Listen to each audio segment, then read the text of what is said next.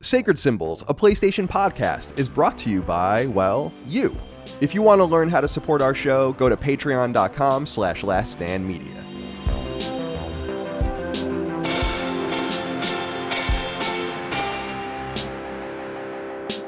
Greetings and salutations. Welcome back to Sacred Symbols, a PlayStation podcast. This is episode number 347. My name is Colin Moriarty. I'm joined as always by my son from Colombia, Chris Raygun. Chris, good to see you here today, my friend. How are you? Colombia? Yeah, you got a BioShock Infinite shirt on. Oh, I was thinking Christopher Columbus. Oh, yeah, no. For some reason. Yeah. Well, Colombia would be named after him, I would assume. Yeah. Yeah, man. I feel all sorts of fucked up. I fell asleep at 5 a.m.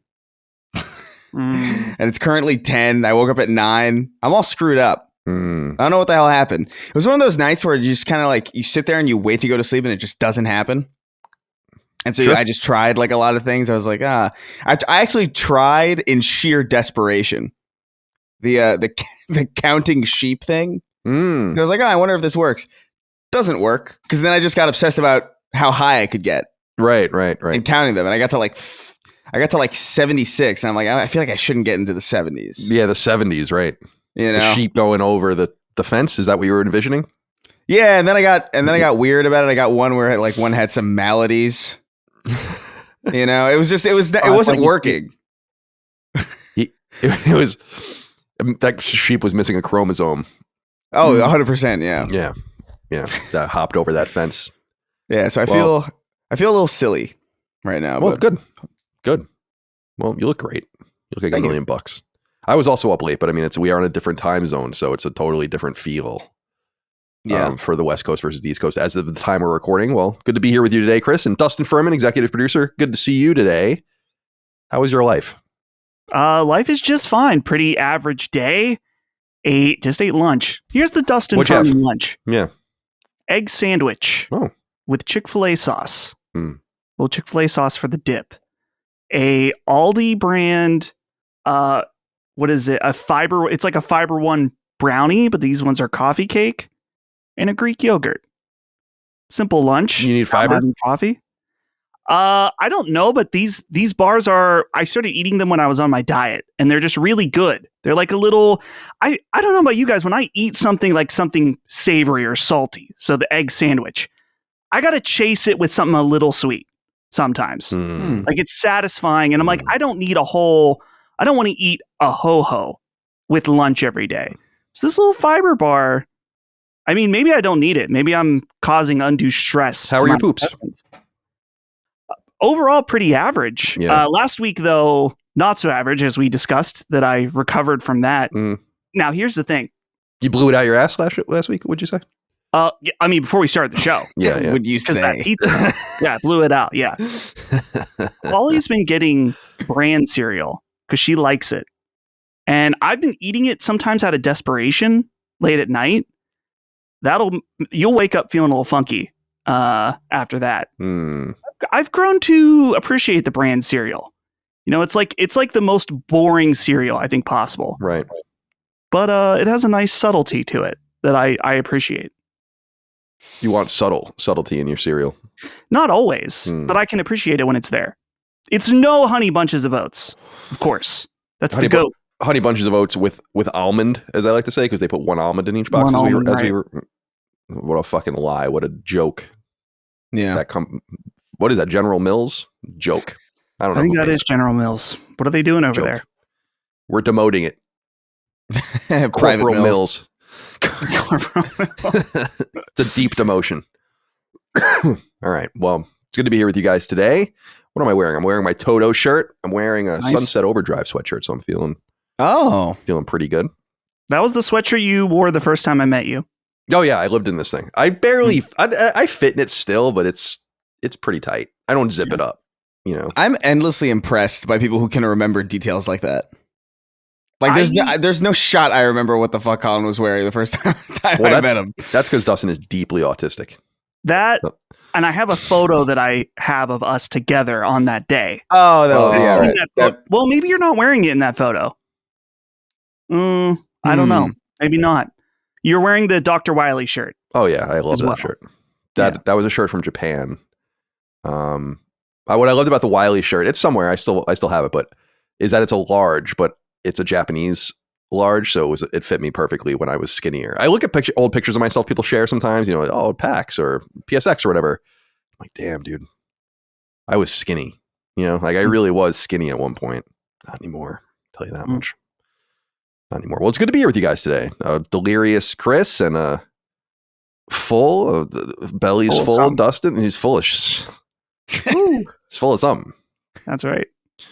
I was thinking recently about when we were talking about what was it, like shitting, coming, and sneezing at the same time, or throwing up, peeing, shitting all at the same time. Right. All at once. Everything. Right. What is it? Clearance sale. Everything must go. Everything, everywhere, all at once. A new all meaning. At once. Brutal. Well, it's good to be here with you guys today. We have a good episode of the show today. Last week's episode was very meaty with great detail about a lot of things that happened from the state of play and all of that. This episode will be lighter. I went pretty heavy on the listener inquiries because there's not a whole lot of news, not huge news this week.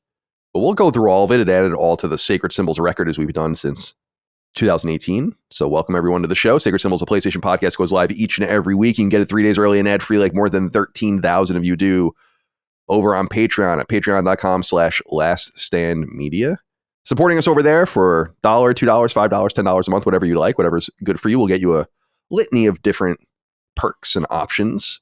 The sweet spot where most people are is $5 a month. That gets you early ad-free access to this show and every show in the network, including Defining Duke, our Xbox podcast, Constellation, our gameplay podcast, Punching Up, our Nintendo podcast, and so on and so forth. And also access to Sacred Symbols Plus every week, our supplement to Sacred Symbols for our patrons.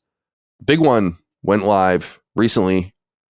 Shuhei Yoshida and I sat down for 2 hours. You can listen to that at your leisure. That was a fun episode for us to do. And it was fun for me, especially. Let me see if I can dig this up, because I put this on Discord a while ago, on our staff Discord. So I had Shuhei on, as we know. And yeah, here it is. I found it. I had to scroll up. I had Shuhei on, as I know, and I actually scheduled this on January 18th or 19th. We agreed to do it. So it's been a long time. It's been like a month. And the reason it took so long is because he was traveling for DICE. He had other obligations. He wasn't going to be in Japan for a while. So when he was like, we'll put this on the date, we'll put this on the calendar. He actually asked me to do it in person at DICE if I was going to be there. And I'm like, I've been to DICE in fucking year. I'm not going to DICE. So he was there hanging out or whatever, but I was glad to get the interview. And a lot of it was encouraged by you guys encouraging me to go and kind of ask him. Because Shuhei and I don't like giving up too much of what goes on behind the scenes, but Shuhei and I have kept in touch and DM message each other. I don't want to say fairly often, but continuously throughout the year. So it's not like we didn't have contact with each other. But as I said on the show before the Kind of Funny interview with Shu left post Sony, I was like, he's very media trained. He's really not. He's very disciplined. And he always was. He's been at Sony since 1986. He knows what he's doing. But when people encouraged me to see the Kind of Funny interview, and we did a whole Sacred Symbols Plus episode about that, I was like, you know what? This is interesting. I will ask him to talk. And so I did. And then this is the funny part, is that a week later, so Micah sent me this, or showed me this at the time on our Reddit. Liam Johnsano. So he said this a week after it was already scheduled, right? He said, hang on, didn't Colin say Shuhei wouldn't be worth interviewing? And now we're at the point we're doing analysis of someone else's interview with him. And then We Want Ladder 49 sequel said he just said that because he would never be able to get an interview with him. And Liam Johnsano says, 100%, Colin says all sorts of things when he's trying to save face. Understandable, but he has always refused to take his losses. In the same spirit, he'll pipe on about his wins, and Colin was right. I'm waiting. A redaction, an apology. Did you really think I couldn't get Shuhei Yoshida? Come on. I understand if you don't think that I couldn't get other people, but I've interviewed Shuhei Yoshida like literally 50 times, probably. So it wasn't. Here's the thing about these kinds of interviews. I wonder if you guys agree or disagree with this.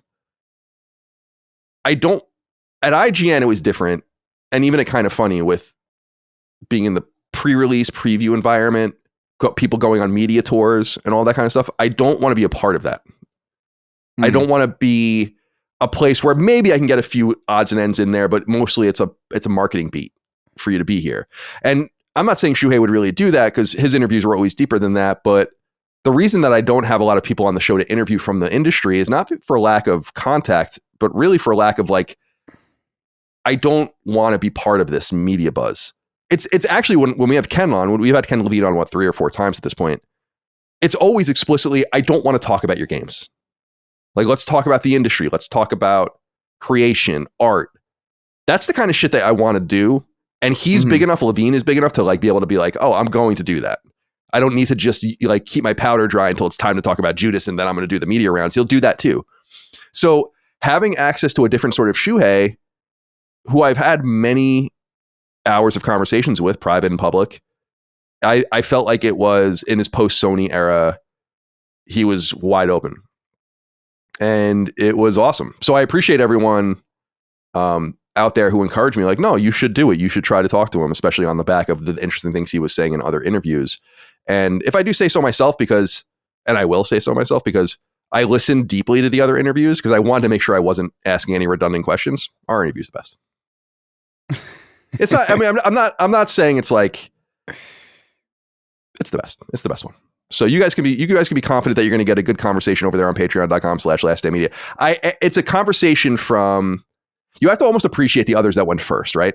Like Greg went first. So he got a bunch of shit out of the way, but he was also taking like super chats from the audience. They were asking awful questions. Like I wonder what he was thinking in that moment, because they actually obviously have to do that. But it's like you're wasting so much time asking him this stupid shit from the audience. Then the MinMax interview was really good, but I felt like the guy, what's his name? The MinMax guy? Is that Ben? That's it. Ben. Right? Okay. So really good, incisive questions from a knowledgeable point of view, but lots of things where I'm like, I don't know that PlayStation fans would be deeply interested in this. So they got a lot of shit out of the way. And then I could like go a third level deeper and talk to him about Big. So that's what we did. Did Pursuit Force come up? 95% of you don't even know what Pursuit Force is because you're fake PlayStation fans. Welcome to Sacred Symbols, a PlayStation podcast. It's good to be here with you today. Now, Rubber Nipples 209 wrote into us on Patreon. Oh my God. He says, hello, super friends. What do you think about Twitter and other platforms taking little clips of the great Colin interview with Shuhei Yoshida? Some accounts were typing out what was said. None of them credited the videos. Basically, someone in the comments had to tag Colin. I felt annoyed for him. Dustin, issue a warning, please. A warning to who? To everyone. Issue your warning. Stand down? Stand down. That's what I'm looking for. Stand down. Now. Yeah, thank you. I need you to be a little more on top of it next time. Well, I have given a warning to someone on Twitter that clipped our show. Yeah. Oh, yeah. Well, actually, and we'll get into Radec'ed in a little while, the user Real Radec'ed. Yeah. But he tweeted out, I'm glad I saw this because I follow him on Twitter. So I saw that he tweeted out the video and then he just linked to the blind YouTube link. Oh, man. And I was like, dude, I DM'd him immediately. I'm like, no. Like, and he was very friendly and very nice and he was apologetic. Yeah. I'm like, just link to the Patreon. Can I get a little play out of this before you fucking start leaking it? Yeah. Like, Jesus Christ. It was like 2.5 minutes after. Like he was, I don't know if he was using AI to like scoop out the quotes or whatever. But I appreciate people reaching out to this. But I do think that the stand down. Say it again. Stand down. Yeah. So people have been. There are some people that are just saying the quotes or whatever. I don't care about that. But the websites, right? The IGNs, the Polygons, like whatever. They're all citing Sacred Symbols Plus, and that's fine. Like they don't have to. Some people are really upset, and I appreciate it because I have a very defensive audience, which is great, right? Like when we finally seize the United States, these are the people that are going to be behind me, right? Ready to go, ready to die for Colin Moriarty. I mean, and they're upset. And well, some of them are going to die, yeah. But I think ultimately we'll throw bodies at the problem, and we'll eventually get through. Like the Battle of the Bulge, for instance, right? We're just going to throw bodies at it. And we'll ultimately take the United States. And so we'll get to that point at some point in the future. But I just want, so I appreciate people being upset about this, but that's not really the way it's cited. Like you don't cite something saying like, Ben Johnson from the AP said this. It's like, no, just the AP. Just the AP. So just citing Sacred Symbols is okay. So I appreciate people's energy and vehemence because they're definitely, it's a win for us, guys. We had there were people at these outlets that had to join our Patreon to get the quotes. I saw it. I know you did. I see your names. So it's a nice victory. Let's not go overboard, in other words. Right. Save the overboard behavior for the revolution. But before that, keep the powder dry for Colin. Don't get too upset on my behalf. I appreciate that, though. You guys have a lot of great energy. And again, I do want to thank everyone out there, because without you prodding me, I wouldn't have asked. I would have continued to DM him about the most random shit you would never heard of. So it's like, so this is good for public consumption. Yeah. And and by the way, I don't know, for people that didn't listen yet, he agreed to come back later in the year. And for that, I had this idea that I wanted to do where all I want to do is just throw out random game names of games that PlayStation published just to get his thoughts on them. And I had some of them written down, like just in case we had time, like a little bit of a, last few minutes thing. Because I had games like Mag. Talk to me about Mag. Oh, yeah. Has Shuei Yoshida ever spoken to anyone about Mag? I mean, I bet you can get some really interesting shit if you did that. So that's kind of what I want to do next time, is just pepper him with games, like 25 different, and not like Uncharted. No, Starhawk. I want 40 minutes on Starhawk, Shuhei Yoshida. 40. And then we'll do another 20 minutes on Twisted Metal 2012. And so on and so forth. We should do something with Jaffe about Twisted Metal 2012 at some point. That would be fun. Yeah. Anyway, we got to get through, for people that are Sacred Symbols Plus listeners, we did a deep dive about the making of Twisted Metal, the original one, the 1995 one with Jaffe, and that was one of my favorite episodes that I've ever done. I think Gene was on that episode too. We got to do Twisted Metal 2 at some point. He didn't work on 3 and 4, which were not even done by his company, but they were PS1 games. And then he jumps, I think, to Twisted Metal Black. Yeah. And then I think he jumps to Twisted Metal 2012. So that would be interesting to do like a 4-part conversation with Jaffe about that. And we all know Jaffe loves to talk, doesn't he? So certainly. So thank you guys. I'm sorry, go ahead. What do you think about the people clipping the video clips? Because I was wondering what you thought about that, like quotes, people doing stuff, but that's okay. I mean, I think I'm not one of these guys that's like, any exposure is good exposure and shit like that. I'm like, no, not necessarily, but no, I think it's good. Like, I think it's good. Generally speaking, I don't want people to steal the whole context of everything in the whole video. I don't want them. Right. People blatantly steal our content, which there's nothing we can really do about that. Our links, if you know where to look, you can find things, right? And people act like it's a big secret. It's like, as I've said a million times, there's literally a Vita hack that gives you the entire store, but everything on it is for free. You think that and I know about that, which I think is horrifying. You think that I don't know that you can get everything on Patreon for free if you're a degenerate? I mean, come on. So, so no, but I don't, what do you think about that as the producer? Because in my opinion, I just think you're clipping out a little interesting thing here, a little interesting thing there to tease it. I think that's like good press. Right. Yeah. I mentioned the only person that I've ever confronted about that, because they posted a 30-minute clip. That's right. That's ridiculous. Yeah. That's ridiculous. Keep it to 90 seconds, let's say. And then the guy acted like he was the victim, that I was telling him, like, dude, cut it out. Yeah. That stuff's ridiculous. I had to have a conversation about Stark Tank with that too, where like there's great people clipping our show and sharing stuff around, and it's great. It's cool. I appreciate it, because it's annoying to do myself. But like, yeah, somebody was like, here's a 30-minute clip, and I'm like, brother, it's not a clip. That's an entire episode of a television show, and then some. Right. Like, relax. Right. Yeah, it's too much. The way I feel about it is that it's like unavoidable. Like you were saying, like people can steal our shit, and that's just something you have to deal with. That's what all people that are dealing with digital products basically have to deal with. It would be nice if you posted a clip to link to the Patreon, but it's not going to happen. Right. So it's like I don't have unrealistic expectations. I also don't. I mean, the other thing is that I think people expect that I think that they're going to sign up to Patreon sight unseen for this one thing, which I think would be cool. And I'm sure some people did do that, but it's about growing something to be like, this is the chip damage, and then this is the final shot that gets you to join, as opposed to like the one-off thing.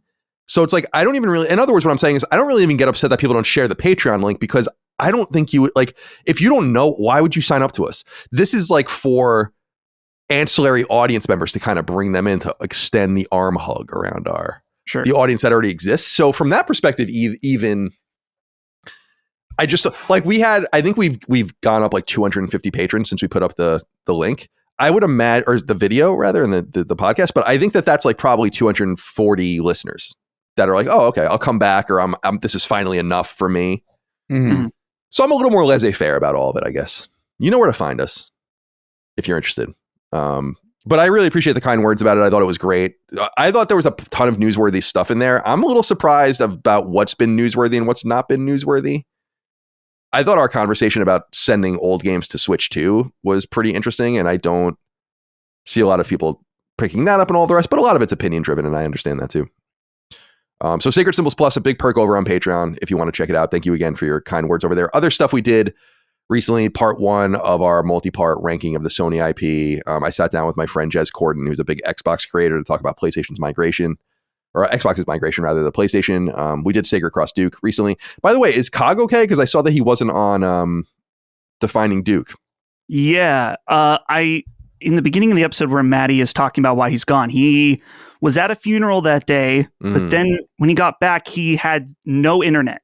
So he was off the grid. Wow. Lucky. So he was just simply not able to do the show. So thankfully, Brad's takeover of Last Stand continues, and Brad was on with him. Yeah, Brad's a I was gonna say zealous, but that's got kind of a bad, I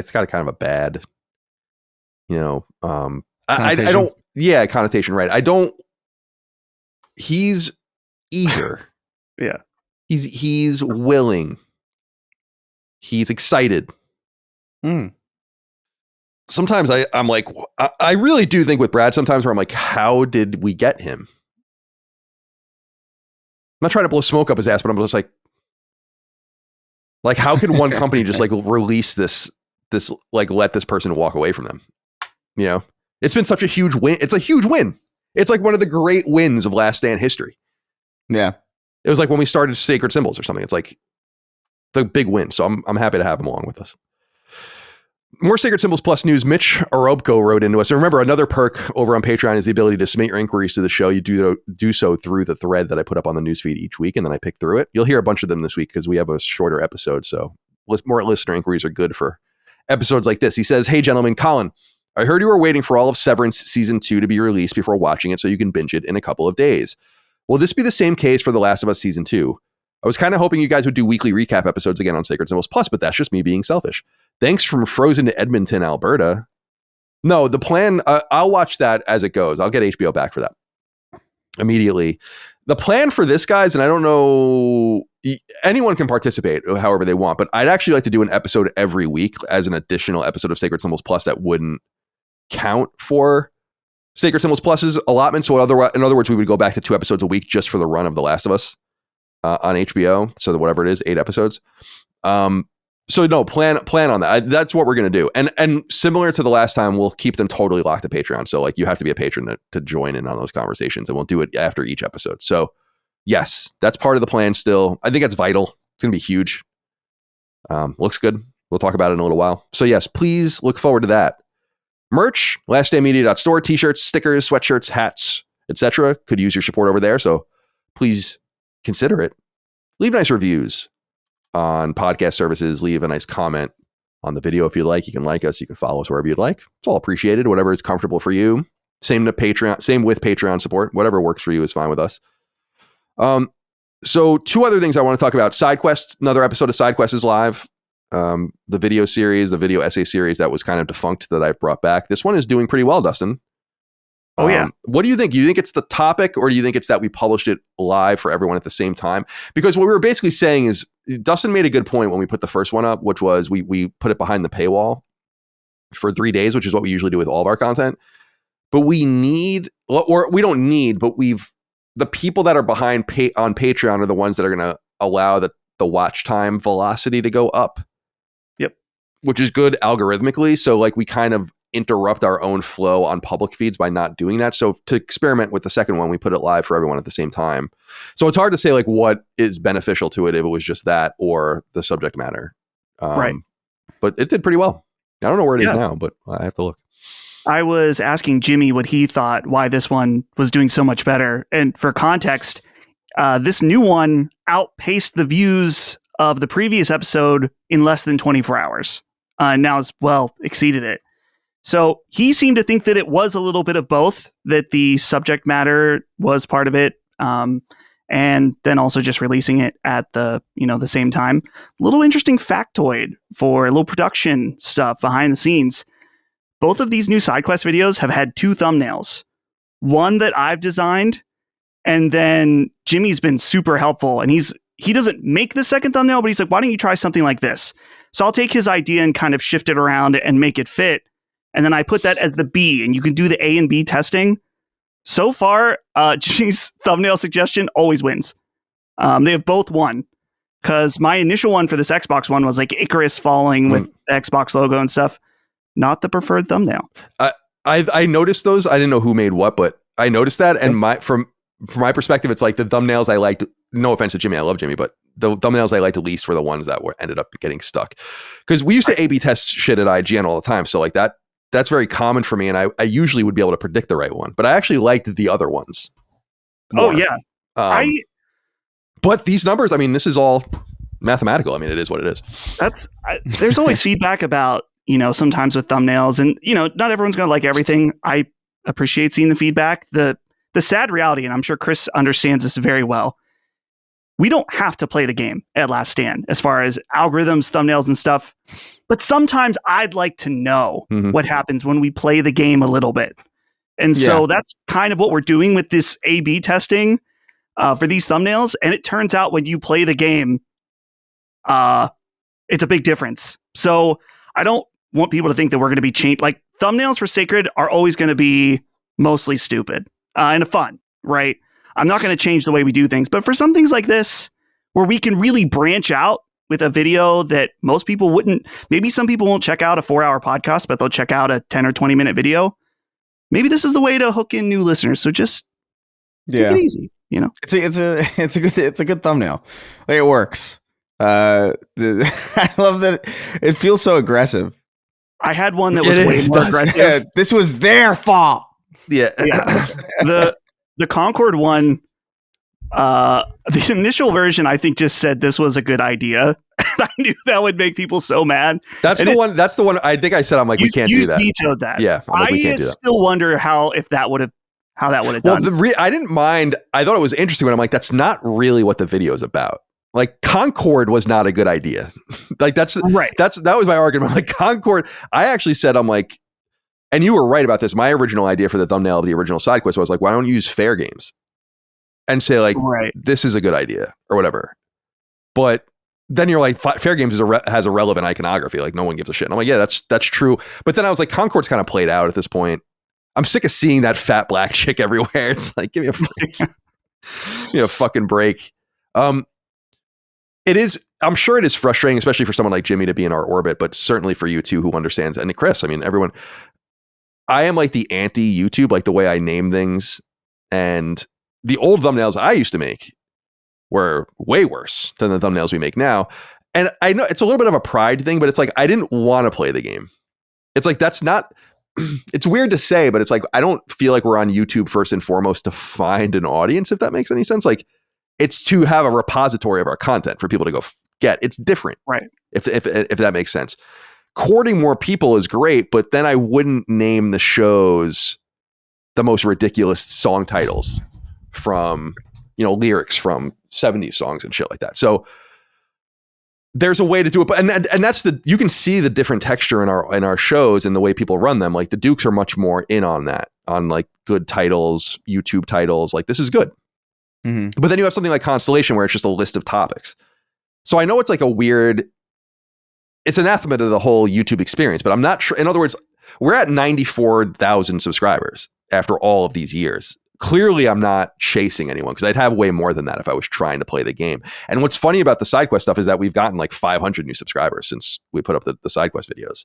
So it is courting more people. But Dustin and I, and I've said this to Chris too, is like, I'm so crazy about numbers and actually knowing like who's there and what's what, where it's like, I I feel this way about my Twitter numbers. I have like 160,000 or whatever Twitter followers. It's like, if that number was literally 30,000, but it was real, I would take it.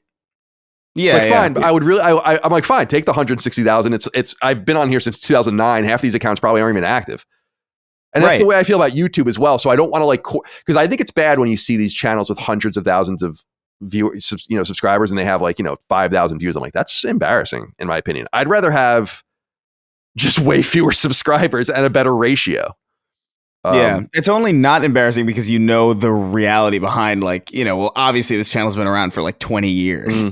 They're not gonna if they have 6 million subscribers, there's no chance that all of them are active. Right. But wouldn't it be interesting, Chris, and I know because some people are just about the optics, which I get, but it's like, wouldn't it be interesting to go into that and say, and some sort of module where it's like, if haven't watched video in 5 years, remove subscription. Oh, yeah. And then what would that do to the 6 million people, Dude, I would be even more adamant about it. I would be like, I'll give you 5 months, and then you're out. You know what I mean? I would easily have a 90% reduction if I just knew the numbers were accurate, because I would rather have accurate data that is useful than exactly. It's like Nielsen ratings being cumulative. It's like, that's who the fuck gives a fuck. What is that? Yeah, it makes no sense. Yeah. It's interesting to talk to you about that. Yeah. So that's all for promotional stuff. Other than we changed our RSS link stuff.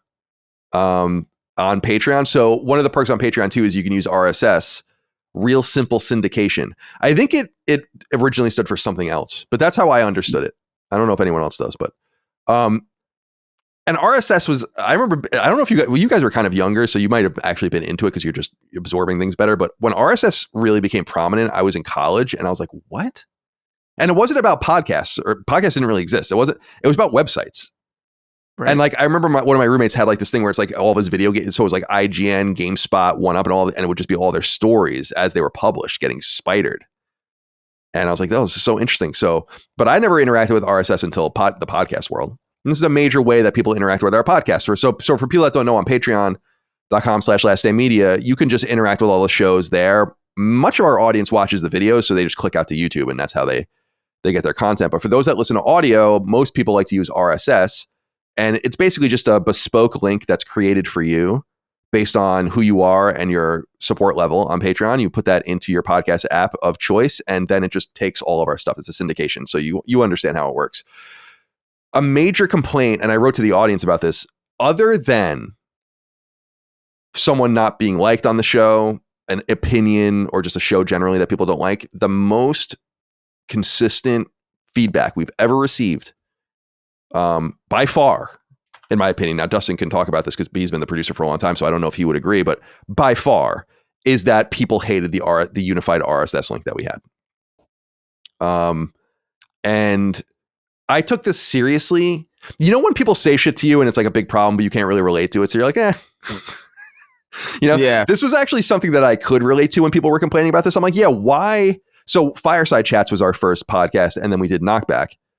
And when Knockback launched, people immediately started complaining that the feeds were together. And as shows were added, especially when we added Duke, when we added Summon Sign, all the rest, people were like, I don't understand why you have this unified RSS link where it's updating constantly and the shows are all just mashed together. And I'm like, yeah, you're right. And as I noted in my note on Patreon about the RSS changes, I was like, I always felt this way about Rogan. It's like, why are Rogan's MMA podcasts popping up on my feed? And you see, it annoys the fuck out of me, actually. It's like you see a thing where it's 3 new episodes and then you click on it and it's 2 of them are MMA episodes. I'm like, why don't you just have a feed for this? Why are you putting this here? And you see that with other podcast services too, where they slip things in and it's just a bunch of different shit. And I'm like, so unlike the things I couldn't relate to, I was like, oh no, I know what you mean. And that is frustrating. Let me see what I can do about that. Now, this was back in 18, 19, 20, right? And I've spent an enormous amount of time chasing this. I'm not saying it's oh my God, I'm fucking exhausted. Just over the years, many, many, many hours dealing with Patreon, going to meetings, talking to people. Even when I would live in Santa Monica, I would see them in person because they would come down to LA and have dinners with people and shit. And I would go to dinner with them. I've been begging for this. Like multiple RSS feeds, the exit surveys. Again, as I said in the letter, we think we've lost at least a few hundred people from this over the years, which is a lot of people to just pan out of a thing because they don't like the functionality of something, not the content. So we're like, we can do something about this. I can control this. And so all of these years later, we're finally approached by Patreon and they're like, listen, we finally have multiple RSS feeds, unifying the RSS feed on our like roadmap. And we're ready to do an alpha to see how it works. So naturally, we're inviting you to it. And we've tested many things on Patreon. And a lot of it has gone well. Like Spotify interactivity, for instance, was heavily tested on Last Stand Media for Patreon. And now it's available widely. So it's not unusual for us to do this. And needless to say, the reaction, at least the vocal reaction to the RSS change, I didn't anticipate. I don't think I ever saw one person ever be like, no, I like it that way. And then when we change it, and I'm like, this is a slam dunk. We're having a great week. Let's keep going. Let's push. And so I'm like, well, yeah, we'll institute the changes and be part of the alpha. And we did that. And then we have a major problem with some people on our hands. So for people that are still confused what I'm talking about, the unified RSS feed feeds all of our shows. And so you would just have like a Last Stand Media Moon, and then you would have like all of the shows. And this is annoying for people. And I'm sorry I'm going on and on, but I want to talk about this and explain. So please be patient with me. I was in my letter, I was like, look at the shows as letters, A, B, C, D, E, F, whatever. And the idea is that you have to get all of them together. That's the only way to use RSS. You're just going to get them. Some people even get ingested the Q&As that are for $10 up and up people, but can't listen to them. And you can't remove them. So it's like, yeah, from a UI perspective and a user perspective, I'm like, this sucks. So this made a lot of sense to me. Instead, I was like, what if you could just get A or A and C or A, B, E, A, D, F, like whatever combination you want. Isn't that ideal? Right? And the answer was no from at least some people. And that surprised me because the other thing that supported our attempt to do this is that the data clearly shows that a small minority of people listen to everything. And our assumption based on data is that most people come for sacred symbols. And so they come for sacred symbols, comma, and then some people come for sacred symbols, period. There is a group of people that come for a Duke and nothing else. Summon sign and nothing else. We got a lot of people from Easy Allies doing that. And I get that. But that was kind of the attempt, was to be like, just make your own permutation. But what people, this minority of people had said, but a vocal minority and a minority we're listening to, is like, this is massively inconvenient for us. Now, I want to be clear about something. Some of the complaints, I'm like, I'm not trying to be a dick, but I don't care if you like really lost your timestamp on a podcast or something. Like, just scroll back to where you were and figure it out. Like, I can't do anything about that. Like, I'm sorry that happened, but like, that's not a major complaint. What I want is your user experience to be easier moving forward. And so anyway, I'm talking a lot. So I last night at like 2 a.m, I was up like writing emails and doing it. And you saw it, Dustin, I assume. I wrote an email to Patreon. Yep. And I'm like, we did this and the response is not good, at least from a vocal part of our audience. What do you we're one of like 6 or 8 Patrons that are doing this.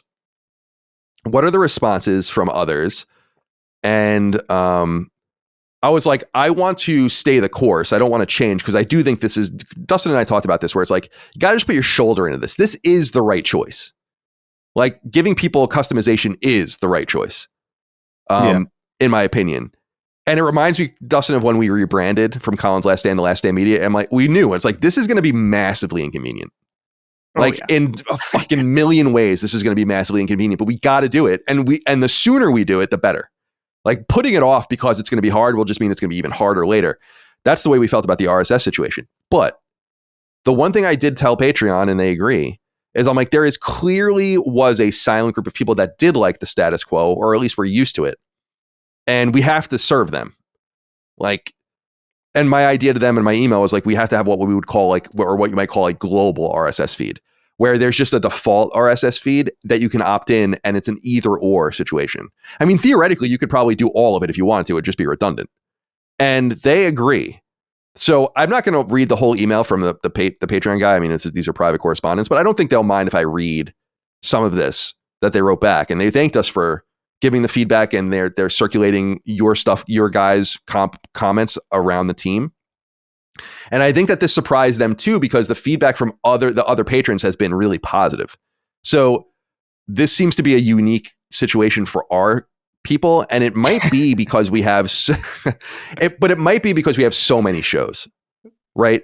Like, yeah, some of these people have 2 or 3 shows and they wanted to syndicate them separately. We have 6, and if you count Knockback and SideQuest, 8, right? So and they're all very different, right? Exactly. And so I understand if like you're on the iOS app or whatever, on podcast app, and you see like now you have like 8 icons when you really had 1. It's like, well, if I only wanted 2 or 3 of these, that would be nice, but I really do want all of them. And now I have to deal with all of this. And I'm like, yeah, that's a good point. And this is why we wanted to this is like why alphas and betas exist, is because this information was kind of unexpected, but is highly relevant.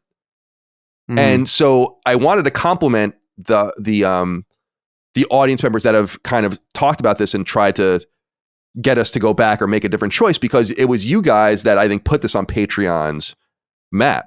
And what they told us here is that, quote, while we haven't seen negative member reactions with other participating creators, to the contrary, a majority of members have shared positive reactions. So this is what I was saying earlier. Some creators have asked for the concept of a super feed or global feed, as you called it. Now, this is the important thing, and this is where I think you guys came in.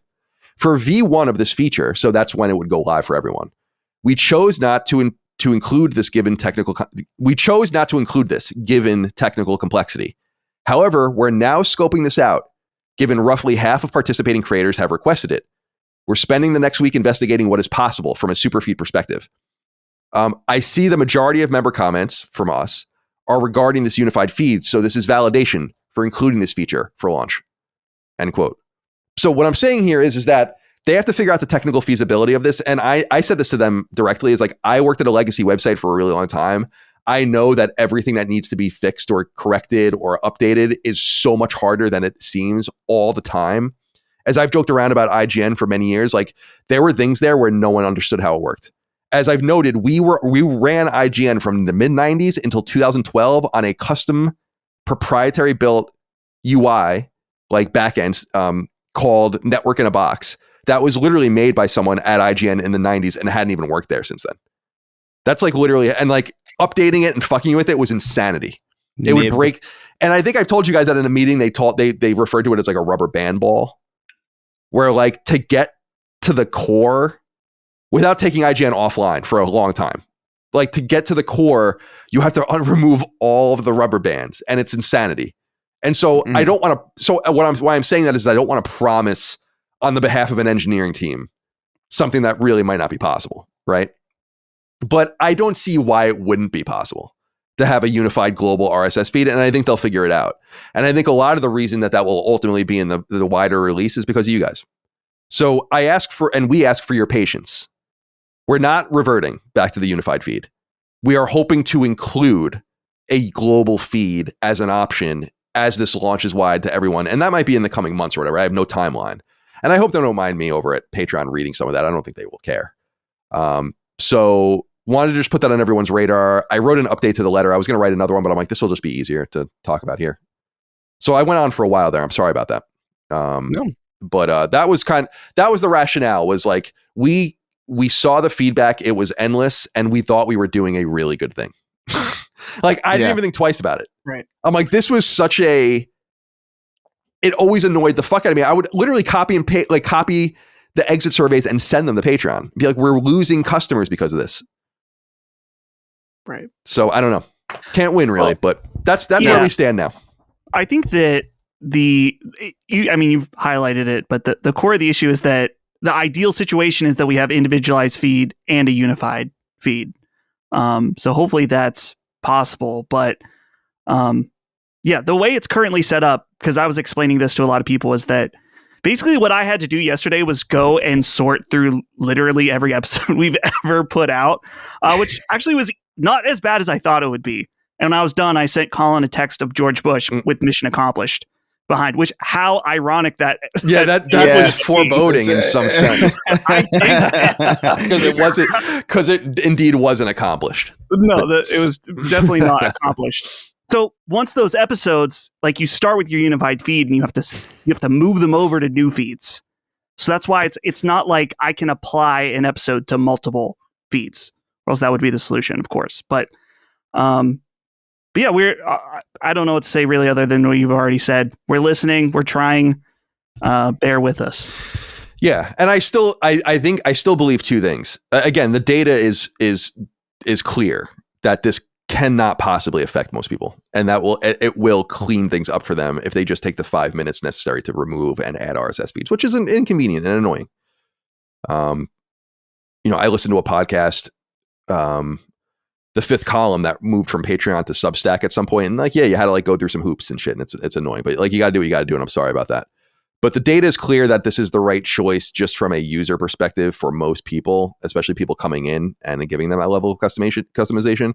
But it's also true that there should be a unified option. And again, based on just the way it works, the reason that we can't do it now is because every podcast is attached to only one RSS feed. My assumption is that you can just make that field multiple. And I'm not saying just, because again, it's probably going to break a million things. You're going to have to test it, but it just doesn't seem like an insurmountable problem.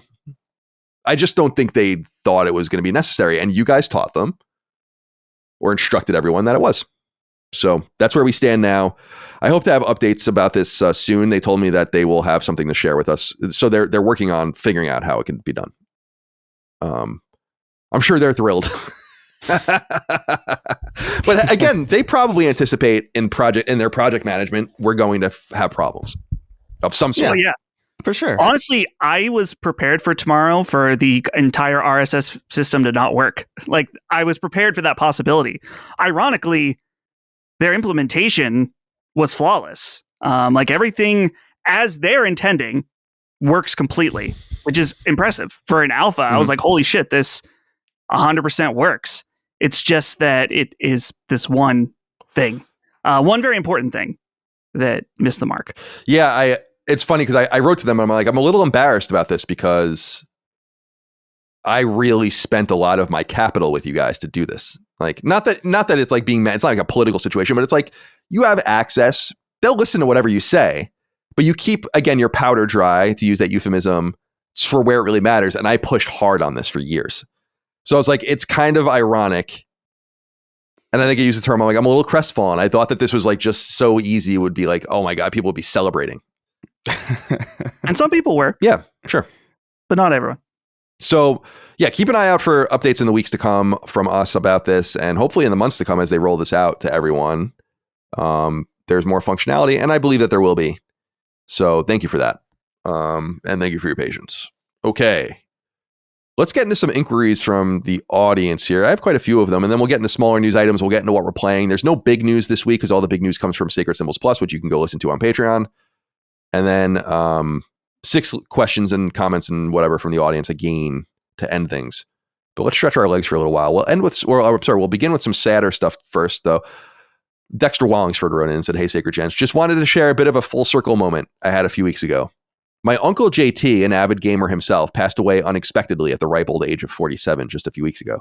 He was the person responsible for showing me and my cousin Zelda Ocarina of Time, Turok, and Donkey Kong 64 when I was only 5 or so. Essentially, he's why I enjoy and play video games today. At his viewing, my nephew, 5 years old, came up to me and asked me when I was going to buy him Spider-Man 1. He asked if he could get it for his sister's birthday. It was one of the lone bright spots in a very dour week. And I realized to him, I am the uncle that introduced him to Donkey Kong, Tropical Freeze, Minecraft, and Super Smash Brothers. Perhaps I'll even introduce him to Sacred Symbols one day. Anyhow, R.I.P. Uncle JT, and thanks for keeping me company these last few weeks, Chris, Colin, and Dustin. R.I.P. in peace, Uncle JT. Love the story. Full circle. Now you keep it going. One of the things I love sharing with my 3 nephews, especially, Dagon's son didn't need me, so that would be my 4th nephew, but Dagon's done plenty for him gaming wise, is I indoctrinated those kids. It was hysterical. They're huge PlayStation fans. They love Ratchet, and one of them is in college now, but it's still Sly Cooper, Ratchet. Their Ratchet game is All for One, which is funny. That was the first one they ever played. And that stuff matters, and it is creating memories, and they'll always tether that back to you, even if you lose touch or go your separate ways one day. Like, that is true. So it's good that you recognize that, Dexter, and that you can do that for his son. 47 is very young. Too young, way too young. 40 years too young. I mean, he should have a whole life ahead of him. It's a sad situation. So Uncle JT, the N64 fan, the Turok fan, be well. The Taxman Cometh wrote in and said, hello, gentlemen. I just wanted to thank you for being a bright light in life's bleak darkness. Since everyone seems to send in their sad family dog write-ins, I wanted to throw mine into the lot. I had a 13-year-old Jack Russell Terrier, Bullet, that I had to put down this past weekend, and I will admit this was one of the most emotionally tumultuous experiences I have gone through. I was 13 years old when he happened on our doorstep, and I will be turning 25 at the beginning of March. I feel like it was the final nail in the coffin for my childhood. Now I am trying to look forward to the next chapter of my life and push ahead while you guys continue to defile my ears with the degenerate humor. Thank you all for that you guys do. R.I.P. in peace, Bullet, as well. Sad. I'm seeing these inquiries and I'm like, should we keep doing these because it's encouraging more of them? But I'm like, this is already a depressing podcast. What's the point of trying to liven it up a little bit? Yeah, well, why pretend like it isn't? Right, exactly. Right. Don't send in any positive things. I want only stories of death. 13 is so 12, right? 12 years. That's a nice life for a dog. 13-year-old Jack Terry Russell, you said here. I'm sorry. Bullet. Horrible, though. I mean, just a horrible thing. I love what you said, though, the Taxman Cometh, about this being the last tether to your childhood.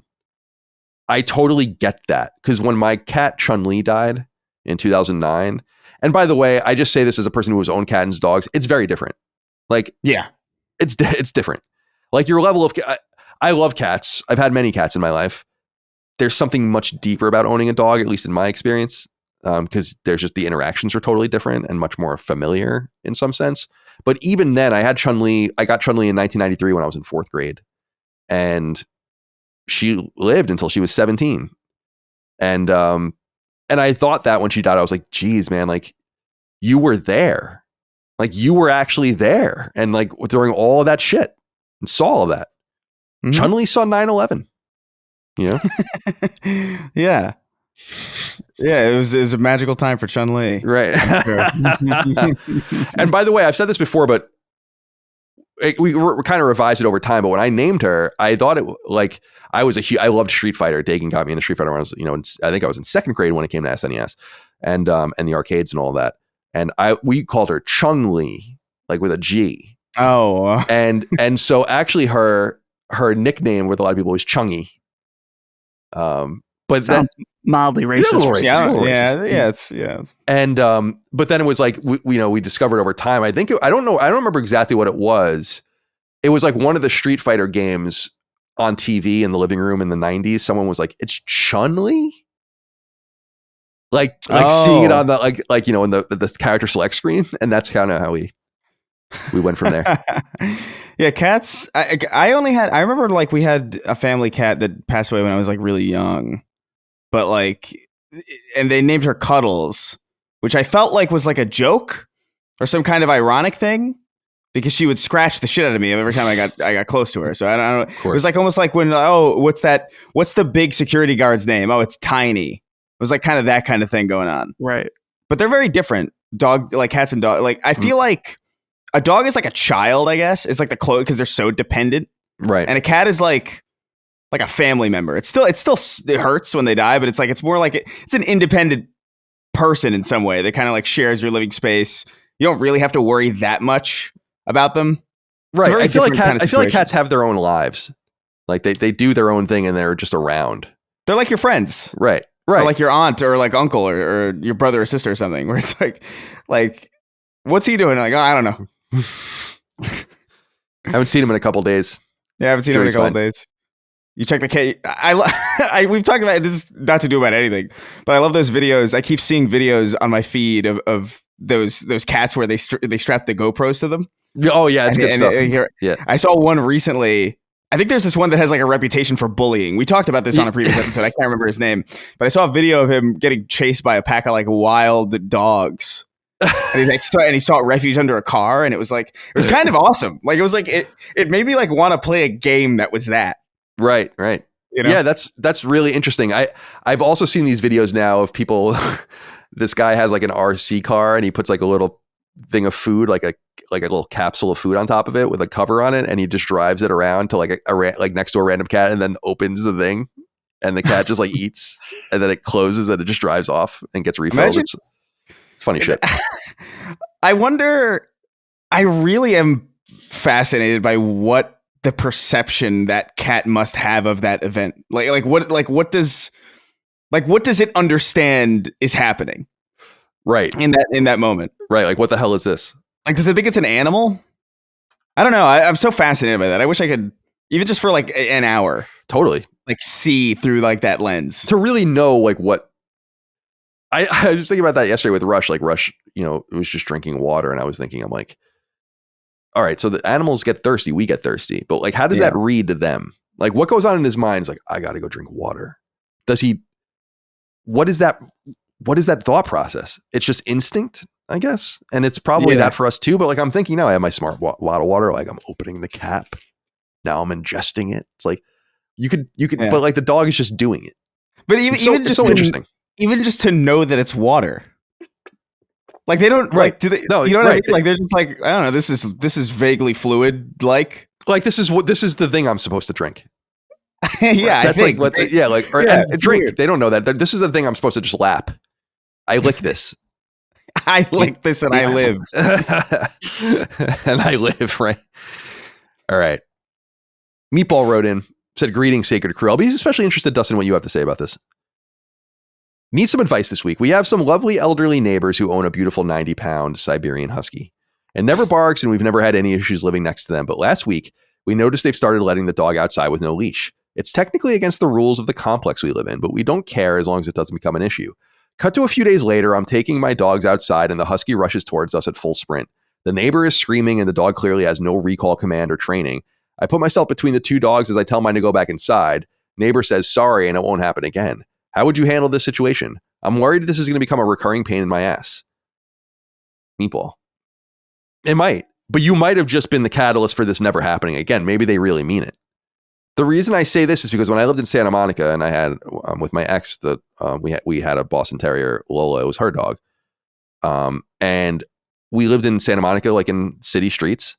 And for months, I would go outside with Lola at night, unleashed, and she was totally fine. Even if other dogs, people were around, she would just go pee, walk around a little bit, sniff around, and then come back inside.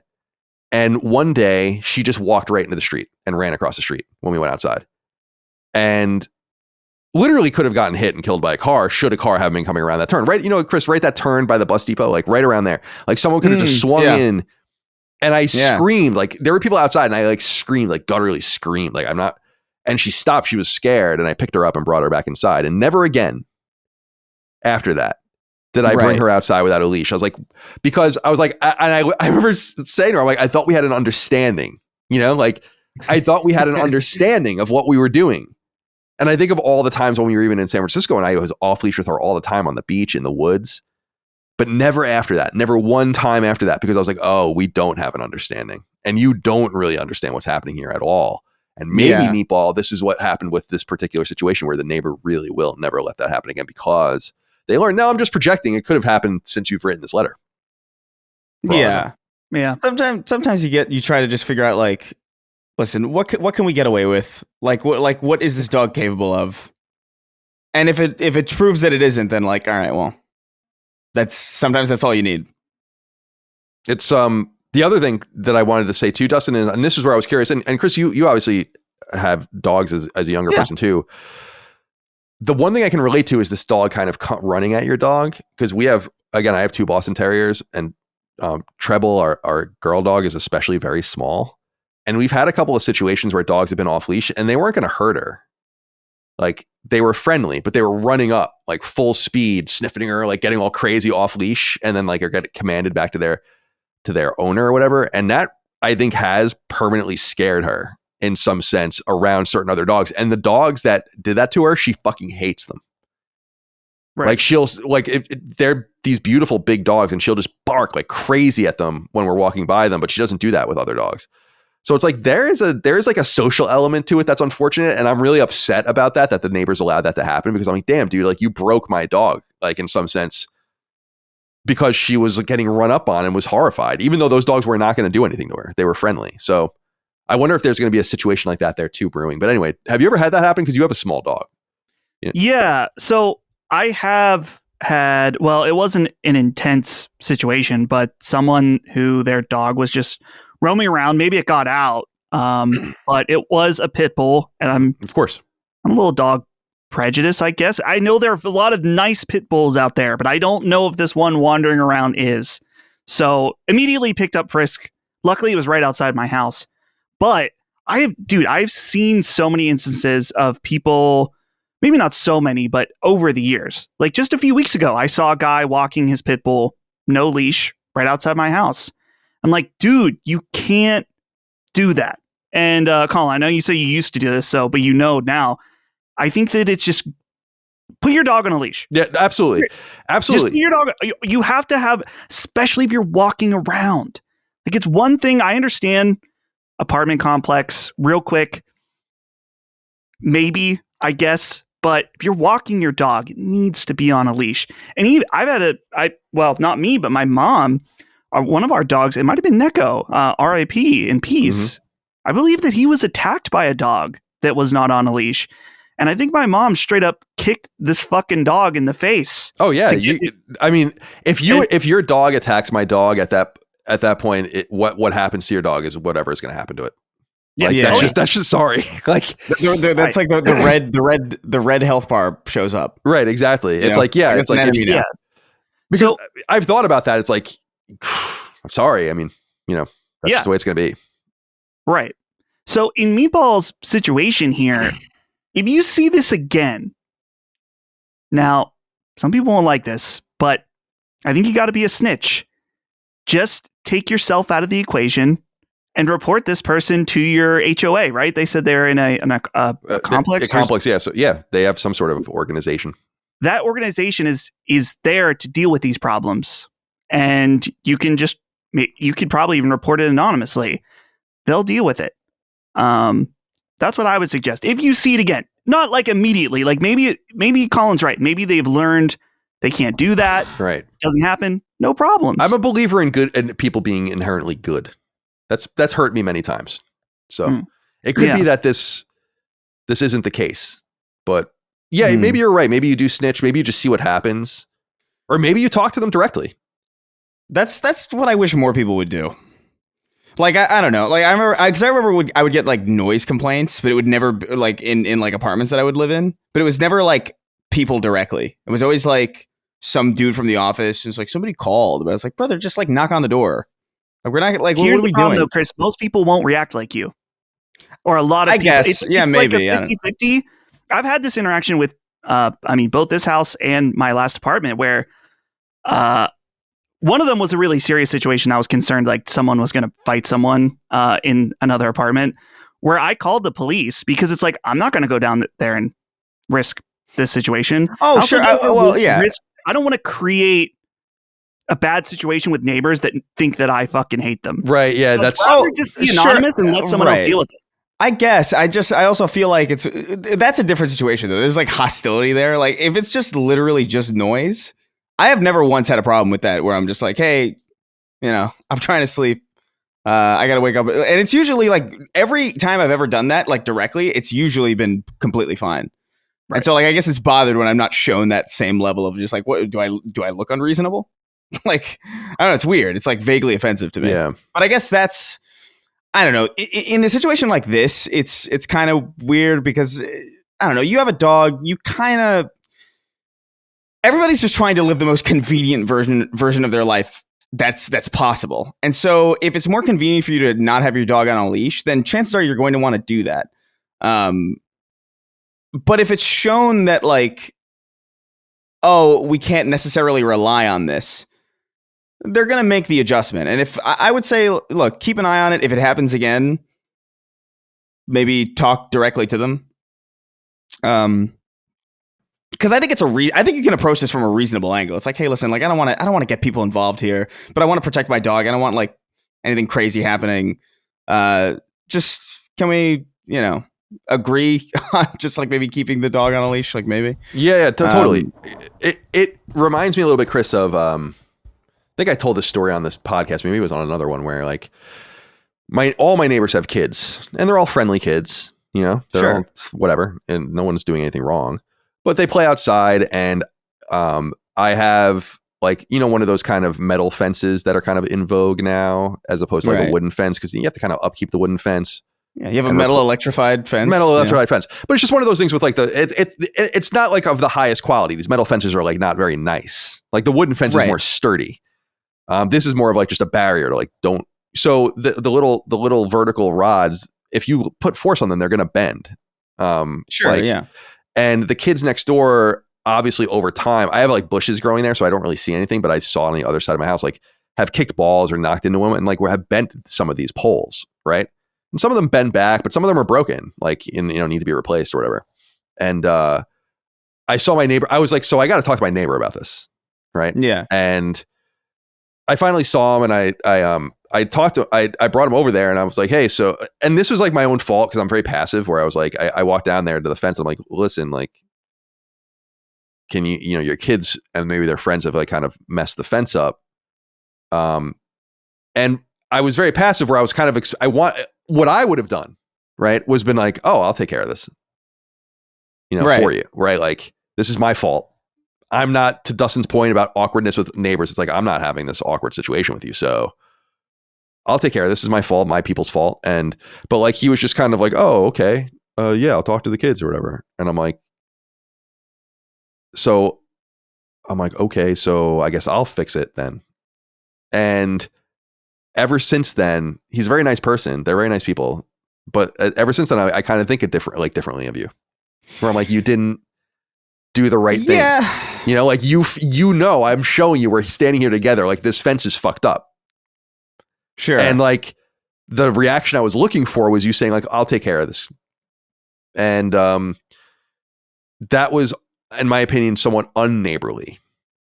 The counterexample is the person on the other side of me. Like, our houses are somewhat close together, so they very common problem in these kinds of neighborhoods is like the middle of the in between spaces in the houses get really wet because the sun doesn't hit them properly because the houses are close, and then people's water from their roofs go on to so our part of our lawn was getting really wet, and this was very much like my neighbor's fault that this was happening, or wasn't doing it on purpose, but it's like, you're dumping your water onto my lawn.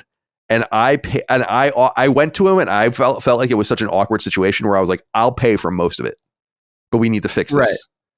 So like I try to be so neighborly and cautious that like I literally just took off the board immediately. That guy even handling what he was supposed to himself, or should have, or maybe would have, or could have, to be a good neighbor. And what's the cost on a repair for a fence like that? Oh, not very expensive. The whole fence was probably $5,000, which is big backyard. So, and installed and concrete and all that kind of stuff in there. So repairing that would be a few $100 probably, or something like that. Yeah. I mean, I guess that's ridiculous to not offer, I guess, in that scenario. I bring that up only because I think it's important to be neighborly. No, for sure. And that I am keeping track.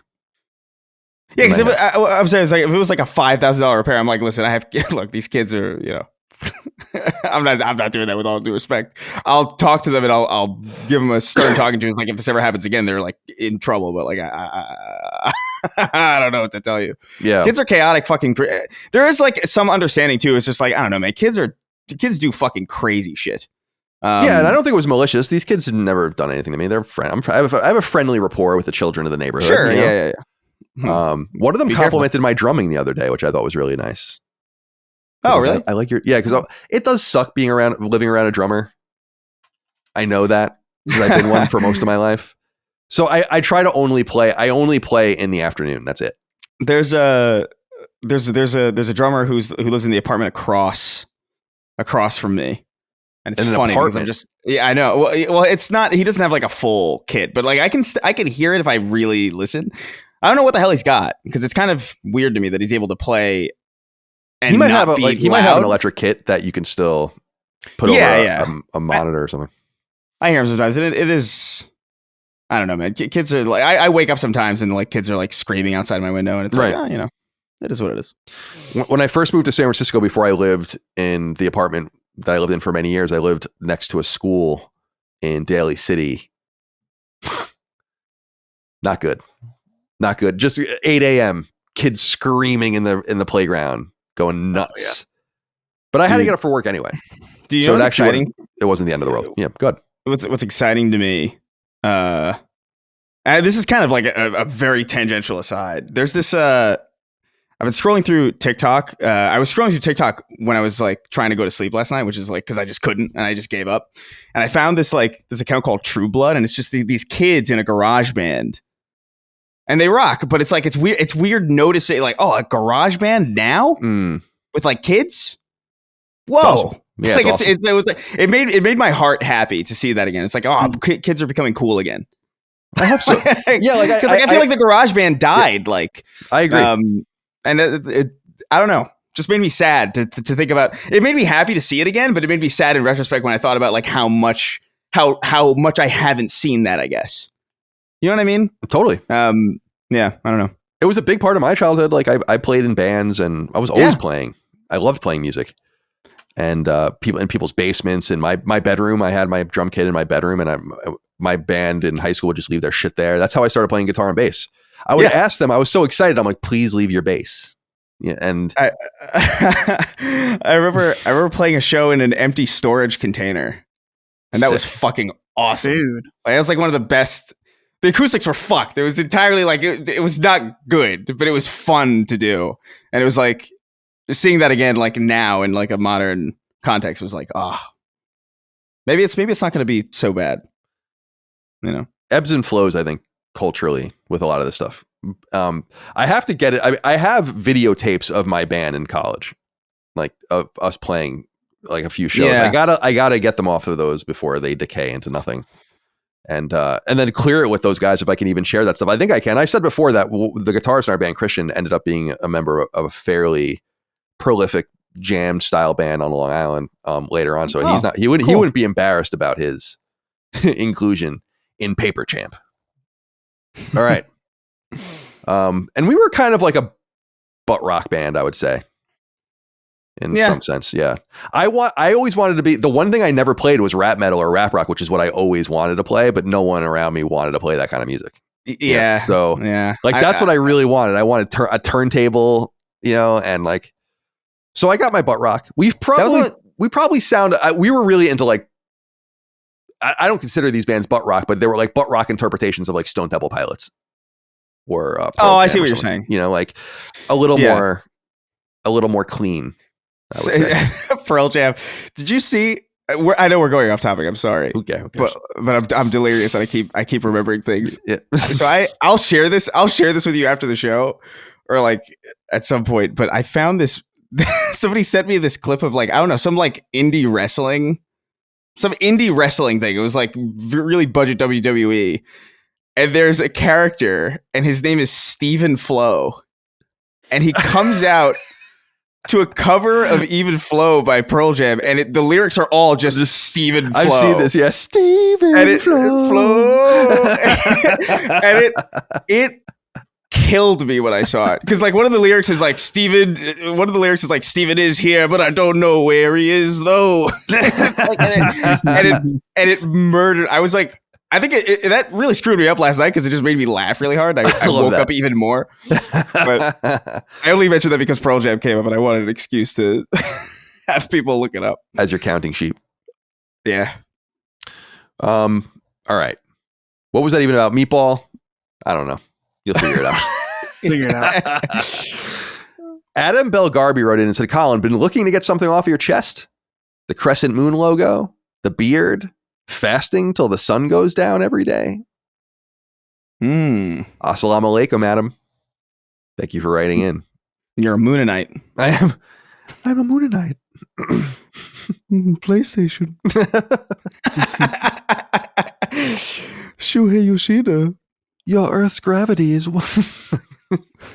Those guys are. I thought that's like in the moment. Those characters are some of the funniest shit I ever saw. Like in the moment when I was like, this is awesome. I love these characters. Love them. I love that show was so funny. That show is so weird. It's a special show. It's a special show, especially because it was so budget. Like you could tell, like it was just like a bunch of people fucking around. And Carl's my favorite character probably in anything. Oh, Carl's great. The voice acting is across the board amazing. Like that each of them had like that. There's a box of fries that has a personality as like a sardonic, dour. Like you could even do that, or like the shake being like an idiot. It's funny like as fuck. Yeah. It's just funny, dude. Like it's just really a funny, stupid show. It bums me out that like the people like because the guy who plays Frylock on that show, like I think he's like on like really hard times and stuff, and like that bothers me because I'm just like, bro, you like that show made in a lot of ways like that show's like cemented Adult Swim, and so it makes me sad that those people aren't taken care for in some way. Like I don't want them to live in like a castle or nothing, but like right. That they're like having a hard time at all is like annoying to me. I agree. I totally agree. I don't know how you ameliorate that. It's like in football, there's I think the NFLPA now and the NFL, like there's like a retirement system of some sort because people were even with the amount of money those guys make, go broke. And it's weird to have like a 70-year-old offensive lineman that played for the Steelers or something for 10 years to just be like on the street. In some way, it's the same reason I know a lot of people don't like that congressmen get, as long as you last for 5 years, you get a pension for the rest of your life, no matter how old you are. And I know people don't like that, but I'm like, no, dude, it's a bad look if like ex-congressman, Smith is a fucking bum in a box somewhere. Doesn't look good for us. It's the same thing for the NFL, and it's the same thing for these Cartoon Network and for these other things. It's like, it's just not a good look. Yeah. Anyway, I don't know. Whatever. Got to take care of people and do right by people. Do I get a pension if I leave Last Stand? Do you get a pension? No. Well, your pension is Social Security. So there you go. Maybe we can work something out. Well, we'll see how that goes. Dude, the pension, with rare exception, usually public sector, the pension generation or the pension era was like a fucking flash. There are people that literally got the best. If you worked for like GM from 1950 to 1975, you are like made. Yeah. But if you got in after that, no. In fact, like that was the whole thing where the UAW went on strike years ago because like new employees would basically just not even be in the same system. At some point, like it would just totally change. Like, damn, dude, it was really good for a while. I wish we were able to continue to do that. But companies got really greedy. Oh, well. All right. Noko Slim wrote in and said, question for Colin. You've spoken at length about your Italian ancestry. Have you considered applying for Italian citizenship by descent? It's a really amazing way for people to acquire a second passport. I know you love the States, but is retiring or even visiting Italy visa-free at all intriguing to you? Just wondered if you've heard of the program. Anyway, thanks for all the amazing content. I have heard of this, and I think it's the same for Ireland, and I'm more Irish than I am Italian, so I think that would even be an easier thing to do. And I know a lot of people are doing this and have done this just for, in case you want to, something goes down in the United States and you want to get out, or if you just want to travel more easily and whatever. But guys, we've talked about this in the past, and I feel this way a great deal. I find, and I say this coming from a family, both on the Irish and the Italian side, that are deeply like this. So I'm making fun of my own people, but it's like, I find the overemphasis of being Italian or Irish or whatever weird. It's like, we're in the United States. You are a human malleable piece of clay. You have no connection to those places. And at some point, right, you got to let it go. The Moriartys came over in the 1850s. We are not Irish. I know that's a big part of our family heritage and all of that. And it's cool. I even had a little Irish flag on the back and a shamrock on the back of my hockey helmet when I was on my goalie helmet.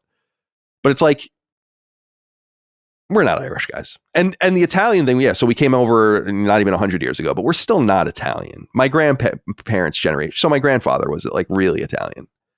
But it's like, am I Italian? I don't think so. So I feel like it would be fake. It's like if I were really Italian and I saw that I could get an Italian passport, I'd be like, that's fucking outrageous. Who the hell is this dude? Yeah. You know? Well, you're an Italian American, which is distinct. It would be the same thing like African American is not African. They're very, very, very different things. Entirely different, culture. It's entirely different way of talking. Like the American permutation, kind of in and of itself, is its own kind of transformative thing on whatever it is that you come from. So like you would have nowhere in Italy to go to go where it would make any sense. We're literally Sicilian, so it's like I don't feel it. I'm not into it. Now, Dustin, I think you'll relate to this. This will speak a little bit more to your heart. The part that he brings up here, getting a second passport. I'm going down with the ship. Like, yeah, I'm American. I'm going down with the ship. I'm not going to flee to Canada or something like that. I'm ride or die, baby. So I don't want a second passport. I don't need it.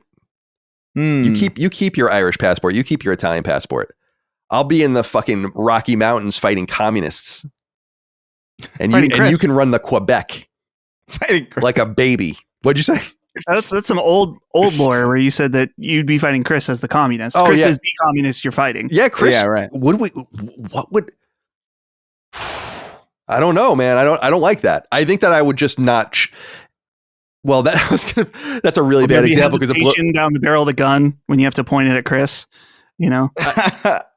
I was gonna bring up like the famous. I think it's from Saving Private Ryan. The famous scene of like the Nazi and the American walking by each other. What I'm talking about, up and down the stairs. Right. But then I'm like, I'm pretty sure that in that situation that makes me the Nazi, and I'm not really crazy about that. That's probably not a great. Yeah. I don't know. Because I'm Puerto Rico, which is American also, right. So like Puerto Rico is American. It is Puerto Rico. Yeah. Puerto Rico is literally America. So like I have no ties to any. I would argue like honestly like I'm more. I think this is true of America broadly, is that America is so big that it's kind of hard to have a country identity. It's more easier to have like I feel like more of a New Yorker than I feel like an American in some sense, or like I feel more kinship with my state than the country because the country's so vast. That's classic American stuff, though. That's classic American stuff. Yeah, I love that. Yeah, I'm the same way. Yeah, so I don't know. The thought of like a second passport, I don't know where I would go. I haven't ruled that out though. Like I've thought about like it would be cool to live in Japan, or like it would be cool to live, even just something like New Zealand where it's just like beautiful, or and it's upside down. That would be interesting. And it's upside down. Yeah. I don't know. I'm not married to anything. To me, I'm just like I'll see what happens, and if I don't know, things are fucking weird. Things are weird right now. I saw a lot of like Kansas farmers are now like kind of having a rough go, and it's like yeah, we'll see we'll see how it all goes. There's have you seen this weird shit too in Idaho and in Washington? So like there's a bunch of counties in Washington state that are trying to secede from Washington and join Idaho, and it seems like there's like a legitimate chance that it might actually be possible. It's like very weird realignments and things happening. I'm just gonna play video games personally, and when Chris and I meet on the battlefield, Chris a communist, me I don't know what I am. A libertarian? We'll have a libertarian army. It doesn't make any sense. Not really libertarian anymore anyway. People are like, Colin's a fascist. When we meet on the battlefield, let's say it's in Colorado. And Chris and I are there, it's gonna be like that Michael Jackson meme or that where the gun's pointed out and he puts his hand up and he just puts the barrel down. I like the reverse one. Yeah, where he brings it up. That is such a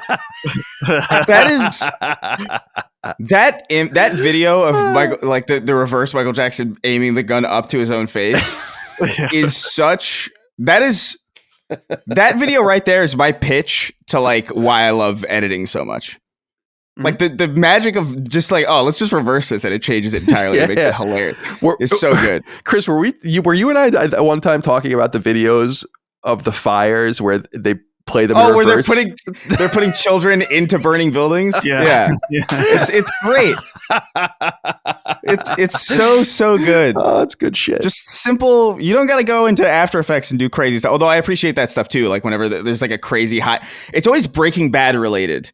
like an insanely high quality, like Breaking Bad, like Tuco in Avengers Endgame, smashing Infinity Stones with a knife and then snorting them, and like I appreciate those too. But like something as simple as just like reversing fireman rescues and throwing babies into burning buildings, because it looked so like I was surprised by how convincing it looked.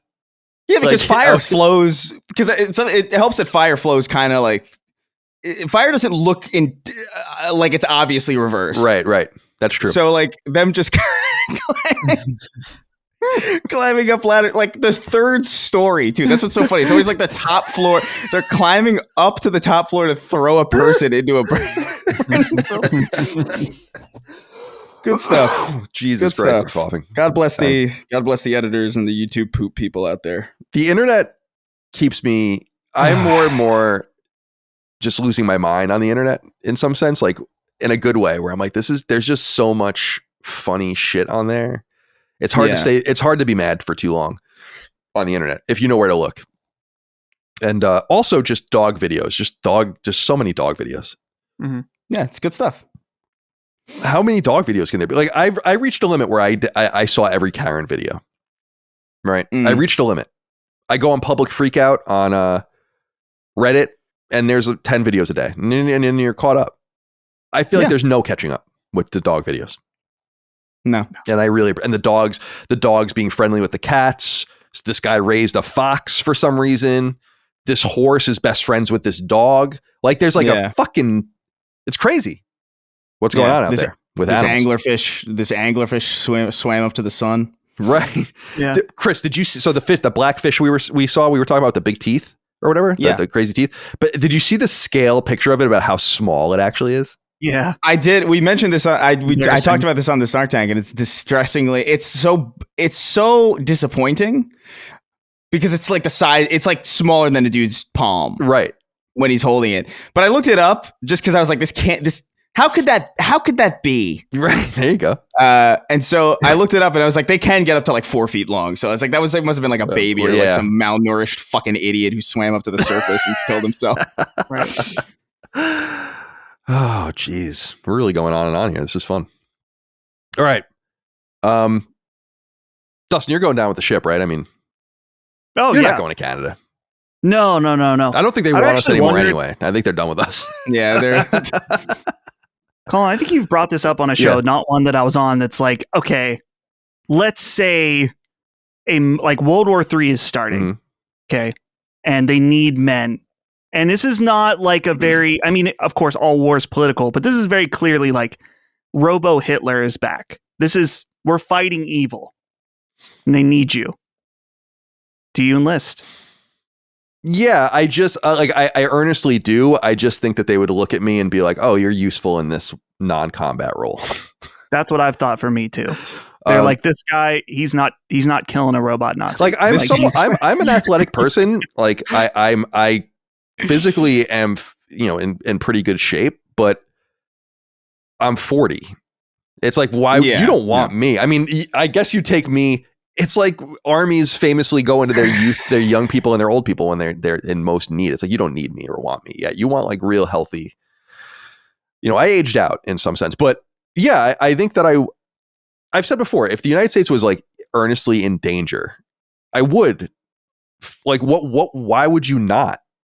And I don't mean that as a political statement. It's like your whole reality is going to fucking change if this goes in a bad direction. Like, it's actually worth fighting for, even if you don't really believe in the country or the message or the mission. Like, there was a great deal of patriotism, obviously, around World War II, for instance, but I think some of that too was like, we got attacked. Like, we're in danger. Like, you got to do what you got to do. It's time to step up to the plate. And so I'd like to think I'm made of that kind of stuff, but who the fuck really knows? I mean, but I don't think they're going to put like a rifle in my hand and say like, "Oh, you go to the front line." I doubt it. Maybe 10 years ago they would have said that, but yeah, maybe I'm still in the range. You're still, you both are, I think I mean, you certainly could be drafted, but that's not going to, and there would be no draft in the United States. And again, I think that if a draft was necessary, I think to the point where a draft wouldn't be necessary, because if the war was legitimate, you wouldn't really need that probably. And if it's not legitimate, we shouldn't be fighting it. So I think I actually can't, because I don't remember, because I actually talked about it, because I was going to do the military, and because my dad was in the military, and then my dad was like, no, don't do that. I did this so you didn't have to do it. And I think they said something specifically about like, I think I asked, and I could be completely wrong, but I remember having this conversation about like, could I be drafted? And they were like, I don't think because you're an only child. And your father served, I don't think you can be drafted. Interesting. As far as I know, I hit one of those criteria as the only child, but my dad was not. It might be both of them, or it might be both of them together, or like individual. I really don't know. Well, I think that all goes back to like Private Ryan, right? And that whole idea of like a whole lineage dying. Like you can't. Yeah, I feel like that's part. I feel like honestly, all it takes is being an only child. I think maybe. Yeah, but I think that sounds right. Who knows? Yeah, my dad was also in the military, and in the Air Force, like I said, during Vietnam for a couple of years, but he never went over. He was only stationed here, and it never even came up. I think for Dagan and I alike, because I think he would have been like, yeah, all right, you guys are going to thrive in boot camp and all that kind of shit. I think he was just like, no, you go draw your fucking pictures, yeah, and play your video games and do whatever it is you do. So that was never even something and I was in 12th grade when 9/11 happened. So like I knew a lot of people that enlisted. Like an unusual number of people, like that I went to school with and in college with. There was a bunch of ROTC dudes because there was a lot of that going on. And even then I was like, and it wasn't out of a lack of like, I don't want to die. It really was of like a self-awareness of like the best that you can be, I think was what they used to say about the Army. It's like, come on, man. Like I'm some stoner, like, yeah, I'm not an asset. Guy. I'm not an asset to you. Like I'll be in the way. You guys take care of it. All right. Let's get into some game related stuff. It's about time. We've gone on long enough. People are like, holy shit. Saul Nolasco wrote in and said, good day, gentlemen. Dustin, are you just going to stand there while Colin credits Chris for your God of War idea of all the gods getting together to team up on Kratos? Chris, what kind of man takes credit for another man's idea? Anyway, you guys take care. What is this true? So I do remember this happening last week. And I think that in the moment I didn't hear exactly who you said that. And how fucking annoying would it be if I said, actually, Colin, that was my idea about a theoretical God of War game. That's a no-win situation for you. Yeah, it's fine. Yeah. The people know. And I don't, there's things in life that are worth fighting to keep the credit for. And this one I just did not feel that strongly about. Yeah. And I wasn't even sure if that's what happened. So it's all good. It's okay. Yeah. But thank you. I didn't do that intentionally. I thought that was Chris's idea. I didn't even think that was my idea. I feel like I just remember, because I remember we had that conversation on the I think the God of War Ragnarok spoiler cast. But I remember even at that time, not that wasn't a unique idea, but I had heard that some permutation of that idea before. Like if you think about where God of War ends for 10 seconds and you think about the rumors of Egypt being in the idea or in the ethos, there's literally like only one obvious way. There's really only one obvious way for that to be paid forward. I definitely didn't mean to steal that idea from Dustin though. I totally forgot that was even a thing. Well, I'm sorry I let that. I'm sorry I confused the record. I didn't know. I misremembered. It's not a huge surprise, I guess. None of us are going to get credit for that anyway. Like we're not going to make money off that idea anyway. No. Yeah, they're going to come. I wonder, I often wonder about this though. It's like, because I do think that's a good idea. Yeah. But I do know from like working with certain people and working with creative people and just like seeing interviews with people who work on big things,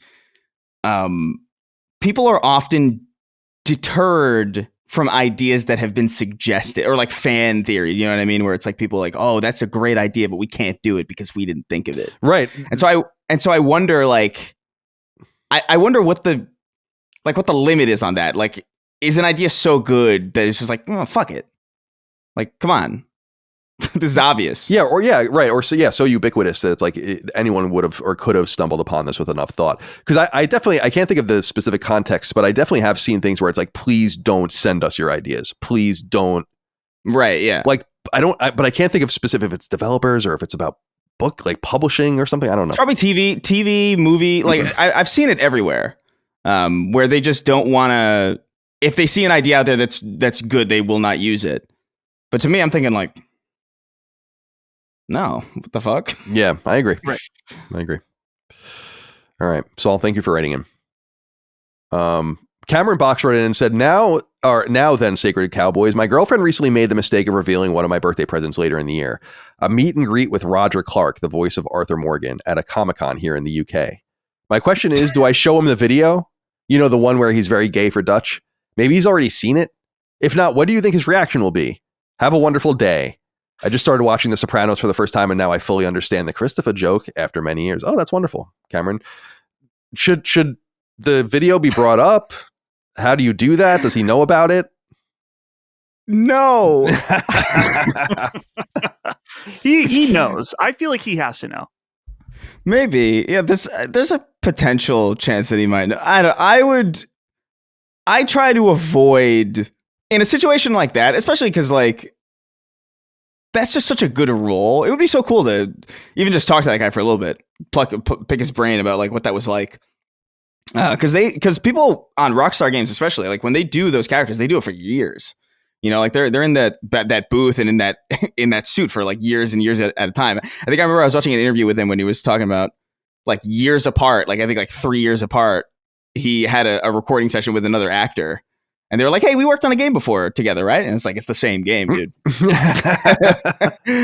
Which is like a really funny anecdote. So like I don't know. I would avoid this kind of terminally online bullshit in the presence of just such a professional dude personally. Like I would never bring up any of the shit that we like if I met Keith David, for instance, I would never bring up any of the shit that we've ever said about him on the show. I wonder if he knows. Sorry, Dustin. At one point, I'll reveal this since it's not possible. When we were working on Sacred 300 and Locke was working on the intro video, I had this idea to try to have Roger Clark read because we had all the different people saying like congrats or whatever. I wanted to get on like Cameo and have him be like, this is, Arthur Morgan. And this was around when make sure to properly attribute the joke. Chris was doing that's just how it goes. So I'm gonna be like, have a great time at Sacred 300. And if it sucks, that's just how it goes. And that was going to be a big pop. It was way too expensive on Cameo to do the commercial version of that. How much was it? I think it was like hundreds. To have him specifically do a commercial thing, I'm like, I don't know if I can spend hundreds of dollars on company money on a 10-second joke. I'd like to. Maybe at some point if the joke's good enough, but that wasn't one I was willing to do. So he was just at, when I was at Pittsburgh Retro Gaming Convention, he was there. But you had to pay to meet him, which, everyone, you got to make your cash, but not something I'm going to do. Yeah. I used to look at that. Like it's so funny as I've obviously like here in Los Angeles, like you meet a lot of like actors and like voice actors and stuff. And I remember like when I was younger, I used to think like, man, it's so obnoxious, like charging for like meet and greet. And then I look at like how much they actually like make from like doing voiceover alone. And I'm like, oh yeah, no. Yeah. Go do it. It's not nearly as much as you would assume. Like it's not nearly as much as it's not nearly as much as I had grown up assuming. So like I'm just like, oh yeah, fucking yeah, get what you can. In some of those situations, I've heard what happens is that the event will pay them a set amount, so they just show up and they're already paid, right? And then the event itself will charge what they think they need to in order to recoup the cost of bringing that person. Something like that, yeah. It's weird. But yeah, I mean, this happens at too many games. Like David Hayter, saw him walking around and signing stuff, and Charles Martinet. Like, man, it would be really cool to have some of my stuff signed. But it's like, imagine waiting 2 hours in line at an event to spend $50 to have someone sign your game. Yeah, it's just I don't know. It's not appealing to I'm me. already paying to be here, Right. People have asked me about in the past, like not many people, but like, why don't you go on Cameo or do something on Cameo? And I'm like, yeah, there might be like some money to be made there occasionally, like, but to me, I'm like, it's like I don't need to do that. I gotta like limit the amount I ask of people, or make myself available to get your money. It's too much, right? Like I just want you to subscribe on Patreon. I'm good otherwise. There's also like, I don't know if it's fair necessarily, but I feel it where it's just like, whenever I see somebody on Cameo, it's kind of like, aw. Yeah. Like there's like a desperation kind of thing to it. And I don't know how fair that is. Maybe some people are like really making insane money on there. And I have no doubt that that's true. But like it does kind of feel a little, I don't know. Whenever I see like a video of like Dean Norris going like, hey, you sussy baka. And I'm like, that's exactly who I was thinking of. Yeah. Yeah. Like you have to, like, it's shocking to me that somebody in that position is even bothering to do something like that. You know? Yeah. You're on Breaking Bad, dude. Like what? I guess part of it is like, yeah, maybe you need it, or maybe it's like, we'll just get the going's good, dude. Who cares? Well, it's like, whatever, you know? Well, it's again, I guess it's just like I just used to assume actors were like just loaded because you'd see them everywhere. And so the assumption is that and then you see like, oh, the roles that they take. And I remember specifically seeing a big backlash recently, or like in the last couple of months about, I don't know, this is definitely before Colin's time, but this is like kind of around the time that me and Dustin grew up. Like there's a lot of like Disney shows that were on TV and then they got canned or whatever. And now they have like podcasts about them where it's just like, it'll be like a revisiting this show from, 2006. And this is the podcast with the original cast. And a lot of people are like, oh, they're cashing in on this shit. It's like, what the fuck? But it's, I mean, if you get typecast like, and then there's no royalties now. Right. Anymore for anything, it's just like I don't know if I could blame them for that. Like fucking, it's a good idea, I think. Yeah, get your money when you can. Like it's a fucking rough world out there. The idea of that being cashing in is so annoying to me, just because there's ways to cash in. It's like you're creating a product that is interesting to people that they can watch for free. That's like the easiest win for them. There's ways, like obviously there's cashing in that is not ideal, ways that feel scummy or whatever. It's like we gotta have lines here about what, let people make some money, let them cash in a bit. I think that kind of content seems useful to me. If you're a fan of an old show and then they take the people that made it and worked on it talk about it, I think that's actually like really nice content, even if it is making money. Who cares? But I just don't think people like people making money on fun things sometimes. I get that vibe. I've gotten that vibe for many years. Like a lot of, and I get that, like, it's almost it's not resentment or anything. It's just like people think I think it's unfair that people, not unfair, but it's like, Jesus, you're getting paid $40 million a year to play football. That's fucking crazy. That's like incredible. And so I totally get why people look at it. It's like, why do you have the right to do this? I have to go to work. Like it sucks. I feel for that. Yeah. Because I've been completely lucky and fortunate in my life. Totally. There's no doubt. There's no doubt. All right. And now, two things about last week's show, a correction we'll get to in a minute, an important one, but also a reference to something last week that I just thought was cool and I wanted to share. This comes from Bella Kalak. I probably said that wrong. He said, hey, everyone. Colin, in regards to making your own story in Civilization. So last week I was talking and asking Dustin as he looked blankly back at me because I don't think he was into it at all, about if he makes his own little kind of story or whatever when he's playing Civilization about what's going on in his world. He said, I want to say that you're not alone. Making up your own story as you go is what I love about these strategy games. One famous story between me and my friends is when we were playing Crusader Kings 3 together, where we invented a religion around my friend's king who was captured by the enemy when he was 60 and lived in prison until his mid-90s.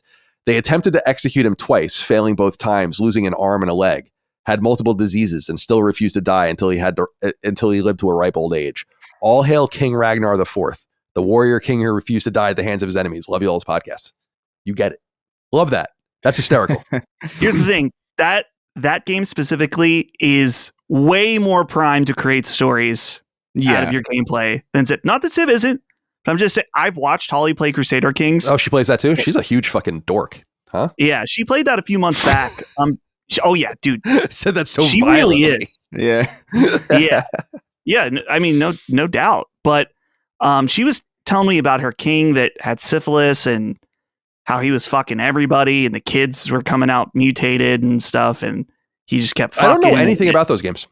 Nothing about them. They're crazy in depth. Like they're almost like, I wouldn't say immersive sims because that's not at all really, but like it's the best. Do you know what I mean, Dustin? Like it's so there's so many systems that intertwine where you're just like, how the fuck can you do this in a video game? It's kind of insane. They've been too daunting for me. Like I can't even begin to scratch the surface of those games.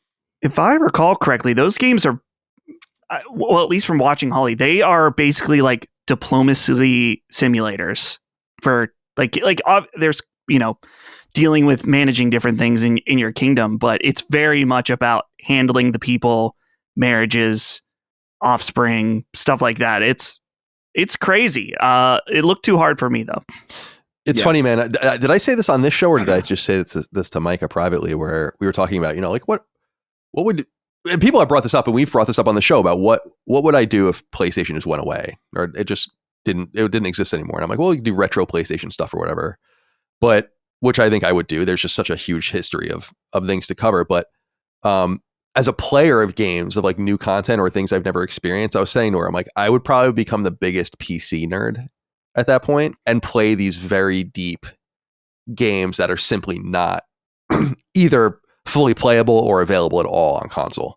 Because I do think that there is something really deep there. Like when I was introduced to Civilization for the first time, I was like, this is insane how good this is.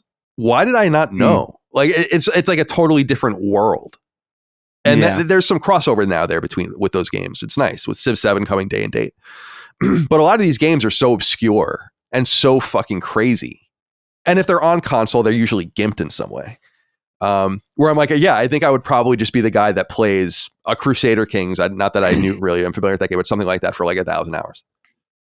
I think that would be like the reinvention of Colin in what I would consider be like my third life after my Nintendo life and my PlayStation life.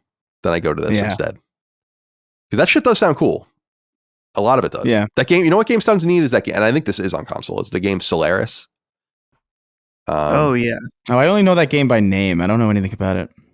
It's like some deep, like, galactic empire building game, if I'm thinking of the right one. I remember I tried, this is probably the stupidest thing to start with, but I had no context. It was like a friend of mine who tried to get me into it. But I played Eve for a little bit, Eve Online, which is like not at all what we're talking about. No, it's very similar to what we're talking about. It's another one of those very, very deep, ridiculous games. Right. It's like really sophisticated, really complicated. And I remember my friend was like really adamant. I was like, come on, I'll help you through. And I was like, all right. And then I went through like the beginning thing, and I got my ship or whatever. And I was like, okay. And I gave him my coordinates, and he came and destroyed my ship. and then I was just like, I ejected into it. My character's probably still in an escape pod, like drifting in the deep space, which is interesting. It's cool that that's a thing, but like I don't know if I have the time or patience for it. Yeah, it's funny, man. Like we've talked about this on the show in the past for sure. Is like I became aware of EVE Online pretty intimately when Dust 514 was being spooled up. And for people that don't remember, Dust 514 was a PS3 exclusive shooter and it was super cool. I mean, it's still a super ambitious idea. It goes to show it was very ambitious because you've never really heard of anything like it since. But the entire idea was, if Dust 514 on PC is about like inter-ship combat and whatever and economies and all that things, then the planets in the universe would be where the gunfighting was happening on the ground, and you would play Dust 514. So the idea is that like someone and this is fucking sick when you really think about it. It's like someone from EVE Online can like contract like a mercenary corps that they would launch onto the planet to do something for them in the game. And that would be Dust 514. And shit would happen in Dust 514 and people would get benefit from playing that. And then it would affect EVE. And I was like, that's super an awesome cool. idea. Yeah. It's super cool. It's scary ambitious though. Like, cause I just wrapping your head around that, not even just from two interlinking games, you know what I mean? But cause I remember like a long time ago, and I wish there was like a market for that, but it was like when me and my friend, like, I'm sure everybody has this if you're a video game nerd, like you all like brainstorm your own ideas, but I always wanted like a game that was like, it was almost like maybe, 5v5 shooter, but like one person on each team was like the RTS guy. And like he would be above, and he would be like giving you like real time information about the battlefield. And he would like put markers in certain places, like enemy here. Yeah, sick. I think that'd be so cool, but I don't think it's such a specific kind of thing. Like you have to there's no market for that at all. Unfortunately, but it's a dope idea. A lot of creativity in that era. Yeah, even with stuff certainly. like Tom Clancy's End War was weird too. Like the voice command, driven strategy game. I think that was only on Xbox though, if I'm not mistaken. Yeah, I remember the box Could be art. wrong. Excuse me, the box art for that. So many Tom Clancy games at one point between Red Storm getting acquired, like 2001 to 2012 or something. There were like, Hawks. Remember that? Yeah. That was another one. Oh, I forgot about that. Yeah, there were a bunch of them. Yeah, Dust. It'll be interesting to kind of like recollect about that one day, because I did a lot of coverage of that game because I was really, really intrigued by it, and it didn't pan out at all. I think the major problem, as I recall, was it just wasn't very good. Like, regardless of like what it was trying to do, it just wasn't good enough, and I think that was just a major problem. So, and I don't know how that was also a weird. It wasn't that bad, but it was a weird time to be a PS3 exclusive. It reminds me of if you guys remember, the original Payday was a PS3 exclusive, console exclusive. And it was like that kind of landed at a weird time where it wasn't really the ideal place to be. It was a weird time to be a PlayStation exclusive shooter at that time. Right. Like not particularly the best place to be. All right. So loved you sharing that story about Crusader Kings 3. I got to look into that game. Is that game on console? Probably. Yeah. Yep. I should really look into that. I have a few things I want to play, but maybe I'll add that to my list. All right. The Slayer Giant wrote in, this is a correction. He says, and I'm surprised more people didn't write in about this, because this was, I think, the top comment last week. Said, hello, Sacred Gooners. It finally happened. You got by a legendary Radec'ed troll. Kendrick didn't mention anything at all about being inspired by Patapon. Gotta vet your boy. You never know when he'll get you next. Much love, gents. Thank you for the correction. So two things about this. Well, I have a question about this first. Is the whole thing the XO triangle square thing that's also fake? Like that just was a coincidence? I don't believe so. That's why when you said this, I had seen reports that it was video game inspired, and it says game over at the end in the crowd. So I think the PlayStation iconography is intentional, but I don't think he was like, yeah, Patapon. Yeah, right. Right. Yeah. So now the other thing is that this came from Radec'ed. I just read it on my feed and didn't know who said it, but I must admit that even if I knew that Radec'ed said it, I would have believed it, because this is my advice to, not that Radec'ed needs my advice, but this is my advice. Is like, I would pick your lane. Like, you can't both make things up and then post real things earnestly and then have a bunch of nostalgic shit. Like, just pick a lane. And if you want to be like a Hard Time style thing where you make up fake PlayStation news, that's cool. But I guess what I'm saying is that even if I knew that he said that, I would have still just said it anyway, because I wouldn't have known that it was necessarily fake. So I'm sorry for getting that wrong, but I just didn't even realize it was him. But yeah, I got, I guess. But how would I know? You know, my favorite vertical of thing that the Radec'ed guy posts is just the nostalgic stuff. Like, oh, this came out this time. I remember this from this game and all that kind of stuff. That's the lane I would choose personally. But anyway, you were going to say something, Dustin? I can confirm, at least this article from NME.com says, in a new interview with Wired, the art director confirmed the concept of portraying Lamar's life as a video game during the gig came from the rapper himself. It was inspired by video games. It was not inspired by Patapon specifically. Right. Okay, so we got half of it right then. Okay, well, that's good anyway, because I thought I got it all wrong at that point. I was like, oh, okay, so that was just like some sort of weird thing. Those are the most successful lies, are the ones that like have like a little bit of truth in them. Now, how do you guys feel about my assertion that you should pick a lane so that we know how, like, what are you? Are you serious? Are you not serious? Are you nostalgic? Are you current? To me, I just feel like you got to kind of pick a lane regardless. It's my opinion, you know? In other words, I've seen that. I'm pretty sure I've seen that account share real quotes from real things. So how would? Right. Yeah, I know what you're saying. I think I don't know. I don't think you can I'm putting them in a box. Yeah. Yeah, that's kind of the thing. It's like people like to.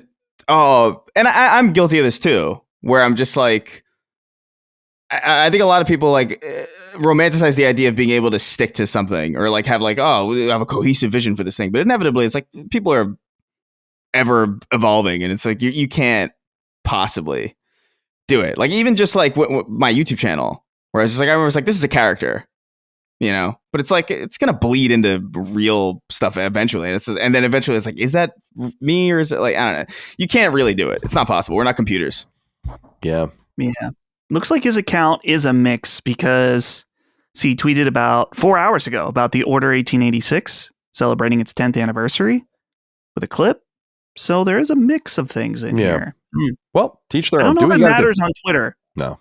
You know? I mean, do what you got to do. But I guess the point is, embarrassingly enough, I would have gotten got even if I knew that it came from that source. But that's just me admitting that. All right, Slayer Giant, thank you for writing in. Dude, I have to say, this is not like, it's not to do with anything again, but like I haven't been on Twitter in like 2.5-3 weeks. Really? Good for you. That's great. Like, I mean, I use it to check like DMs and stuff if I on the off chance that I might get one there. But like I haven't done it, and I've been so much happier. Like I've just been chill. And I saw somebody note in the Discord where it's like, Chris seems to be a lot happier. I bet he's getting laid. And it's like, no. I'm just not on Twitter. Yeah. Interesting. Are you on other social media platforms like Instagram or Blue Sky or anything? Not like really. No. No. I mean I am to the degree I never spend that much time on Instagram anyway. Like it's I spend maybe literally like 3 minutes on Instagram like a day just to see like what are my friends doing. I go on Blue Sky sometimes just to see what the conversations are, but like that's again another like 5 minutes, you know. So I would recommend honestly like a detox for a lot of people. Yeah. You don't have to stick with it. I think I might stick with it, to be honest with you. But like, even just like a week away, you'd be surprised at how much misery is just fed to you. There's no doubt that that's true. I also just find it, I would find it hard to replace the utility of it. Oh yeah. Like I feel like I probably don't use Twitter or X the way most people do, where I look at my feed, you know, you have your For You and you have your following, and I'll look at that occasionally, but I really go almost immediately to the, if you click on the magnifying glass, and then it brings you to like the trending page and the For You. And then I just see like what people are talking about. And then I just use the search bar and just search for random things. And it becomes like just a good way to know what's going on with a bunch of different shit without having to go to these other websites. But the downside for sure. is that you have to deal with all of the extraneous. Not only the nonsense and the depressing things and the news and politics and all that kind of stuff, which I find really grating, but also just the dog videos that distract you for, like I was saying, for a half an hour and stuff. So it is a distraction machine for sure. But one thing I've been really proud of is you know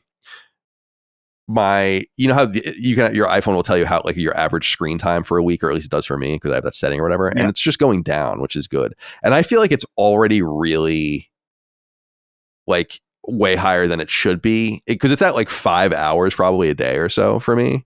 But it's a lot of it is just, and this is where I wish it was a little smarter, where like a lot of times I have just an earbud in and just like a podcast playing or a video, like a clip of a sports show or whatever. And I'm like, I'm not on the phone. Like I'm doing the dishes or just playing a game or whatever.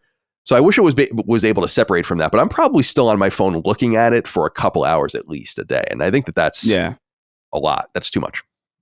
Yeah, I think I'm at 4 hours last time I checked, that's good. Not bad. No, not bad at all. But I would like to get it. I want to get it down to like an hour if I can. Be amazing. Colin, if you want a good PlayStation nostalgia account, check out. It's called PlayStation Nostalgia. Actually, shout out to him. I think he's a listener. Oh yeah, he is. For the show. Great account. Also follow Radec'ed for the trolling. We like that too. But let's see. This is at Playstalgia Corey. He responds to my tweets a lot, and it's a great account. For example, just 6 hours ago, a complete box of the Crisis Core Final Fantasy VII bundle. Oh, I didn't know that existed. Nice. Oh wow, see that stuff. I love that game. All right. Well, thank you for writing in about the corrections. Now it's finally time, 2 hours into the show, to get into the news. There's really not that much to talk about. So, but I didn't want people to have like a 2 hour long show. It didn't seem very fun. All right. So first piece of news here comes for Lost. That's how it was. Lost Soul aside. Last week we were noting that the game, which comes to PlayStation 5 and PC, and we'll talk about that in a minute, on May 30th, finally, after a 10-year development cycle, This is out of the China Hero project with Sony and a Chinese outfit, Ulta Zero Games. And it looks great. I think this game looks awesome. We were curious about its physical release, though, because there was only information about digital pre-orders for the game. And it's not a budget game, but it's a cheaper game. So it wasn't clear whether they would do a physical release, but they are indeed doing a physical release. And yeah, I just wanted to throw that out there because I know some people were curious about that. I assume this is something you're going to buy, Dustin. Yeah, most likely. But yeah, it's good to see that smaller games still getting a release. I know, like, one that's a little weird is the Lunar collection. It's getting a physical release, I think, but it's only, you can't pre-order it. You just have to buy it on Amazon the day it comes out, which is a little annoying. So I wonder how wide of a release this will be for Lost Soul Aside, but can't complain. Nice to see it. I've said this in the past, but it's worth noting again that because we sell physical games at Liliamo, I know how much money can be made on these games and how much margin is there. And I find it peculiar that it is just not an automatic thing. And this is coming from something that, like, it should just be assumed that you would do it. And of course we're going to release it. Like, why we make a lot of money doing this, for Sony. I find it weird. Again, the Alan Wake 2 thing was that Alan Wake 2, right? It was the weird one where it didn't have a physical release. It's like, what are you doing? Now, I understand being like, oh, we can just sell it again later, but you're kind of pissing people off. The ideal would be, so I get that from a marketing perspective, but the ideal would be to do it day and date. And I say that as someone who doesn't care about physical games at all. It's like, I want to sell physical games as long as there's a market for them. So it was probably obvious that this was going to happen, but it's good to have confirmation. And I think the game looks really cool. So I'm excited. We'll see. I mean, I don't know if there'll probably be a preview cycle. May 30th is pretty far away. So, all right. So there's that. Ryan Goldner wrote in, though, about the game. He says, with Lost Soul Aside going to PC day and date with PS5, do we see this as the new way to do deals with third parties? As in the past, it seems like it would be locked to PS5, particularly with companies like Square Enix, where we have heard about needing to be multi-platform. I will say that I think you might see these kinds of deals more, but Shuhei made it pretty clear on my episode of Sacred Symbols Plus that I did with him that they look at the PC releases as really important to the Chinese market and to do that with Chinese games. So I don't know if Lost Soul Aside is one of the games that got sucked into the idea that you would want to release it on PC day and date just to hit the Chinese market, where they're going to be very interested in a native game, and the PS5 release and the PC release will be for Western audiences. So we'll keep an eye on this, but I don't think that that's an indication that that's necessarily going to be a thing that happens. A lot of people are talking about our conversation with Shuhei from that perspective about PC releases, which they're really fascinated about. Yeah. So yeah, I saw that. I saw those headlines going around. I did. I watched it, by the way. It was really interesting. Oh, thank you. Yeah. And there's parts of that conversation that I think are really worth like going to, and specifically like the way that, and I won't get into it because it's a spoiler for the show, but like how they describe first party, second party, and third party internally was like super interesting to me. Yeah, I thought so too. Yeah, there's like more of a delineation between, there's like more categories even than that, which is cool. So yeah, it was really enlightening. And again, I'm thankful to the other guys that got to interview him and kind of get some of the shit out of the way, so I could get really deep into the weeds with him. And I was really honored that he was being like, that's a Colin question, and complimenting my knowledge of the industry. I was saying that to Mike after the interview. Actually, I was like, it was very reaffirming to me. For someone who absolutely knows what he's talking about to say that to me. A Colin Moriarty question. Yeah. It was cool. Yeah. It was nice. I really appreciate it. It was good to talk to him because it's been a long time since he and I talked like that. Okay. So anything else to say about Lost Soul Aside? May 30th, PS5 console exclusive, because that is very important to a lot of people. All right. Reliable leaker, Nate the Hate, who most recently leaked Forza coming to PlayStation 5, which is happening. So he was in a dialogue on Twitter with some of his various fans or followers, and they were asking about Final Fantasy IX remaster or remake and Final Fantasy Tactics remaster or remake. We don't really know it. It's presumed that they're both straight up remakes. People might recall that the NVIDIA leak, which is years old now, and was proven right many times, it's clearly real, had these games listed.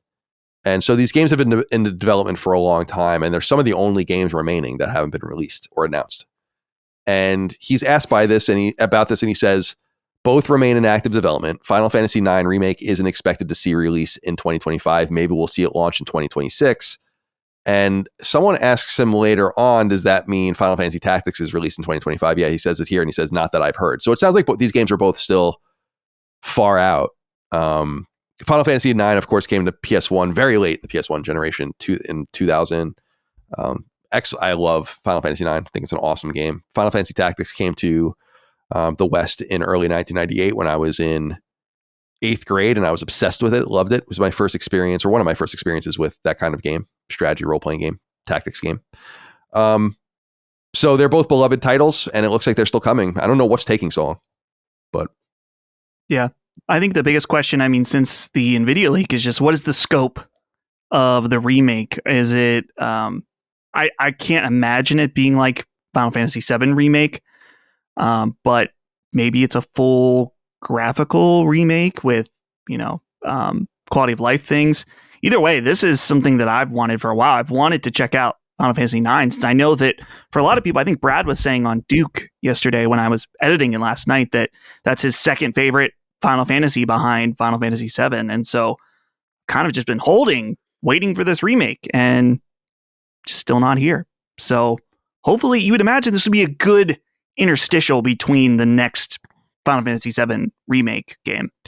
Yeah, it's funny. I have to rethink my Final Fantasy ordering, because 7-9 is interesting. I would go like 6, 4, 7, 9, and 16 would probably now be in the mix. And then 5 is in there somewhere. So I have a high regard, not that high regard, but a high regard for 9 as well. It's not as good as 4 and 6 in my opinion, but it's a special game. And yeah, my assumption is they're remaking it from the ground up, but they still have the whole, it's there. They just have to, I mean, you don't want to say just do it, but you just have to do it. It's there. And I doubt they're reimagining it like they did with Final Fantasy VII. So it's just a little surprising. Be honest, yeah, go ahead.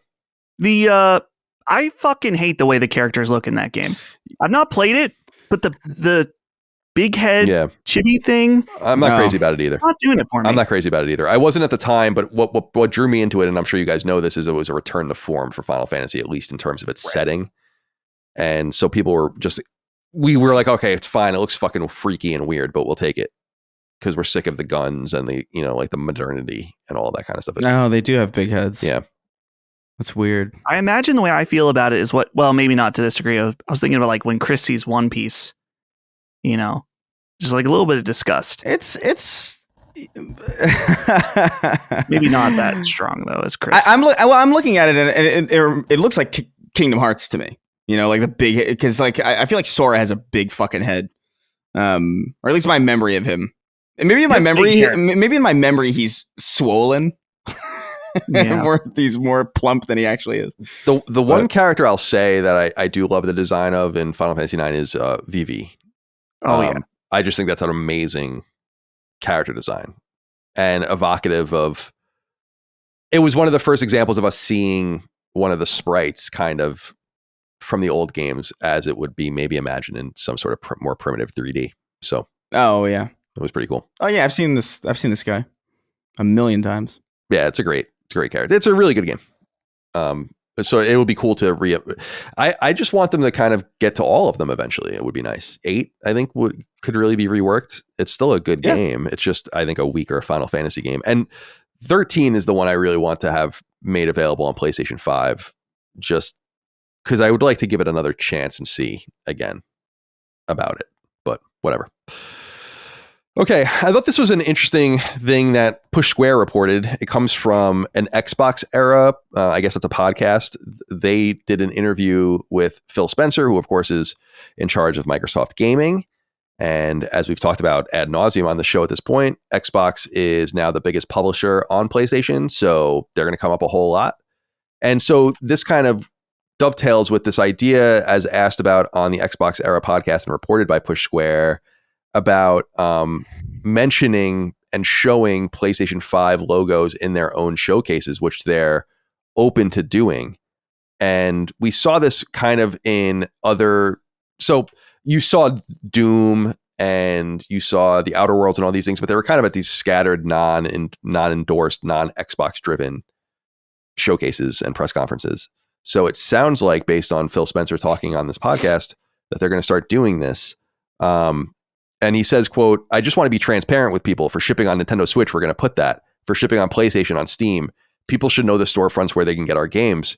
But I want people to be able to experience our Xbox community in our games and everything we have to offer on every screen we can," end quote. He goes a little bit deeper into it, but I wanted to bring this up because I just thought it was fascinating, because again, I was of the mind that they wouldn't do this. This is a greater, if you want to call it a capitulation or whatever, maybe just a necessity than I thought. I just thought that they would shit that information out in press releases because it would get reported one way or the other and it would become a big story. So you don't need to do it, you know, but they disagree. I think they just want to be in this. They want to be in this massive publisher role already. I think they're kind of eager in some ways to just kind of rip the Band-Aid off. And I think the most obvious it will be at the Nintendo Direct. I think, like, if they miss the opportunity to put the Master Chief Collection on Switch, then I feel like they're just kind of like fucking themselves over for no reason. Well, I think they're going to, but the idea is, would it be announced there? And I would too. I think that would be interesting, really interesting, actually. I would actually argue you'd be stupid not to do that.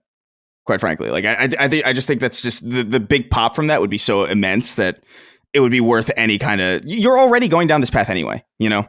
I don't see why you wouldn't want to take full advantage of just the excitement that would bring towards your IP and your brand, and they're already. Man, people are in denial if they don't understand what's happening. Yeah, I feel like Christy said it was like they want to rip the Band-Aid off. I feel like it started with them. You know, you think about that weird podcast they did where Phil's like, the business it's just update, these 3 games. So they like started. It's like if you start to peel it and you're like, actually doing this slowly kind of fucking sucks. Now it's just like balls to the wall. Kind of a mismanaged approach, but yeah.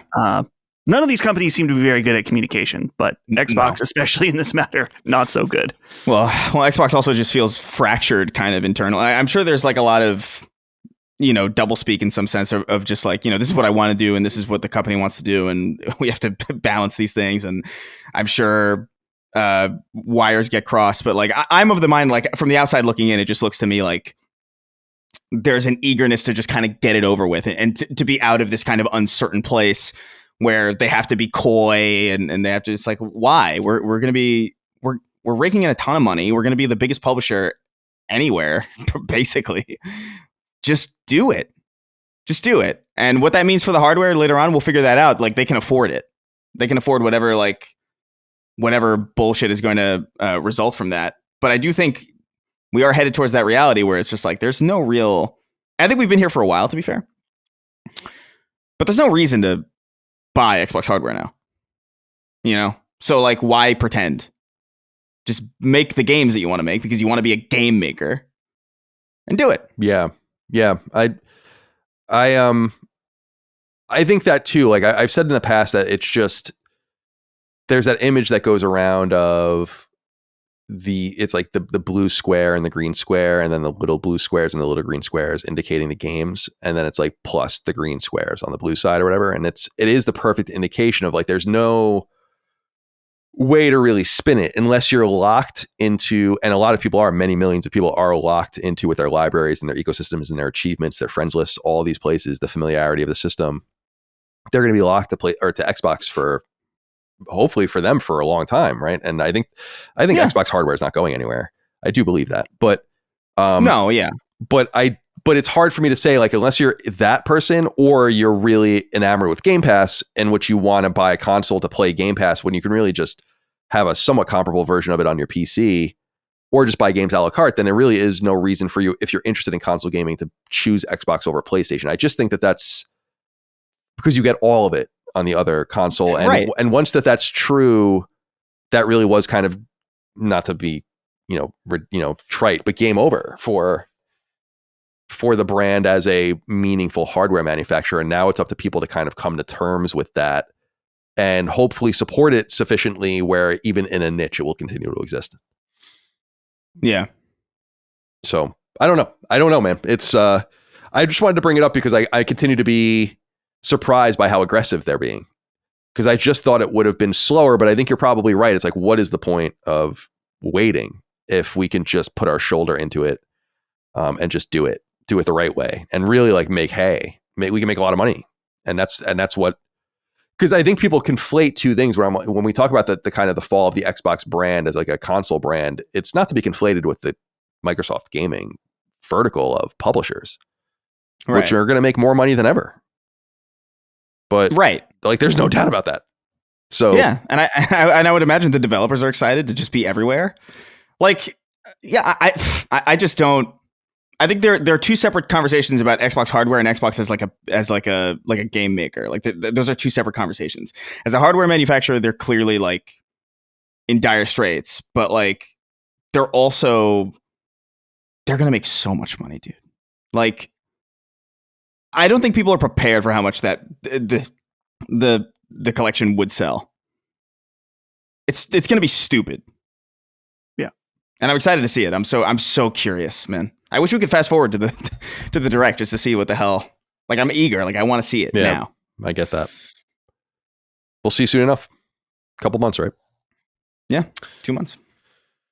Okay, this is interesting news. I'm surprised by how much this has percolated over time, but it really seems like this is happening. So this comes from Push Square as well. It says, rumor, Tony Hawk's Pro Skater 3 and 4 will launch on PS5 during Xbox's summer showcase.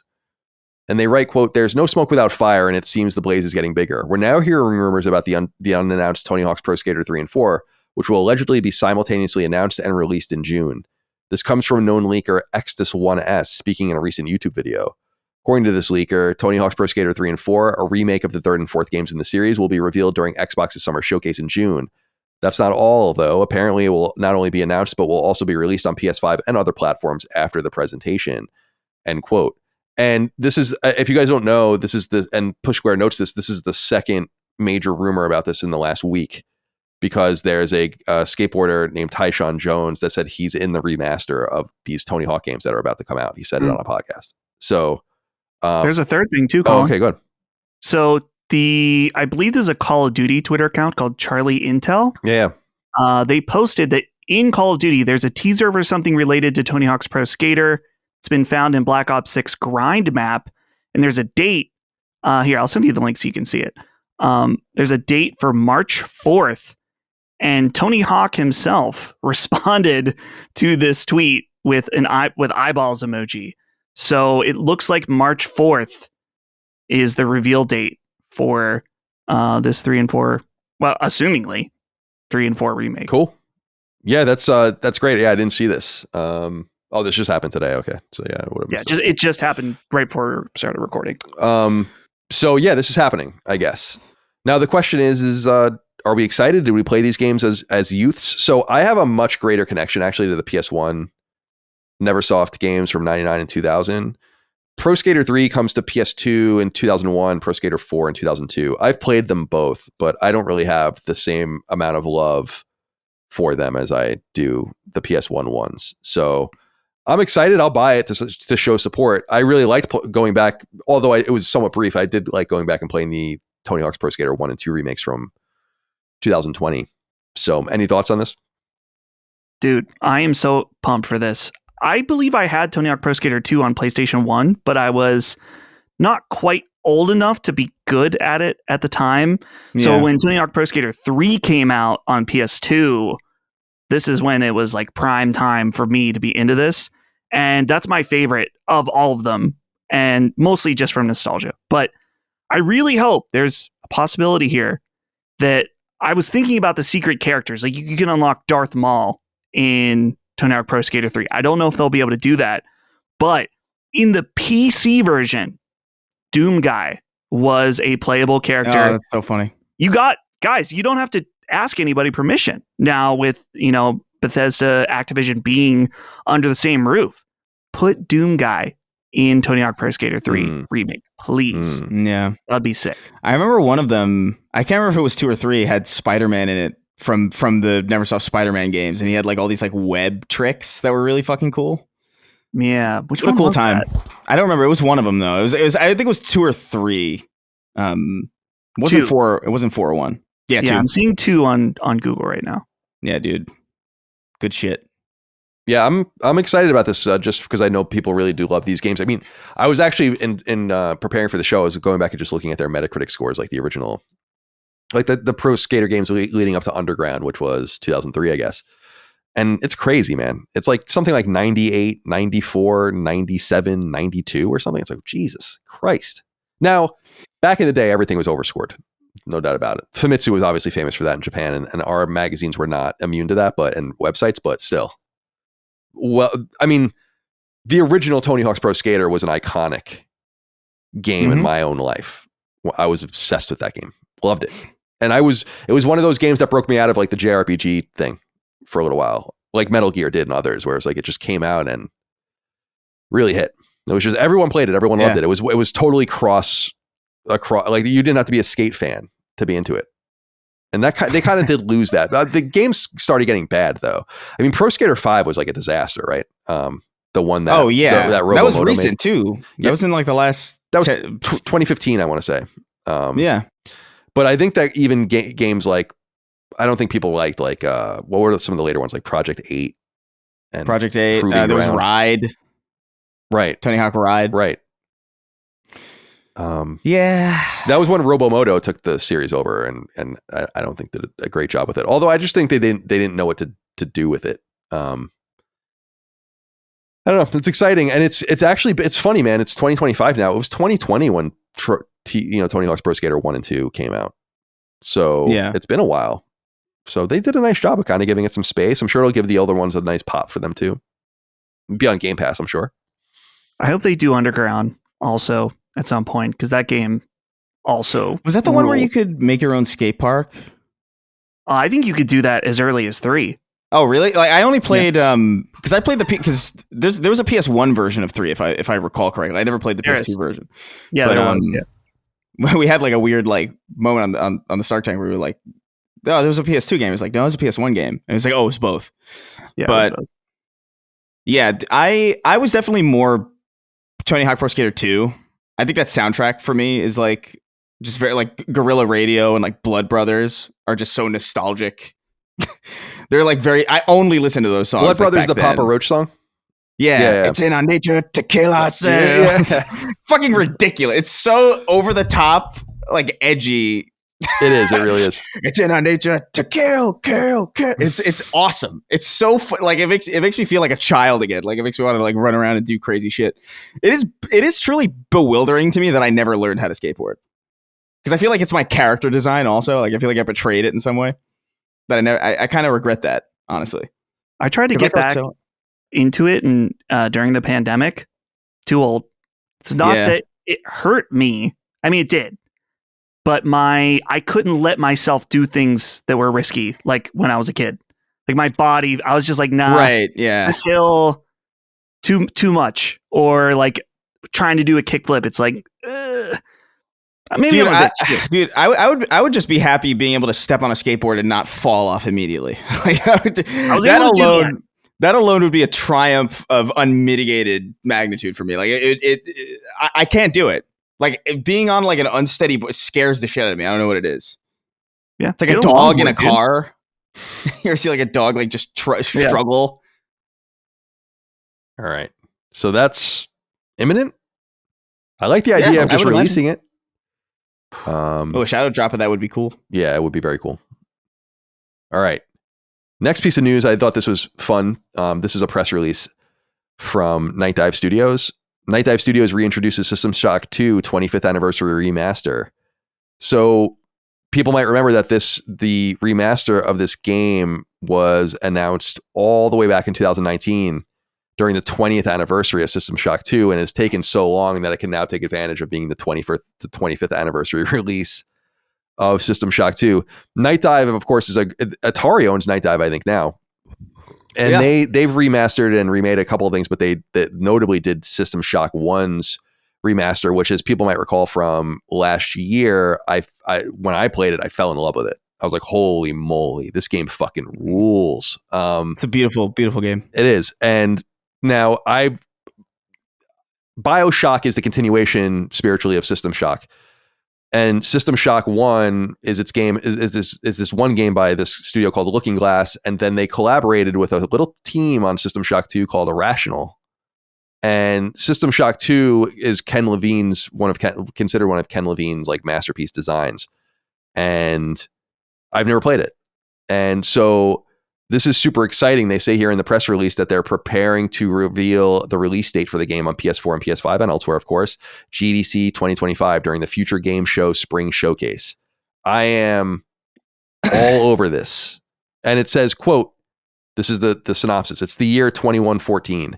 As you awake from cryosleep on the FTL ship Von Braun, you are unable to remember who you are, and something has gone terribly wrong. Hybrid mutants and deadly robots roam the halls while the cries from the remaining crew reverberate through the cold hull of the ship. Shodan, a rogue AI bent on the destruction of mankind, has taken over, and it's up to you to stop her. Delve through the corridors of the derelict ship Von Braun and immerse yourself in the story-rich atmosphere and environment. Explore deck by deck and unravel the horrifying fate of the Von Braun and her crew, end quote. Amped up. Very, very excited. The original one, of course, was a PC game that came out back in 1999. So I wasn't playing PC games pretty much at all at that point. And I'm really excited about this. Dustin, I don't know if this is in your wheelhouse, but Chris, very much in yours. What do you think? Yeah, no, I'm very looking forward to this. I actually have played a fair bit of System Shock 2, like the original, like a long time ago. No shot I knew what the fuck I was doing when I was playing it, but I remember being transfixed by it, like the vibe of it. I remember it controlled really weird, because you could like lean, and it's very obtuse. It's very old. It's very hard to play now. But I thought they did a great job with System Shock 1 remake. I really liked the style of that game and how the visual identity of it, how it was like lo-fi but not. It's very interesting. I don't see many games that look like that. It's very distinct. It is, and I appreciate that. So yeah, I'm definitely looking forward. I do want to like go back and finish up. I got really deep into System Shock 1, or I played it for a really long time, and then I just got stuck, and I felt really stubborn, where like I didn't want to use a guide.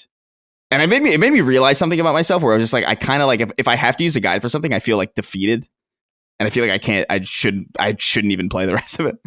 But I do want to go back and like polish off System Shock, because I love these kinds of, I love immersive sims and like the idea of them and like how they work and how specific they are, despite their like trapping. Because like it looks like a shooter at like a glance, you know, or it looks like like a Fallout type game but it's so different, and you would only know that by playing it. And I love that about it. So yeah, I'm definitely all over this. Yeah, me too. And I'm looking at some of the things that Night Dive has done recently. They did the thing remastered, which I want to get. The trophies are apparently broken, but I do want to get that. But they've done a lot of work on like they did all of the Turok ports, a bunch of the Doom ports recently, the Quake ports. Yeah. So they know who they are, which is pretty awesome. And I was reading in preparation again for the show that they acquired System Shock as a unit, like Night Dive, before they even released anything, and they were planning on releasing System Shock 1 and 2. They got the license, I think, in 2013. So this has really been like a thing that they've been trying to get off the ground. And I think that System Shock 2 is probably going to be a pretty ambitious thing. Well, I can't wait to see it. Can't wait. Dustin, are you interested in System Shock 2? Yeah, I would like to play both of these. I mean, the remake or remaster that's already out and this new one. Yeah, it's like it's weird that they call System Shock like the 2015 release System Shock Enhanced Edition. Like that's a remake, like straight up ground up remake. It's not the original game. So I do feel like this one will be the same. I hope. Yeah. See, I have System Shock in my Steam library, but it is not the new version. Like the original System Shock is a very obtuse early 90s PC game that is it's I wouldn't want to play personally. Okay. All right. I was curious what you guys thought of this. And again, a slower news week, but I thought this would be fun to talk about. Rainbow Six Siege. The Ubisoft is teasing throughout their tumultuous existence right now. I don't know if you guys saw that they're really heavily relying financially on the performance of Assassin's Creed, and I think we know that, but they've kind of all but confirmed that. Bookings are down, income's down, all the rest. But Rainbow Six Siege has quietly trucked on for the last almost 10 years. It released in 2015, and it's been a huge hit. So they released this statement pretty quietly, but I saw some people picking it up, and I wanted to report on it here on Sacred. It says, quote, as part of this kind of press release, the R6 team has been working tirelessly to bring to life the biggest transformation in the game's history, and its purpose is to reinforce Rainbow Six Siege's position at the top of tactical first-person shooters by introducing new ways to play, deepened tactical gameplay, refined game feel, and major upgrades all around. And they're teasing an announcement, and there'll be an actual event in person for people too in Atlanta on March 13th. And you can obviously watch it online. They're calling this Siege X. Dustin, I'm curious what you make of this. Are there threats to Rainbow Six Siege's dominance?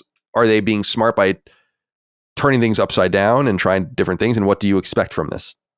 Honestly, I don't know.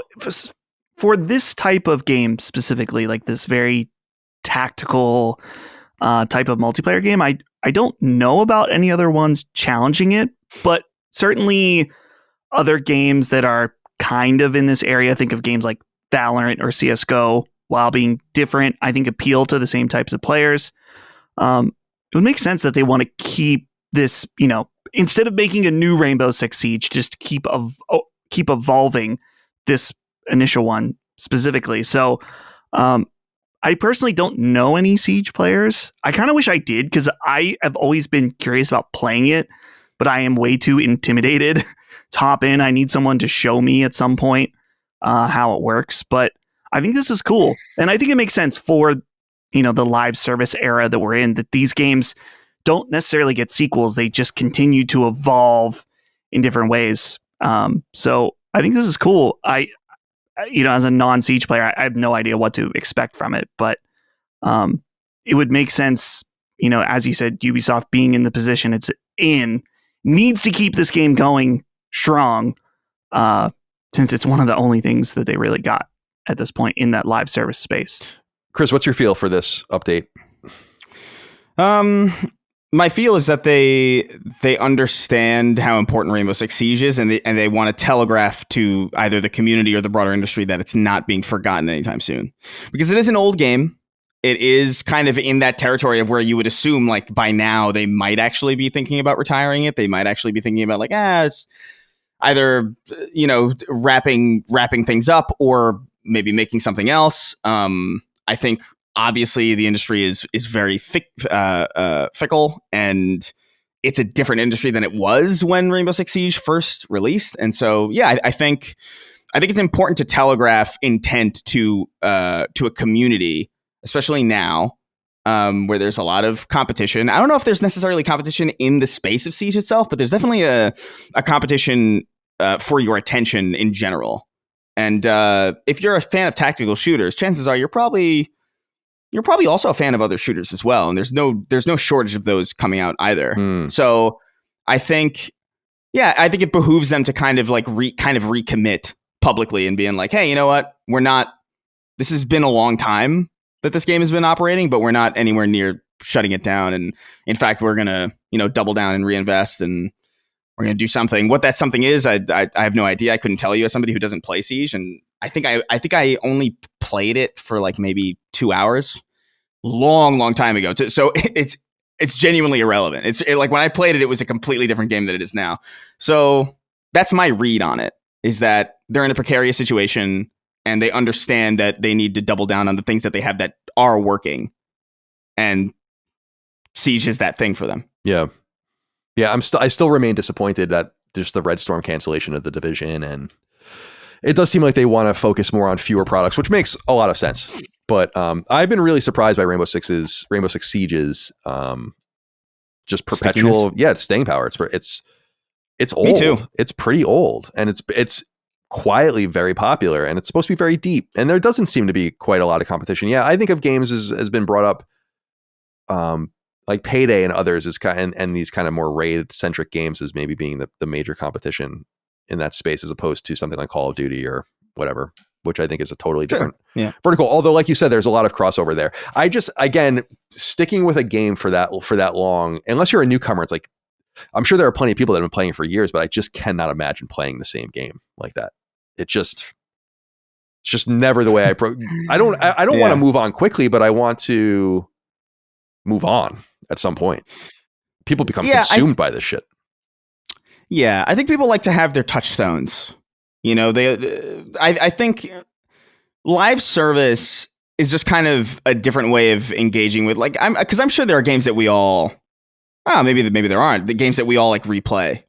You know, every year maybe there's a game that like, I'll play that, play a little bit of this, play a little bit of that as like a touchstone. And I think live service kind of just provides that while also just not necessarily being the same thing over and over again. There's always like kind of a reason to check out like what's changed.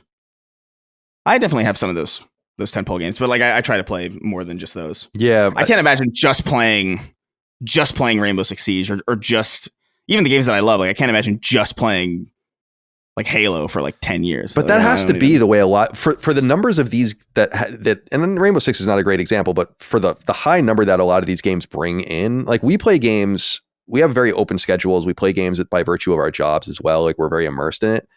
It just doesn't make sense that this many people can be playing games and they could be playing other things, which is why I think that a lot of stuff is being undercut. Why sales numbers seem to be a little softer, but although the field is more spread as well. But if you're like a dude who works a real job and you have a fucking kid or something and a wife and you have 10 hours a week, but you play Rainbow Six, like that might be all you play. And that's totally fine. I don't give a shit what you do, but it's definitely not, it's easy for me to say because I just don't play any kind of game like that. So I'm never going to get sucked into a game like that. Like the games I play wouldn't be playable for that long. They'd be playable sometimes for hundreds of hours, but that's it. Yeah. Well, even the games that I've played that I'm playing Destiny for 10 years, but I've not just played Destiny. You know what I mean? So like, I think there's a lot of people who like, for us, video games is a hobby, but like, I would imagine for a lot of people, Fortnite is their hobby. It's less about the medium and more about this specific thing. Like they're not interested in Final Fantasy or, you know, Cyberpunk or anything. They're just like, this is Fortnite. This is my after work call with my friends while I get to do something and have a little bit of a fun, you know, tactile experience. And then that's it. That's all I care. It's the same thing with the sports people, to be honest. It's the same thing with like Madden and the people who play like NBA 2K. It's like, it's always so funny whenever you like see an interview with like a basketball team. It's like, what's your favorite game? You could always predict. You always predict. It's Call of Duty, NBA, Madden, like always. Right. For like sports teams, and it's like you're not really playing video games. Right. I agree. I totally agree with you. All right. A few more things, and then we'll get into what we're playing. Saw this over on deadline.com, which is a Hollywood, movies and TV, mostly vertical of stories and entertainment information. And they have this thing about an HBO event where they talked about some various shows, including The Gilded Age season 3, which I'm very, very excited about. But of course, The Last of Us season 2 came up as well. And indeed, it'll be 2 full years between seasons, which is pretty crazy. But, they have just a little blurb here. As we know, The Last of Us will premiere on HBO and Max in April, so we won't have to wait too much longer. But I thought this was fascinating. This comes from, let's see. Yeah, so the quote here comes from one of the producers. It says, quote, "We don't have a complete or final plan, but I think it's looking like 4 seasons. I wouldn't want to confirm that, but it's looking like this season and then 2 more seasons after this, and we're done," end quote. As noted here by Deadline, they did say, so Craig Mazin and Neil Druckmann had said that their storytelling for part 2 in particular, which is the game that came out in 2020, would itself require multiple seasons. It's unclear if they would need all of the seasons to tell 2 or if there's going to be some sort of way to wedge in a future game.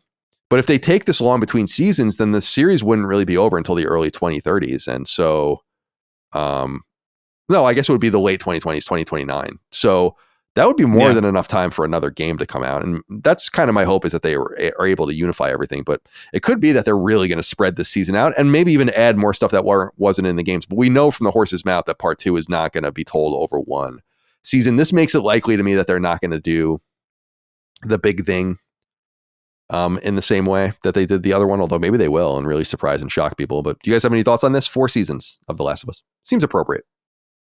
I wonder if they'll Game of Thrones this. Do you think that we see the continuation of The Last of Us in the TV show before the game? I hope not. That would be really sad. Even though Neil is involved, I mean, obviously George Martin was involved in both too, so it's kind of similar. But I hope not. I hope they respect. I hope all the parties involved respect that the story needs to be told in the game first. It's a game. Yeah, I agree. Yeah, that would be disappointing. And then you get into that weird thing that, George R. R. Martin has this weird situation where he got to see people react to plot points that were not written yet. And I would imagine that affects his writing process if he is writing at all, since it's been 10 fucking years or whatever since he's released a new book. I think at least 10 years. So that ain't happening. I could see that being a bad thing if the show continues in some way. Maybe it would be cool, as we've mentioned many times, to see stuff that happens before The Last of Us comes out. That would be nice. Or something That'd like be that. pretty sweet. So that's where I would want to see them expand the story, but not take it further. Okay. Well, April. And again, we'll do a bunch of Sacred Symbols Plus episodes about it. I'm excited to see it. All right. Just two more quick news stories, both about sales. Kingdom Come Deliverance 2 has now surpassed 2 million copies sold. So congratulations to Warhorse and to Embracer. Big hit for them. They need it. And not for so much for Warhorse, but for Embracer itself. 2 million copies sold is pretty extraordinary and really puts into context, I think, the failure of Dragon Age. Just in that it's not that people don't want these kinds of open world choice-based story-driven role-playing games in the Western style, but they just want good ones. And Kingdom Come Deliverance 2, made in Eastern Europe, has no doubt made all of its money and then some back. And so congratulations to them. And I know Mike is really enjoying it. She's playing the shit out of it. So, and then Dynasty Warriors Origins, which came out earlier this year, was probably the first consequential release of the year, of the calendar year, from Omega Force and Koei Tecmo, has surpassed 1 million copies sold. Not so bad for Dynasty Warriors over there. Modest hit for them. So that's it. That's really all we have for the news this week. Very slow news week. As again, most of the news comes from Sacred Symbols Plus, which you can go listen to right now on patreon.com/laststandmedia. So with that, let's get into what we're playing. All right, we'll start here with you, Dustin. Because I'm curious about what you're playing, because I love the game you're playing. But I also am surprised to not see Elden Ring in here. As didn't you play the test? I forgot. I talked about that on Summon Sign extensively, but I should talk about it here too. Yeah. Give us a kind of a top down, For sure. Honestly, that was the end of last weekend. So when I wrote this last night, I wasn't even thinking about that. So, but yeah, let's talk about that first. Elden Ring Night Rain. I played the network test this past weekend and I had a really great time with it. It is super fun, very different from traditional Elden Ring. The way I was describing it is that you think of the satisfaction of playing a From Software game, a Souls game, where you start pretty weak, you figure out what your character is, get new weapons, have that experience of getting really powerful, going back to older areas, being able to dominate, things like that. This entire Souls-like experience, it's usually across, I don't know, somewhere between 50 and 80 hours, usually. Maybe less, maybe more, but you get it. Take that and boil it down to a 25, 30-minute play session. All of it.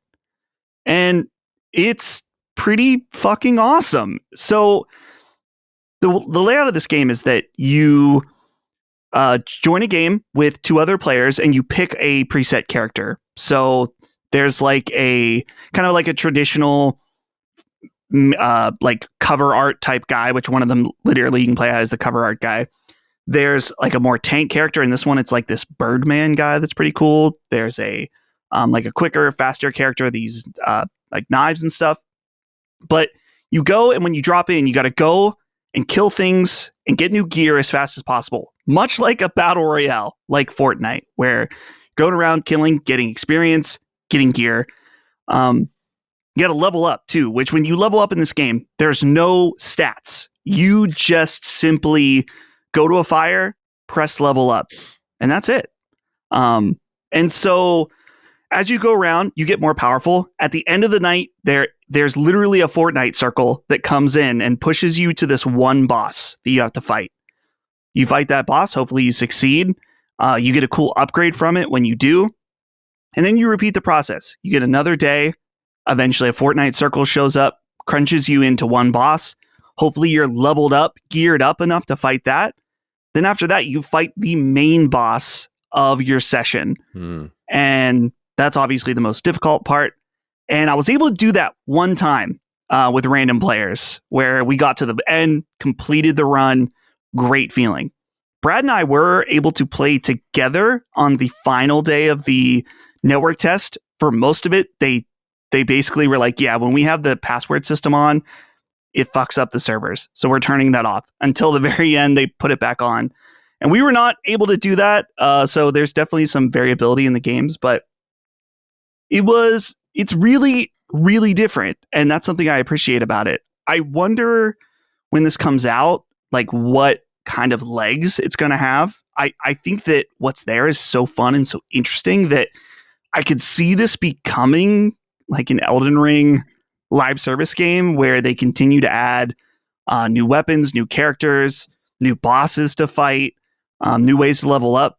I was genuinely really surprised how into this I was. I think if you're the type of Souls player that is really into min-maxing stats, this might not be up your alley. As I said, there's like very little stats in it. Different weapons have different stats that you pick up and things like that, but it's designed like for that streamlined gameplay approach. But at the core of it, it takes the fun of Elden Ring fights or From Software fights and From Software co-op and is able to just distill that into this one thing. And like I said, I absolutely loved it. And obviously during this beta, it's, still a few months away. There were some problems with it as expected. Frame rate was kind of some textures not loading in, but what they have there is really, really fucking cool. So I'm excited for more. I highly recommend going, and I'm sure there's tons of YouTube videos out about people playing this game. I think I can't imagine this game not being a huge, huge success. As long as they can iron out some of these like network things. Interesting. So, very nice. Yeah. I'm happy for you. Yeah. It's exciting. It really, like, it just, I think I said this on a show when they announced it. That's like, you tell someone like, hey, they're making a multiplayer Elden Ring game with a lot of Fortnite elements. It's like, ugh, that sounds terrible. But on paper, it's bad, but in execution, I'm like, whoa.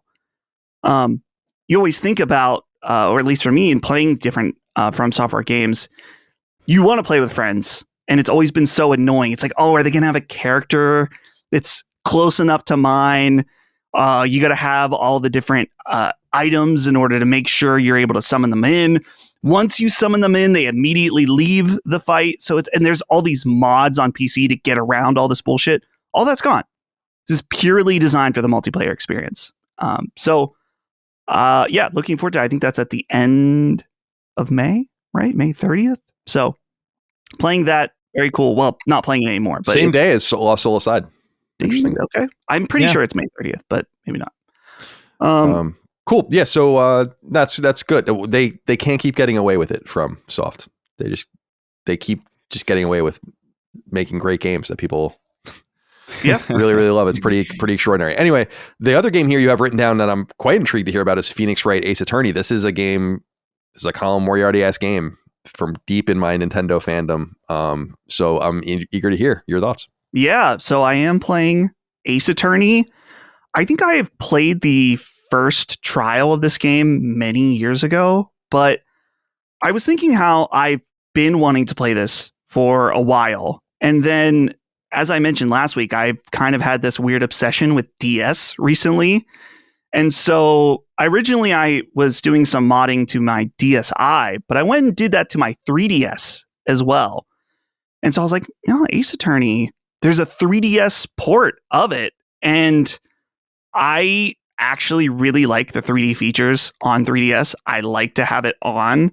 It's like, this might be cool to check out. So I've been playing the 3DS port, which I looked online, and some people don't like this port specifically because it has like missing animation frames, or they prefer the HD version, which I also have that downloaded on PS5, but I was like, I kind of want to play it handheld. It feels right on a DS since that's where it first came out.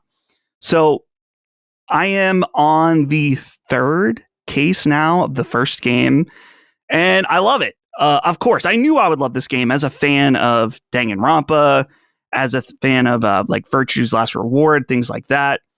And it's just, the thing that strikes me about it is that it does have a lot of puzzle solving, trying to figure out like the different contradictions in people's case, but it's just a really cute game in general. It never takes itself too seriously. No, I love the judge, especially. I love the judge character. Like, he's so funny. Yeah, so I really like that aspect of it. I don't know if the DS version had this, but the 3DS version has this really silly feature where you can hold the Y button and you can say, like, take that into your DS and it will register the command. It might just register literally anything you say. It was like Rock Band back in the day when people would just hum. Right, yeah. I did this a few times, mainly as a performance to Holly, because I thought she would think it's funny. She did, so success there. But hold it. What's the main one? Dude, people are screaming. Yeah, no, I thought hold it. What I can't think of it. Let me see. Phoenix. I'm pretty shot. Phoenix writes sayings. Dude, people are so mad. I can feel it. Why would they be so mad? It's like I'm not seeing anything here. I'm sure someone will say something. I haven't played in many years, but so are you going to continue with the series? What I was always fascinated with Phoenix Wright was it was a Game Boy Advance game, and we never got it in the West. It was an early Game Boy Advance game. It came out in the first year. And when it came out, I don't know if you guys remember this. You were somewhat young, but you might have been aware. Is that like it was a big hit in the United States and in the West. Like when it came to DS, it really, I think, was shocking that it was so fun and so weird and so good. And I always think of that series, which wasn't natively originally made for DS, but also the Layton series from Level 5 as like these really iconic series of DS games. And it's so funny that Phoenix Wright became popular again after it came out only in Japan by virtue of its play on DS, which I know was also, those ports were big in Japan as well, but it's perfect for the DS. The DS is so good. It's such a rock solid. I love, especially the second iteration, like the one that came out in 2006 or whatever. I had the Arctic White one. It was less flimsy. There's DS Lite. DS Lite. Yeah, no, DS Lite. Yeah, DSi was nice too. Both of them really good. I was talking about DSi recently because I was saying, I would think it was with Brad that DSi was the last time I bought a Nintendo piece of hardware, like day and date, with the exception of Switch. I guess I did as well, but that was when I was still kind of like hanging on. And then I was like, this thing kind of sucks. It's not that it sucked. It was just like, why? I didn't need this. There's really not much to this DSi, but I wanted to have it. It was really well made, which was cool. It felt very solid. Yeah. The DSi has like a soft touch plastic where the DS Lite's great, but it's very glossy. So the DSi, really nice. The saying is objection. Objection. That's of course. The one of that course. It's like iconic. In fact, I said that. Well, you did? Yeah. I didn't. We did. I didn't hear you. I'm sorry. It's frustrating on to be fair, it's frustrating on Zencaster sometimes. I don't know if this is a bandwidth thing, but like audio just drops out if you talk over someone else. So unintentionally, I miss things all the time. Like people will hear it at home because it's on the recording. Yeah, I think I said objection, and you were like, and somebody was like, no. But like, I don't think you heard me. I think it was a no to something else. And I was like, no, objection is exactly what it is. Yeah. I loved writing. I think I talked about it recently on the show. Is I loved writing the strategy guides for the Phoenix Wright games too, because they were just flow charts. So it wasn't a lot of writing. It was just like, do this, go here, search this, talk to this person. And then when you're in the court, like present this, challenge this. It's fun. It's not quite as, I love that you brought up Danganronpa too, because it's not quite as high stakes as Danganronpa. And I don't mean like thematically. I just mean that the gameplay in Danganronpa is actually pretty tough. Right. It's easy to fuck up, the clash trials and shit like that. But in Phoenix Wright, it's a little more forgiving. Yeah. There's definitely this weird plot of this is, I don't know, Phoenix Wright spoilers. Can I say a little bit? It doesn't matter, dude. Okay. So in the very first trial, his chief is this like sexy lady with, basically tits out, not fully, of course. She ends up dying like shortly after, and you interact with her sister. And in the second case, you find out that her sister, they're like spirit mediums. And so she possesses her sister's body from the dead. And then when she's possessed her sister's then like she changes her outfit, then has tits out as like an indicator. Oh, this is her. Like, I kind of got the vibe the sister was like 15. Mm-hmm. I was like, Holly, what's going on here? She's like, oh, it's probably just, Japan. Right. Like, Right. That's it. It's just Japan stuff. It's the best explanation I've ever heard. It's probably just, Japan. Yeah. That's like a Norm McDonald delivery is. Yeah. Cool, man. I love the character of Phoenix Wright. I have I think he's back there somewhere, a little Phoenix Wright statue with him pointing, saying objection. So I don't know why I didn't remember that. And you brought it up, but there is that awesome compilation that came out in 2019 that Capcom released of the original games on PS4, which is cool. So if you want to play them in a more accessible way, you can even play them on your Portal and kind of have the handheld experience. Although I still say DS is the place to go. They also didn't the Phoenix. This was a little after I was really into Nintendo, playing a lot of that stuff, and wasn't splitting time anymore between PlayStation and Nintendo. But they came to Wii, I think. Right? I'm not sure about that. I do know. I meant to say this earlier. Colin, you love Professor Layton. Yeah, there is a crossover game with Phoenix Wright. Yeah, there is. That sounds really cool. There's like a wealth of Phoenix. Well, not Phoenix Wright necessarily, but Ace Attorney games. With one of them follows, I think, Edgeworth. Edgeworth, yeah. Shout out to Edgeworth. Of course. Miles Edgeworth. Yeah. There are a lot of them. They released another one there are a bunch of them I haven't played, or not a bunch of them. I probably haven't played half of them. Layton is frustrating to me because Level 5 publishes or produces that. Capcom extracted Phoenix Wright. I mean, it always had published it anyway, so it could put it wherever it wanted, but it would be cool for those to come more universally to other things, but I don't think that's going to happen. Yeah. Okay. So Ace Attorney was on WiiWare. Yeah. Right. So right. I wonder, I don't know anything about those releases, but I don't know why I'm anyway. All right. So that's Dustin. Chris, let's go over to you. You're playing a couple interesting things here. Avowed and Kingdom Come Deliverance 2. Eager to hear your thoughts. Yeah. So I'll start with, I guess, Kingdom Come Deliverance. So I put about, if I'm not mistaken, about 15 hours into this so far. And I think my read on it is that I like it, but not right now. Like I can kind of feel that like this is a very all or nothing kind of experience where like you've really got to dedicate yourself to this thing because it's kind of built on the commitment to tedium, which depending on like what headspace you're in, it just might be the complete opposite vibe of what you're looking for, you know? So I'll say this, it's gorgeous. It's a gorgeous looking game. Like I'm constantly like staring at it and like there's constant moments where I'm like in a field and I'm like, this looks amazing. Like this looks like genuinely great in motion. I think the sense of humor and the writing is really great. I think there's like a cheeky kind of, there's a tone to it that it feels almost like a borderline joke. Even though it's like kind of dire and somewhat like, you know, it's in like a really depressing place and like a really depressing period in time. But like there's a levity to it that almost feels like, I don't want to say Naked Gun, but like, and it's not always there, but like the fact that it's there at all. Like I haven't seen this in the game personally, but I saw a clip recently of the main character being accosted by a guard. And he said, if you don't quit what you're doing, I'm gonna knock you to Kingdom Come Deliverance. You know what I mean? Like it's just like, but it comes out of nowhere. It's really sparse.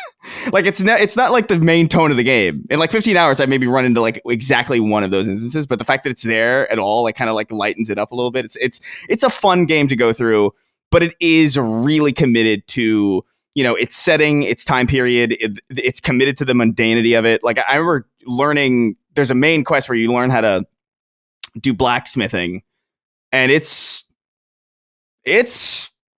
not a shortcut at all. Like, you really are hammering this blade for 7 to 10 minutes and like putting it in the fucking thing and tempering it, and it's very in depth and it's very immersive in that way, and it is really, really immersive to the point where combat in the beginning is horrible because you suck. And I remember I asked this on Discord and Blue Sky. I was like, yo, is this supposed to suck? is like the combat supposed to suck? And a lot of people were like, yes. And it's interesting because I can tell, like, yeah, I understand what it's doing, because you're going to get better as it goes on, and it's going to get easier as it goes on. But as I'm playing it in the headspace that I'm in right now, I'm like, bro, I could learn how to sword fight in real life quicker than my character is. Like, actually, like, I'm convinced of that. So, like, I don't know if I'm in the right headspace for it. I do like it. I like the vibe of it quite a bit. I like the story. I dig the characters. I think the voice acting and the conversations are like really, really genuine. It's very well written in the sense that, like, it's not all platitudes, and it's not like, it's very, again, like, mundane, but the mundanity makes it feel real. I think the beginning is very, very clever in how it allows you to kind of fill in the story and fill in your stats early on, like very, very in the beginning.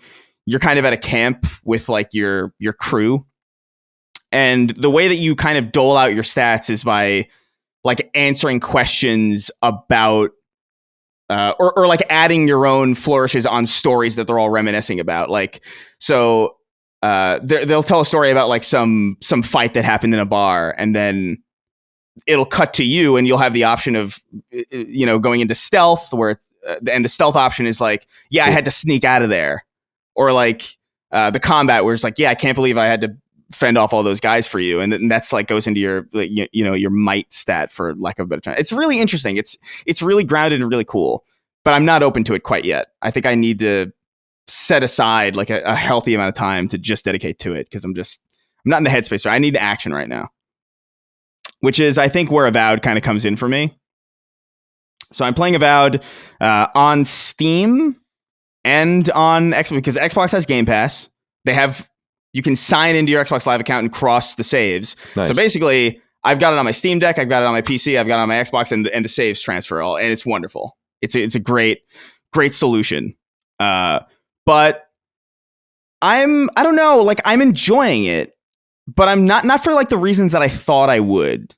So Obsidian is obviously, a very important studio in Xbox's family. They're obviously going to be and a very important studio on PlayStation in the coming years as well. Obviously, I think it's weird. I feel like Avowed is really fun to play from a combat perspective, which is not what I anticipated. Like, I anticipated something more like the Outer Worlds, where I'm kind of drawn in by the world and the characters, and I'm kind of more incentivized to kind of talk my way out of things. But in Avowed, the combat is so satisfying.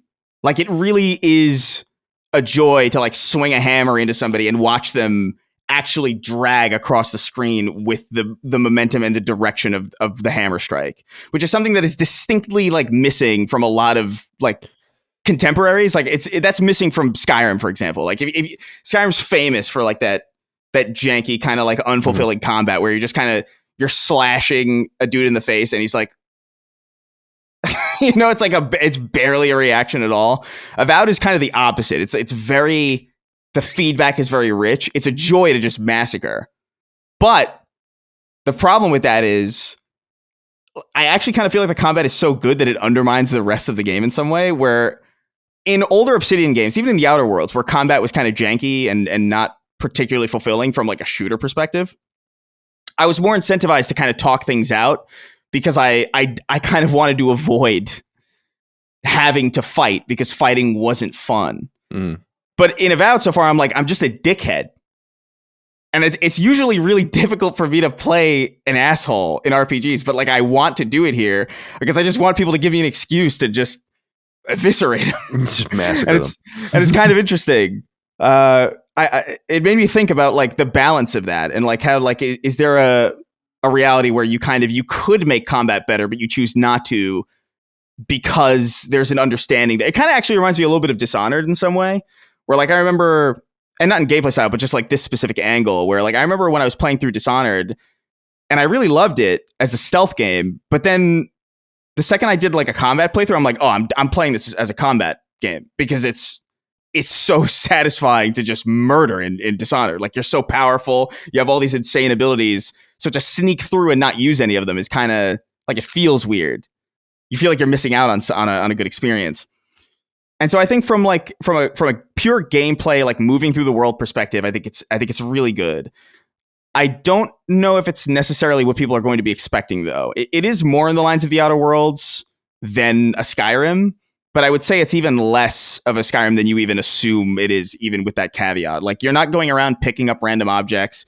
You're not going to the end of a mysterious cave and opening a chest and finding like this new, like amazing weapon that does this weird thing.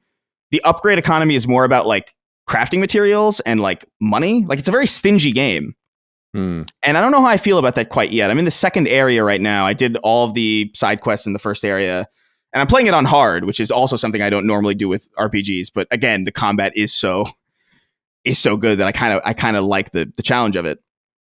But I don't know. Like the story's kind of whatever. It's not grabbing me necessarily, but it's not a bad thing. Like I've seen complaints about it, like it doesn't go on any like surprising twists, and I'm kind of okay with that.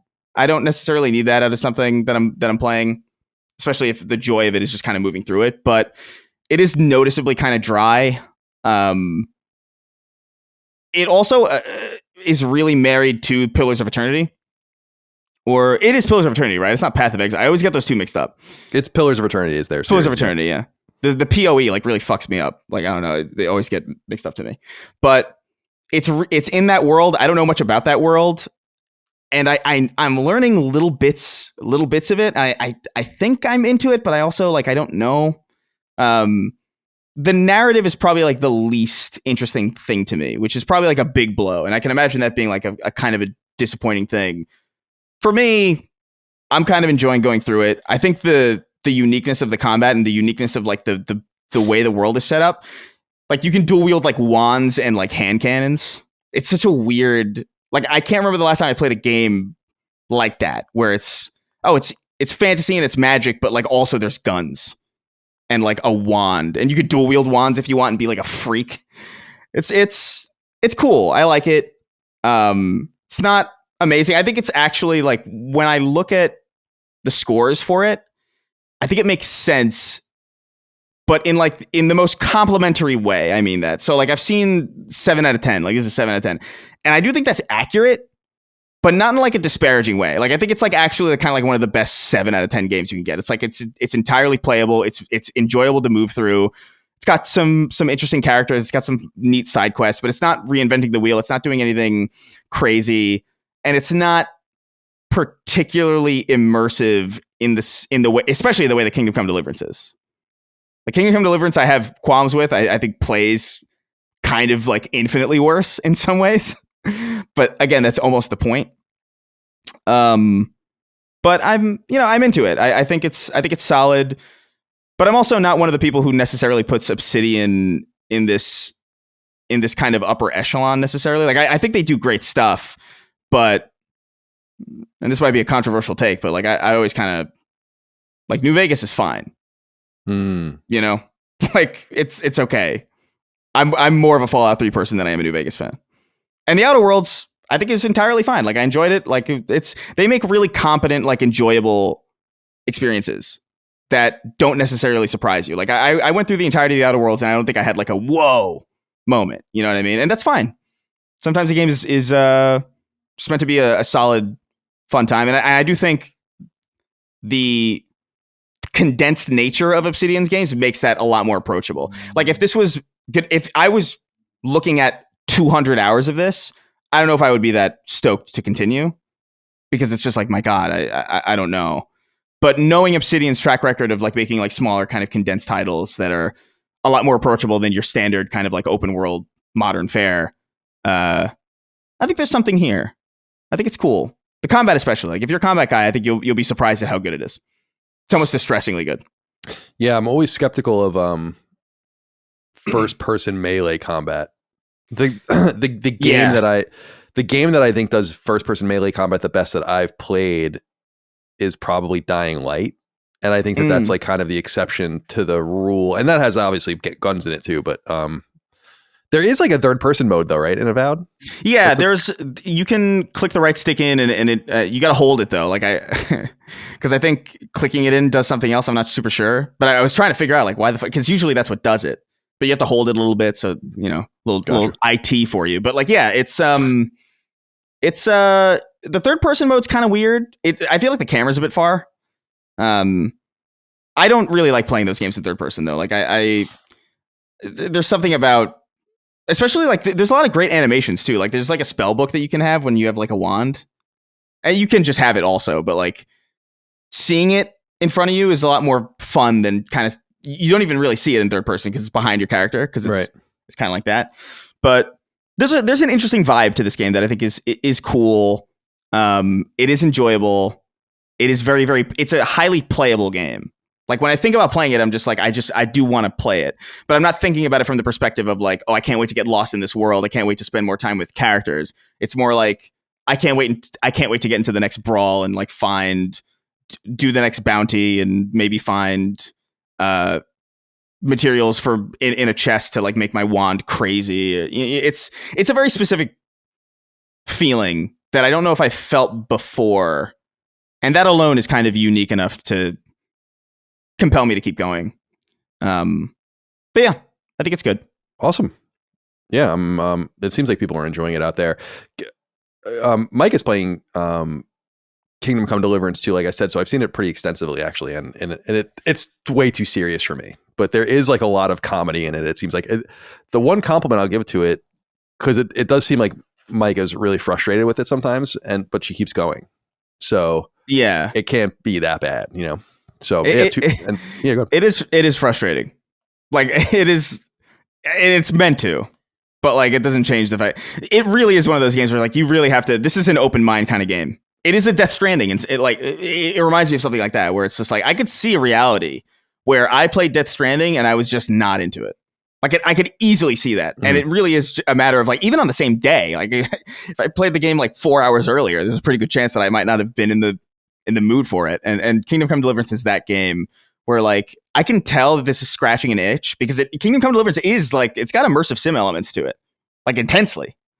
But I'm not used to playing immersive sims in like a sprawling, it's usually like a confined, like a facility or like a ship, or, you know, there's usually like, there's direction in some way. And so to have an immersive sim style game with like no, like, oh, I need a horse to get around, but like, where the fuck do I get a horse? It doesn't tell you. It's very, and you would assume like, oh, the stable, but like, I can't find the guy to talk to at the stable because he's probably like home cooking. You know, it's crazy.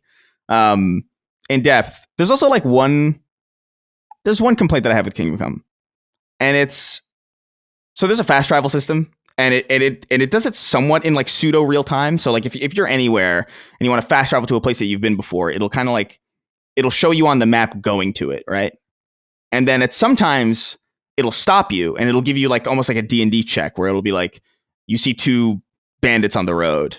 They haven't noticed you yet. What do you do? And you can, I think you can press circle to like roll the dice and like see if you can avoid them. Or you can like jump in and take control of your character there. In my experience, every time I have pressed circle to avoid them, it's never worked. My stats are like too low, and and then they just teleport me right in front of the people, and then they just eviscerate me in 2 seconds, because I have no talent in this game yet. I'm still like trying to find my bearings and figure out what to do. But there's such an oversight to it where, oh, okay, I'll just take control of my character there, go around them, and fast travel again. And then I'll just miss. So it kind of feels like there are like little elements like that aren't, like, they feel kind of pointless in some way, where I'm just like, I don't know why this is even here if I can just easily work my way around this. But like, I think that's kind of the risk you make when you're making a game with a lot of intertwined systems. And sure, I don't fault them for it necessarily, but I'm excited to get to it once I'm done with Avowed and give it the proper time, because I do think it deserves it. There's a level of quality here that I think is worth admiring and kind of seeing through, in at least in some sense. Cool, man. Couple of good games for people to consider. I can go somewhat quick here through mine, but I beat Mafia 3 Definitive Edition right after the show aired last week.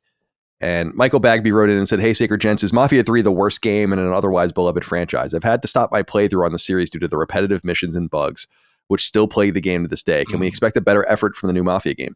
Yeah, it definitely is the worst of the three, I think. It's got a really cool story. I like the character. I think it's got good performances. And I think if Mafia 1 wasn't remade, that would probably be the worst one, just based on it. It's a 2002 game, so it would just not be very good. But yeah, it is surprisingly repetitive, and it is surprisingly buggy. There are a lot of weird bugs where I have to, like, every time I would take over a racket, it would show me the racket and then put me back, but I'd be in first person mode and I couldn't move. And so every time I got a racket, every time I'd have to reload the last checkpoint, and it would just kick it back to where it was supposed to be. So little things like that are frustrating, but I think that the major thing the game suffers from is it's just too bloated, and it really is. Mike and I were discussing it as I was playing it. It was like, it's a product of its time. It came out in 2016.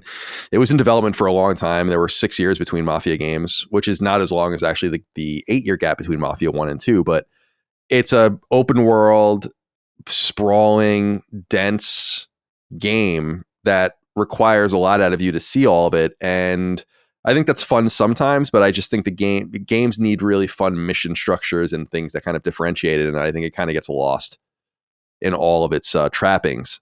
So I did everything in it. I kept all my dudes alive and I did all the side quests and everything, but I set it up so that to platinum it, you just need to make different decisions in a second playthrough, and maybe I'll do that in the future, but I doubt it. So it's set up for that, but I kind of just walked away from it after beating it. I recommend it because I don't think it's bad by any stretch of imagination. It's good. And there's some really good shit in there. I especially like how the game is structured through the eyes of like these testimonies out in Washington, DC, from like a detective and the CIA agent and a priest and all these things. It's pretty cool. And Mafia always does structure its story really interesting like that. It's much more like 1 in that regard than 2. But it's kind of squandered. The one thing that I will say, and I won't get into the ending, is did you either of you beat Mafia 3 or are familiar with the ending of Mafia 3? It's kind of crazy. Like what it's about is, I was like, what? Like, it was never spoiled for me, but it's really strange. I'll say that it intersects with a major American conspiracy.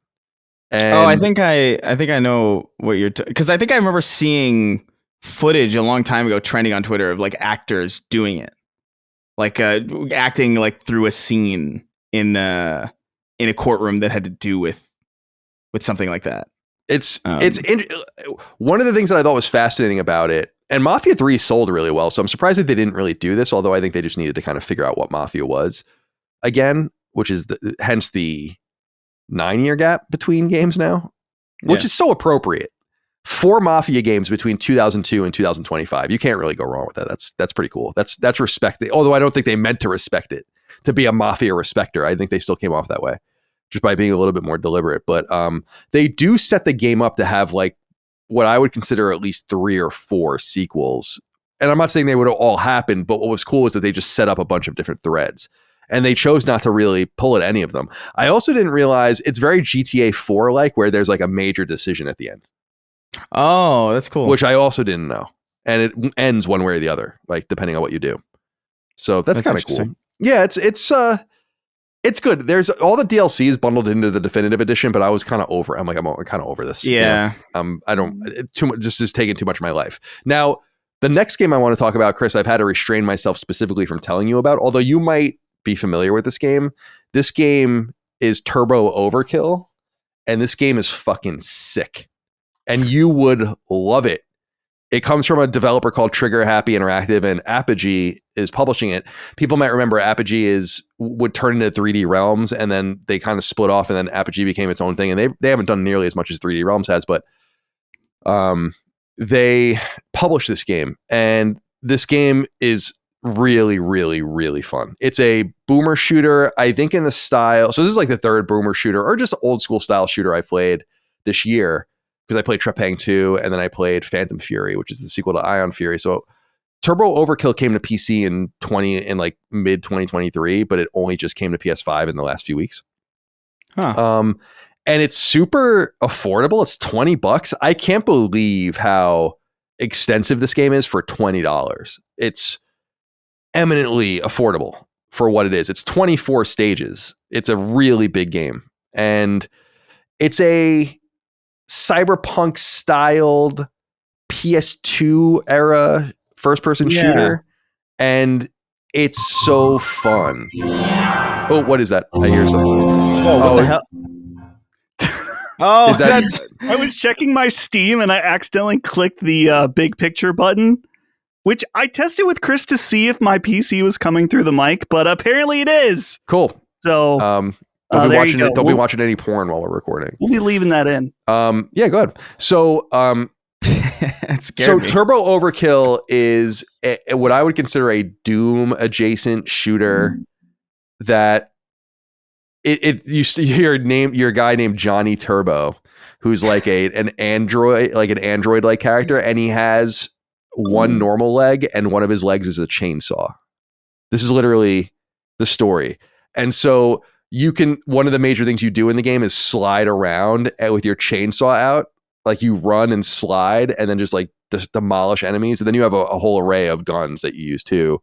And you upgrade the guns, and there's like augments for Johnny to give him different skills or whatever. And you're basically going up against like a rogue AI. So not unlike a System Shock or whatever. The story is surprisingly funny and good. The voice acting is pretty fun. And the setting's really cool. Like there's moments of true beauty in this game, even though it is so lo-fi by modernity. I just really appreciate a lot of the graphical solutions. There's a really cool scene, it much like a lot of cyberpunk or whatever, it's very dark, it's nighttime, but there's all these neon lights everywhere, and there's like a distant tower with these spotlights coming off of it, and the spotlights are so lo-fi, but it reads like so beautifully in the sky.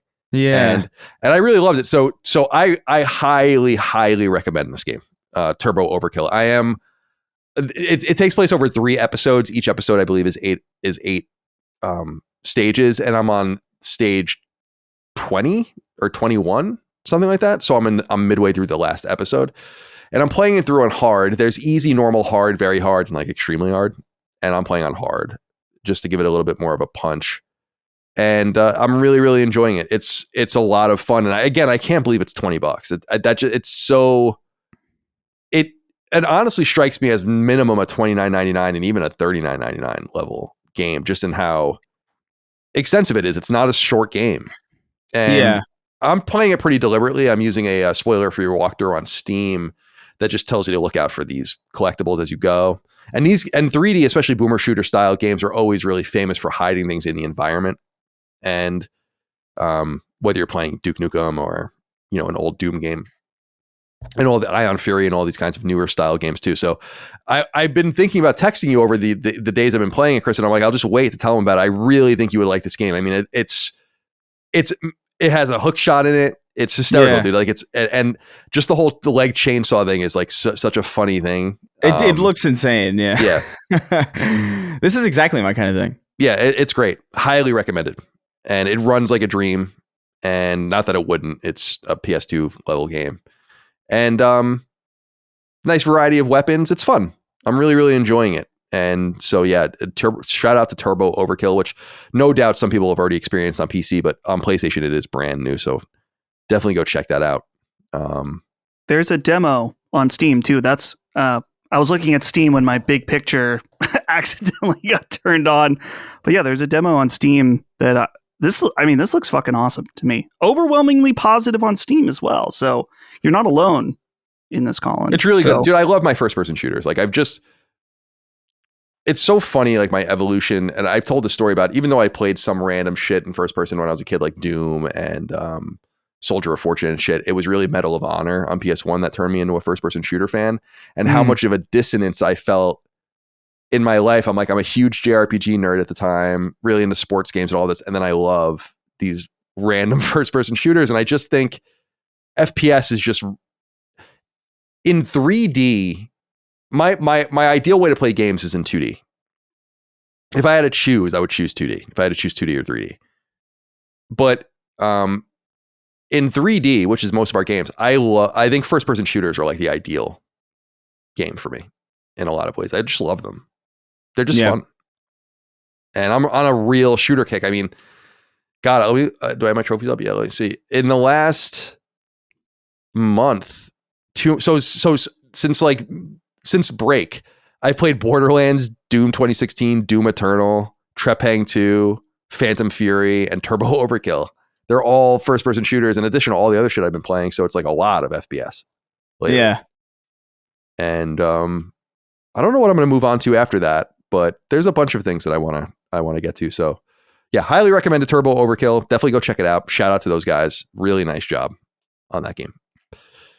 All right. Like I said, there is no news this week of any consequence other than what we've already discussed. So let's finish strong and get into listener inquiries. 6 questions, comments, concerns, thoughts, and ideas from the audience over on Patreon, patreon.com/laststandmedia. As you know, one of your perks over there is to submit inquiries to this show and all the other shows. Keep an eye on the news feed for threads for the individual shows. You respond to those threads.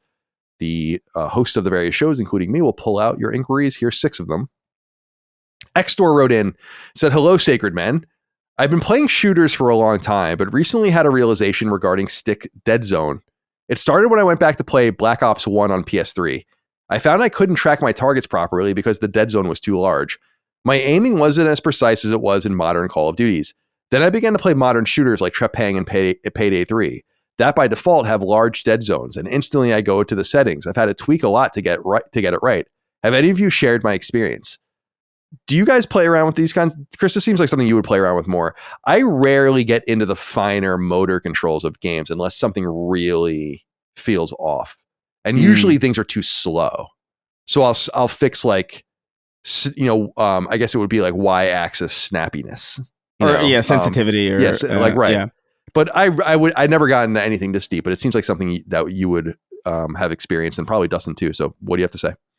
Yeah, no, I definitely, it's been a while since I played old games, so I kind of forgot like how those are set up. But ever since games have opened up the door to letting you really customize this stuff, I've been all over it. Yeah, I customize dead zones. I have literally a screenshot of my Halo Infinite controller settings just so I can like mimic them. Okay, because there's this thing that happens where like it across Xbox and Steam, like sometimes it'll get a lot of your settings, but sometimes it won't, you know? So like, I've noticed this where I'll play on PC with a controller and I'm like, something's wrong.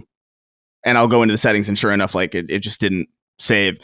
But yeah, I go into dead zone. I go into sensitivity, aim down sight sensitivity. Like there's a difference between those two things. Button mapping. I do all sorts of shit with with the FPS settings now that they allow you to do it. But it's really only games that I care about. Like I'm not going into like I'm not doing that shit with Avowed, really. You know what I mean? I'm sure you could, but on some level, like tweak certain things. But like I don't know if I care. And like for other shooters, like Call of Duty, I don't care enough about. So like I'll go into like sensitivity maybe, and that's it. I don't really fuck with the dead zones in modern Call of Duty. But if it's like a game like Destiny or like a game like Halo, where like it's just like, all right, I have a point of pride of how good I am at these. I want to have like the best possible setup, and I will go in, but it's a rare occurrence. Yeah. What do you think, Dustin? Oh, I'm sorry. Honestly, I don't know a lot. I mean, I understand the concept of what a dead zone is. I have gotten to the point where I don't play any first-person shooter games on consoles. I've switched to PC or mouse and keyboard, and when I've tried to go back, I just can't anymore. I'm so terrible at playing these games on a controller. So I know that the DualSense Edge has a lot of built-in features to really dial this in, and this is probably helpful if the game doesn't have settings related to dead zones that you can dial it in on the controller itself.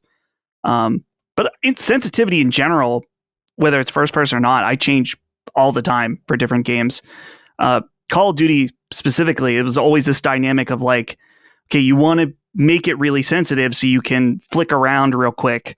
But at the same time, when you're ADS, maybe you want that sensitivity much lower for more precision control. It's a hard balance and hard to get right. But like Chris was saying with his Halo settings, like you kind of figure out what works for you. So, but yeah, I'm curious if people that really care about this, if the DualSense Edge is something that is like an essential thing to dial that in. Well, Exeter, thank you for writing in with your inquiries. Payday 3. I thought that game wasn't doing very well, but I don't think it is. I think it was actually, wasn't it? It might have been on PS Plus recently, right? So you might be playing it. I think so. Yeah. One thing I do want to shout out though, like there's a few games that do it, not a lot. I know Infinite and I know Halo Infinite does it, and I wish more games did it. Where it's just like you can in that game you can tweak like how the weapon model displays, so you can like move it kind of like off to the right or like kind of down or like even like kind of like skew it. I love that shit. And I understand it's a really specific thing that like probably doesn't warrant the extra dev time, but like, I love that. I think one of the Dooms had it too, like not to that degree, but like you could choose to have the gun in the center again. Like in the center of the screen. Yeah, like right. And it's just like, I love that level of granularity. Like Chris is like, ooh. Yeah, it's cool. It's good. Customization's good. It's like cooking. It's like, ooh, let me find the right spices. Salt and pepper to taste, as it were. Sean Mason wrote in. It said, "Greetings, Sacred Crew.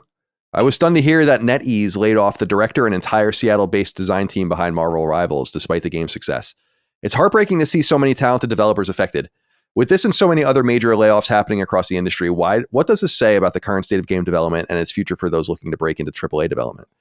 I don't think it bodes very well, but I think that there's definitely more context to this. As I understand, and I don't know, Dustin, if you looked in more into it or whatever, but none of us were playing this game. I think you tried it, right, Chris?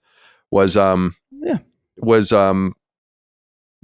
Seattle-based design team is like 7 people. I'm not saying that it's inconsequential. It's 7 lives, and that sucks. But it's when I first saw that story circulating, I was like, what? They like laid off their development team, but they really didn't. These people were working on the game, but the game is made in China. The development team of the game is in China, and it all goes through them. And obviously they had some Western help. And I think that they probably looked at it, unfortunately. I mean, the timing's unfortunate because I'm pretty sure that NetEase announced that the game has 40 million players. So, but you don't want to waste money for no reason. And I'm sure that they want to centralize things. It makes sense to me to want to do that. So it's unfortunate, but I don't know that we can read too much into this specific instance because these are not the guys who made the game. They certainly worked on it and contributed to it, but it's important to differentiate that. But I think generally speaking, what it speaks to, Sean, in my opinion, is the unsustainability of Western game development costs. And Seattle, it's like, this is like peak Pacific Northwest game development costs. It's what we were talking about with Firewalk and what you can assume about places like Sucker Punch and Bungie and all the rest. It's just really, it is probably the most expensive place, the West Coast of the United States, to make video games. And I fear that this is going to happen more and more if, to bigger studios, should they not deliver, because the reality is that a game like Marvel Rivals being made in China is a fraction of the cost. And that sucks, and that's unfortunate, and that's unfair, and that's a product of free trade and the pliability of these non-tchotchke items that you're not manufacturing. So you can't, like, you can embargo it, I guess, technically, or put tariffs on it and stuff, but you just wouldn't really do that. It's just it's what we were saying earlier about Kingdom Come Deliverance being made in Czech Republic, where it's like, it's really cheap to make. Frankly, it's just really cheap to make games there, and selling 2 million copies is going to make you wildly successful, even if you have a studio of a couple hundred people. So this is like the rubber hitting the road in some sense. And I don't think it's going to be over here. I think you have to be really safe in investing, especially in the West Coast of the United States. And that's my kind of read of it. I don't know. Did you guys see the story about Marvel Rivals? Dustin, what are your thoughts? Yeah, I'm looking now, and it's weird. I'm seeing not conflicting reporting, but people saying different things, that this team in Seattle had the game's director, which then someone else was like, it's not the director. NetEase officially said that we want to reassure our fan base that the core development team for Marvel Rivals continues by lead producer Wikong Wu and game creative director. Okay, so yeah, so the lead producer and the creative director are in China, along with most of the team making the game. But then the game's overall director, it sounds like there's redundancies potentially. I don't know. I don't know how this game was developed, who was doing what, but it is weird when you have a game this successful that I'm sure is raking in money. People saw the asses on some of these skins in this game and immediately pulled out their credit card. So I'm wondering if this is a redundancy thing and not a thing more out of money. It's hard to say. Yeah. Any thoughts you want to share about this, Chris? You did play this, right? Yeah. I mean, I still jump on every now and again. I think I've put like 50 hours into it across. Oh, wow. I think, which in multiplayer is not really that much, but yeah, I think I put 10 hours on PlayStation and then 40 on Steam. But I think, I don't know. I think it doesn't bode well for just the overall morale of the industry, because it's just like, why the fuck would you even jump into this industry at all? Like, it really, I have like a tinfoil hat thing where it's like, I don't know if I necessarily believe this. I don't think it's true, but like it kind of strikes me as like a fun headcanon to entertain, where like I always feel like there's a concerted effort to make game development as demoralizing as possible to stifle new talent so that they have to rely on AI in the future. And there's like, oh, well, there's no other option because there's nobody coming in, because nobody wants to, because it's so fickle and so dangerous. Yeah. I don't think that's literally true, but anything's possible, I guess. But like it's unfortunate. I wish them the best. It is unfortunate that a game that successful can still suffer any layoffs at all. But yeah, I'm sure the reasons that you guys were talking about were the prime reason. I guess my curiosity is like, what are 7 people even doing in Seattle on the game in the first place to be high? You know what I mean? Like, why even hire them in the first? Like, what could they possibly have been doing? Yeah, if it was a design team, I guess. And my assumption about this is maybe it's just easier for Marvel to liaise with Western developers that might have better touchstones with the characters, and they're kind of implementing a lot of that stuff. And it could be that though there'll be expansions and DLC and new characters, that maybe a lot of their work is just done. Now it's about maintaining the game. That was my assumption when I read that. It was like, yeah, maybe you just want to have a Western touchstone. It would be a little weird, although maybe perhaps not unprecedented, to have a Marvel product with no American or Western input on it at all is strange. But maybe that's what you have now. So, I don't know. The game does look pretty cool, though. I mean, it's not my kind of game, but it doesn't look bad. All this stuff kind of, I don't get it personally, but teach their own. And it shows the ebb and flow of Marvel, even in the moment. People seem so up and down and up and down and up and down on all of their shit. And this is one of those massive ups. I'm sure they are making a lot of money on who's got the nicest butt in that game. That's a great question, Chris. Storm? Is Storm in it? Storm sounds familiar. I remember the day they dropped skins and the memes were Psylocke. Oh, Psylocke. Yeah, that's natural. Yeah, naturally. Easily. Yeah. I love that character. She's a great character. I love katanas. So yeah. You said naturally. I thought you were gonna say the ass was natural. It's natural. Well, I'm sure probably. It is. Yeah. Not like a dragon, normal civilian in Illinois wrote in and said, "Hey, gents. With the release of Pirate Yakuza, Ryuga Gotoku has now released 7 games in the Like a Dragon Judgment series in just 5 years. Remarkably, it has not caused a hit to critical reception, with the average Metacritic across those games being 82, 78 being the worst and 89 being the best. Should other studios start adapting this model of smaller scale iterative design at a time when seemingly one failed project can shutter an entire studio? Has PlayStation inadvertently cornered themselves out of this market by selling themselves as a premium product that needs to be bigger and better with each iteration?" I'll hang up and listen. Well, for the latter thing, in my opinion, I don't think Sony's done anything to themselves, because with games like this, they're just beneficiaries of it existing and selling mostly on PlayStation. So I think that they're fine, although I understand the point you're trying to make. I think Yakuza, like the Like a Dragon stuff, is unique in that I think it's not a one-off series, but it's a rare series that can be hit this much and remain relevant and people not get tired of it. But I do believe that they are going to suffer if they keep this up. And I've noticed it just from the outside, because I truly don't think any series or anyone is immune, and anyone who thinks that anything's immune to this stuff is crazy. We were just talking about Marvel and Marvel exhaustion. You'd better believe that there would be a Like a Dragon exhaustion. if you push it too far. But I think Sega's in a position right now where they're pushing hard. It's relevant. It's fresh. People are into it. It's revived. It's been released on all these other platforms because it was locked to PlayStation for a long time.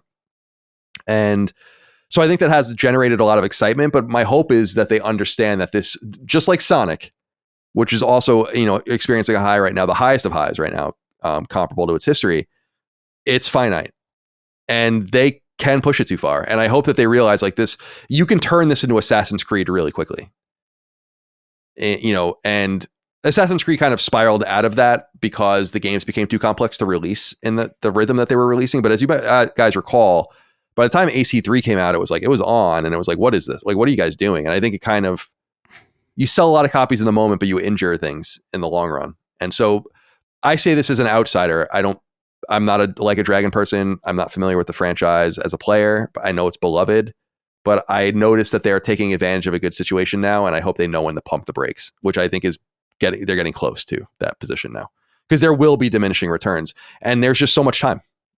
You're just going to start hurting yourself. So I don't know if you agree, Dustin. Let's go to you first. But yeah, I think I agree with that, especially with how long these games are, and I think it was smart for them to diversify, and that these aren't just continually, I mean, a lot of them are just numbered sequels, but Judgment is a spin-off. This pirate game is a spin-off, more directly though, a spin-off. So it's definitely, you don't want to overdo it. And yeah, 7 games in 5 years is insane. So there's definitely going to be a breaking point at some point. Well, yeah, if there are 14 games in 10 years, that's kind of crazy, in my opinion. Yeah. So yeah, you got to pump it. I think the studio that has really hit a good stride with doing this type of development is The Glazing Begins Now, again, From Software, of course, where they had Elden Ring, and then the following year they had Armored Core. Then they followed up with an amazing Elden Ring DLC that was able to expand on the original game. And now they're using those assets again and making a spin-off Elden Ring game that's multiplayer focused. And they kind of done this throughout the years where their games are kind of built on the same core, maybe not the core engine, but the same mechanics. They just change them in ways that make new games. Thinking about like Sekiro specifically, it's like, yeah, there's a lot of Souls elements in there, but it's probably the most different of those types of games outside of Armored Core, of course. But they've been able to take their formula and evolve it, reuse things in smart ways in order to keep a release cadence that is, for how high quality, or even just sales, Metacritic reception, is insane for how quickly they're pumping out new games that are all excellent. So there's nothing wrong, in my opinion, with reusing things and making them new again. But of course, there's a flip side to that coin where eventually, Like a Dragon, Yakuza, whatever, I think will experience burnout. What do you think, Chris? I don't know. I think I look at games that come out I think about Pokemon a lot in adjacent to this, where it's just like Pokemon comes out all the time, and it's only recently, I feel like in the last like couple of years, has it really been like, have people been like, this is unacceptable. And so I feel like as long as there's something quality there, I don't know if they have much to worry about, really. I do think that time can come. It's ridiculous to say that would never happen to Yakuza, but I do think they've built themselves an interesting silo where the people who really love it. And I've just noticed there are even Pokemon games that I think genuinely suck that people really love. You know what I mean? It was only until like the most recent where it was like running at 10 frames a second and it looked like it came out on the fucking N64 that people actually had a problem with it. And even then it still sold fucking absurdly well. So I feel like they would have to really fumble it to mess up, because I think people are bought into what Yakuza is. And I think, like, how long has it been going on how long has Yakuza been going on in the context of its modern cadence and application? Like how old is like Yakuza Like a Dragon was probably like in my mind, like the first thing that I remember. Yeah. I'm trying to. Yeah, that was 2020. But I'm trying to. Yeah, and I would say that seems when it started. Like when they started to. It was when they decided to rename Yakuza. I think is when. Yeah. Rebranded is when I think it became more modern because the series began. I think we got it in the West in 2006. The first one. Yeah. So it's been going for a long time. But and there are a lot of Yakuza games, but it just there's no doubt that they've ratcheted it up in a major way. Yeah, I think they got to play it safe, or they got to be really careful about what they do. They can't launch like a cyberpunk level disaster, you know what I mean? But I think they've got quite a few years of, golden boy energy left in them. Sure. All right. Well, we'll see. I'm happy for their success, and I continue to be happy for Sega's in an absolute like dominant position comparable to their previous software experience. They obviously, I think, were in a really great position early to mid 90s as well, but it was different, and that was based on a lot of hardware and all the rest. So it's cool to see their resonance not only with the Yakuza and not only with Sonic, but I think some of the stuff they're going to end up bringing back, I think, is going to be highly relevant. And whether it's Crazy Taxi or whatever, I think it'll be really cool. So we'll see. All right. G-Man wrote in and said, hello, Colin and crew. How come nobody is concerned about Microsoft leaving the console business? Don't we want strong, healthy competition in the console market? We've seen how arrogant Sony was during the launch of the PS3 when they thought they were untouchable. Can PlayStation still be a great, healthy platform without a direct competitor, or will Sony revert back to their old, arrogant 2006 PS3 days, resulting in a worse ecosystem? Thanks, and keep up the amazing work. I wanted to bring this up, guys, because though I think it's true, and I think Sony would be the first to admit that they just went off the deep end because of the PS2 success, that I still think it's somewhat overstated. PlayStation 3 had competition and got bodied by its competition for years. And PlayStation 2 doesn't seem like it has competition because of the incredible sales trajectory of it. But you have to remember that PS2 was manufactured for a long time, I think until 2014, and sold for a really long time. In its pocket of true relevance, it probably sold about 100 million. Many of those consoles were sold as DVD players and kind of these secondary or tertiary entertainment machines. And obviously PS2 was a highly culturally relevant product. But remember, the best-selling PS2 game sold 20 million copies. And I think there's only maybe 10 games that have sold over 10 million copies on PS2. Yeah. Now, that sounds incredible. And it's like, well, that's a lot of games. And it is a lot of games. What I'm saying is that it was a dominant machine. It was the mandatory default machine during that generation, no doubt. And I say that as a huge GameCube guy, but of course I had PS2 from launch and I loved it. But the competition always existed. It's not incumbent on all competitors to seek out and lean into the competition. If they've beaten the competition, it's up to more competition to enter the market. So I don't think anyone's, I'm not going to, I won't speak for anyone, but I'm not excited that Microsoft's leaving the console business by any stretch of the imagination. I just don't think they're much of a competition, whether they're on the market or not. And it's up to someone else to step into the void if they choose to. I just maybe think the age of console gaming is ebbing, and the only new competitor you're going to get in the space probably is Valve, I would imagine. So it just kind of is what it is. It's almost like the last man standing. So I just don't want us to overstate this idea that just because a competitor is kind of vanquished means that it's necessarily bad for the other company. It's like it's up to other companies to compete. And if Xbox just hangs around, which they probably will with their hardware, is it making Sony better? It doesn't even really seem to matter. What do you think about this, Dustin? Yeah, I understand the sentiment. Like, I think about like the PS3 and how expensive it was and things like that. And I would be, I don't know. It's hard to compare. Be like, well, what if Sony reverts back to this arrogant Sony? And I'm like, it's already kind of been here for a while. And also, it's just hard to compare because Sony's and PlayStation are just so incredibly different now than they were before. So I think it would be healthy overall if there was a strong competitor for PlayStation. I don't think Xbox has been that for 10 years now, maybe more. So I think that's what's gotten us to Sony being the way it is now. So, and not that Sony I think is horrible, but I can understand the feeling of like the feeling of like a lack of fight at least in terms of first party and things like that. So I'd love to see another competitor jump into the ring. I would love for it to be Valve. That would be very interesting. I think it will happen that Valve will release some kind of home console. Whether the big question is how niche it's going to be and what kind of mainstream appeal something like that has. I think that is unlikely at first. 10 years from now, maybe not, depending on how they play their cards. Yeah, well said. Chris, anything you want to add? I mean, I don't think I have anything specifically new to. I won't belabor the point, but I do feel like, yeah, I mean, Xbox, I just don't think has been relevant competition anyway for a while.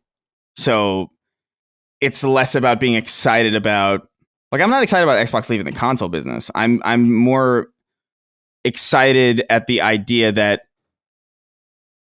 PlayStation players will be able to play these games, I guess, because they're out of the console business anyway. You know, it's more like looking at the bright side of a kind of like a negative situation. I think it sucks that Xbox couldn't get their stuff together and they couldn't be more of a threat, and they couldn't be more of like a competitive entity. I think that sucks. But it, you know, like it's like you said, it just kind of is what it is. And the excitement, I don't want the excitement to be conflated of like, oh, they're finally gone. It's more so like, well, this is a bad situation, but at least, it'll be really exciting to see Halo on a Switch or Halo on a PlayStation, you know. That's where the excitement for me comes in. Yeah, and I also think there's a thing on the market where, like in capitalistic markets, where things ultimately, I think, pan out. There's not like endless competition between two sides.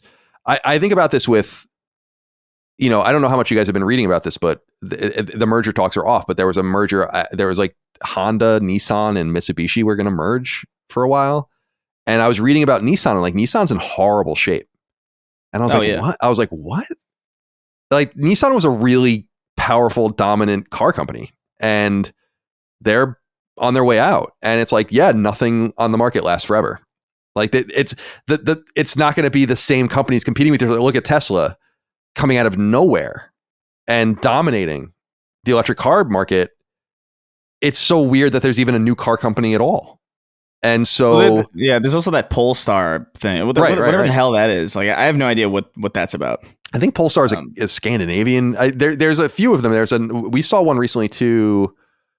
I can't think of the name of it. Like a new car company as well. Like a bunch of these startups, and that's the point. It's creative destruction. It's like old things are eliminated by new things, and things hang around like Coca-Cola, but it's like.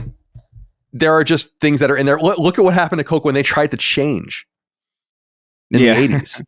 Right? Like they were literally like, dude, we just want you to make Coke. Like that's what you do. But if you're just not a tchotchke kind of operation like that in some sense, then you got to be clever. And I just think it's clear that, you know, it's Nintendo and Sony now. And I do think Sony has competition in Nintendo. But I think that, as I talked about with Shuhei on Sacred Symbols Plus, it's like they can figure out ways to work constructively with each other, specifically Sony working with Nintendo. I don't think Nintendo has any interest in working with Sony. All right. Changing my name so Colin doesn't recognize me, wrote in. It said, greetings, sacred men. I want to write about the DICE Awards. I don't want to stir up drama between former friends, but I do want to know the panel's thoughts on why the gaming media thinks that this line of rhetoric is acceptable. So just to butt in here real quick, did either of you watch this video that was circulating? I actually didn't watch it, but it's I don't know. Greg and a woman I don't know Greg Miller and a woman I don't know hosting the DICE Awards. And they say some untoward political stuff, but it's actually not important because it's not what the specific question's about. He says, I voted for Donald Trump. Why does gaming insist on trying to alienate over half of the country? Disagree with Trump and Musk all you want, but having this divisive speech is pushing me and many others away from modern gaming as a whole. Does the media do this because they know most of us are forgiving on the internet and forgiving and the internet is forgetful? Do they think they will expand their user base this way? Or do they just not care? I feel significantly disenfranchised by most gaming media, except for Sacred Symbols, Spawn Wave, and Side Scrollers. Maybe Craig was right, and we do need a new award show. What do you all think? I'll hang up and listen now. It's important. The reason there's a few reasons I want to pull at this, but one of the things that you said that I think was really interesting here, which is that you're saying you're not feeling alienated by Sacred Symbols or Spawn Wave, which I understand. Side Scrollers is, and to each their own, and Craig, we've had Craig on the show, and I know Craig, and I like him. I think he's a nice person. and a decent person. A lot of people don't, but that's up to you. That is an alienating show. You're not alienated by it, right? And so you have to understand that like it cuts both ways. That's one of the major things that I wanted to bring up is you have control over your own reaction to this stuff. And while people want to be abusive towards Greg or whoever for saying what they want to say, and while I disagree with a lot of the things they say, it's like the best way you could deal with this is to ignore them and to go into the places like you're doing where you find more welcome. Because I think a lot of this stuff is circulated and retweeted and whatever for the attention. And in some ways, any attention is good attention on the internet. So you're not really hurting anyone, as opposed to just readjusting your consumer behavior based on the things that mean the most to you. We said this during the election, is like, I personally feel like alienating parts of the audience is a bad idea. And I don't mean that from a business perspective. It clearly is from a business perspective, but from a personal perspective, I don't want to be surrounded by people that agree with me on everything. And I don't want to be surrounded by Collins and whoever. I want to be surrounded by different people, different opinions, different ideas, conflicting opinions, different philosophies. I think it's actually good. So it's about what you're looking for. And I'm glad that we don't alienate people. I've said it all the time, I'm deeply political. I have many opinions, trust me. But like, we have to wonder if they're germane to the show or not, and to the product. And I do think that a lot of these shows, and I don't want to speak just to what happened at DICE, but just generally speaking, I think they've gone overboard and I think they've hurt themselves. But you could look at that as a righteous sort of thing if you look at them being like, yeah, we're willing to literally burn these bridges with people we don't like or agree with. I just think that's counterproductive. And I do think you're right about it just kind of alienating you and separating you from things that you would otherwise enjoy. I just think it's a bad idea. I want everyone to feel welcome and like our show. It's up to them how they react, but I think it's perfectly reasonable. So I see a lot of this stuff circulating and I get people's opinions, but I just think a lot of it's wasted time. Just put your energy towards the things you love or like, and starve of oxygen the stuff you don't, instead of giving them so much. I don't know if you guys have anything you want to add on that, but I wanted to point that out. Yeah, I saw the clip and so what was said? What was said on the clip? I probably should have watched it. I'm sorry. Like, well, that's the thing is I watched it and I was like, well, don't care. And then like it came up on my Twitter just because I saw that. I was like, oh, did something happen at DICE? I'll see if I can find it. And so that's, I guess I kind of acted out what you said, and that it was just like, well, I don't care because I don't feel like these people represent me and I wasn't really that interested to begin with. So yeah, I don't know. Everyone has their own different political opinions. Some people are going to put that first and foremost. That's not how I want to operate, to each their own. And I don't like consuming content that everything is so political. So I go elsewhere. So I suggest, I'm kind of just repeating what you said, Colin. So I care about the question. I just simply don't care about a bold political statement made at DICE. I just don't care. And if you don't like it, you should try not to care either. Oh yeah, okay. So he says fuck Elon Musk and fuck Donald Trump. It's like, all right. It's so surprising. I've never heard this person say a political word my entire life when I knew him. But yeah, I think like, to me, that kind of stuff just comes off as virtue signaling. There's nothing safer in the games industry than to say shit like that. So it's not really, and maybe that's what people want to make clear, is that like there should be a penalty, like a social penalty or a commercial penalty, not literally, but like there should be more of a reaction to that. But again, it's so funny that I'm looked at as being so inflammatory when I'm like, I don't comport myself like I've never done stuff like that, because I just don't. Yeah, unless it's like the right place, right time. We're having a political conversation on Constellation or something like that. But when I say I don't care who you voted for, I really don't. It's not like I'm just saying that. I don't care. If I cared about that, then I would be, half the people in my life would have to disappear, because right. There's a lot of conflict with that side. And I don't, the other thing, guys, is I don't like the way people say, like, it's like, oh, politics is serious. It's real life. It's like, yeah, of course. I get it. I understand. But at the same time, it's like you choose to separate yourself from people based on limited ideologies or the people they vote for, or the things that they agree with or disagree with, when I think a lot of people probably agree with each other on a lot of things. So exercise your own, initiative to, I don't want to say be more open-minded, but just be accepting that not everyone's going to agree with you and you're going to live a pretty isolating life. I mean, this is why, and I don't mean to be a dickhead about it, but it's like, this is why, and I know, because I know a lot of people like it, like blue sky is never going to happen. It's never going to be a thing. It's not, because it is inherently ideological. It's what X has turned into in its own way. But it's like, what we need is something that's more than that, so everyone comes together and doesn't alienate and isolate themselves from each other, because that's just going to make things worse. Learn to live with each other, for Christ's sake. That's what I want to say. Anything to add? No, I don't know because for me, I'm just like, yeah, I don't care what people say really at an award show, or like, what was it? Was it the Dice Awards, or what the hell was it? Yeah, that was the Dice Awards. Yeah, I'm kind of with you where it's it does come across as virtue signaling, and that's kind of why I don't do it. Although, like, I have a lot of dude, I'm incredibly alienating. I've said all sorts of crazy shit, but like, to me, I just don't see a point in making a big thing of it, because it feels more about me in that sense. Like, if I'm talking about something political, I'll have no problem talking about it and being like, yeah, I think certain people are generally kind of stupid. I saw this video like recently of just this Hispanic woman who was on stage with Trump, and she was like, "We love him, we love," and then it's a hard cut immediately, like he turned our back on us, and for me, from a smug perspective, I'm like, brother, I'm really kind of in a fuck around and find out kind of territory where I'm just kind of waiting for the shoes to drop. It's already kind of dropping on the farmers in Kansas who just lost all their USAID and all that shit. So it's just like, you just kind of have to I don't see a point in saying fuck Donald Trump, because I just kind of feel like that will happen. It's the inevitability. It's already happening. So I'm just like, brother, you just wait. Just wait. It's the inevitability of the pendulum it's the inevitability of the pendulum of politics generally. Right. Your time always comes. And 100%. And so, yeah, so for me, I don't see the point. I'll just wait to see how the consequences land for certain people and the schadenfreude of it all. And that's how I choose to live my life. I don't need to go up on a stage and announce a really safe opinion.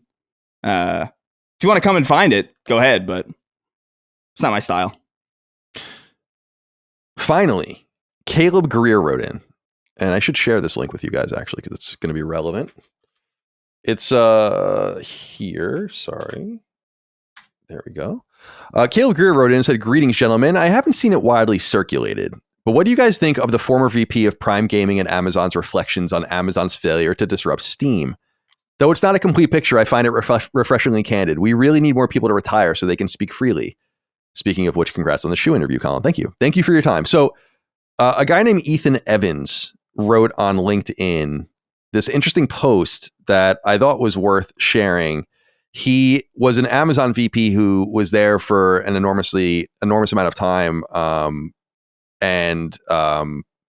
me see here. I want to make sure I have the dates right, because he has a bunch of different jobs. Yeah. He joined Amazon in 2005 as the senior manager of digital video. So imagine that. Like, this is years and years before Prime or even streaming. And he became the VP of Prime Gaming, which he held until 2020, and he retired, and now he just does other shit. But he posted this really interesting post, and it's not mega long, but I want to read it because I just thought it was fascinating. It says, quote, "As VP of Prime Gaming at Amazon, we failed multiple times to disrupt the game platform Steam. We were at least 250 times bigger, and we tried everything, but ultimately Goliath lost. Here's why. The 15-plus year-long attempt to challenge Steam started before I was VP of Prime Gaming, but we never cracked the code, not under my leadership or anyone else's. The first way we tried to enter the online game store market was through acquisition. We acquired Reflexive Entertainment and tried to scale it. It went nowhere.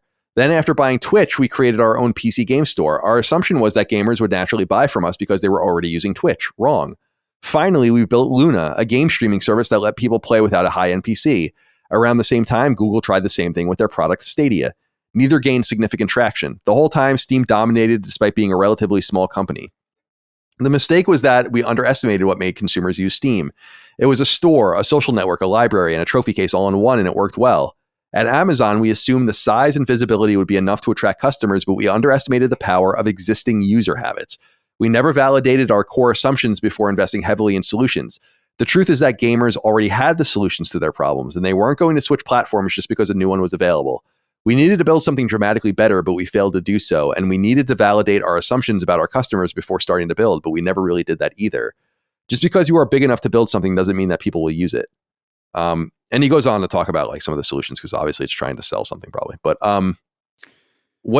Chris, what do you have anything to say about that? I just thought it was an interesting thing. It's not really about much of anything, but yeah. I mean, it's somewhat obvious from our perspective as like, people who pay attention to stuff. Like, obviously, like Amazon, Epic also, like they don't really have a hope of supplanting Steam because people are already there. And I find it interesting that we're getting more candid, I guess, with these conversations.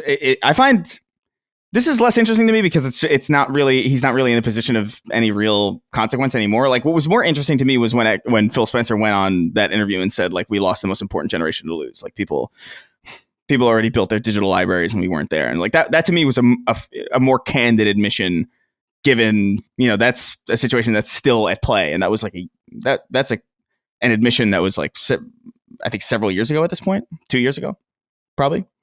So, I mean, it's interesting because it shows that they're aware of that. They're like, yeah, we couldn't do it. And it's true. You can't just throw money at a problem and fix it. You need to know what you're doing.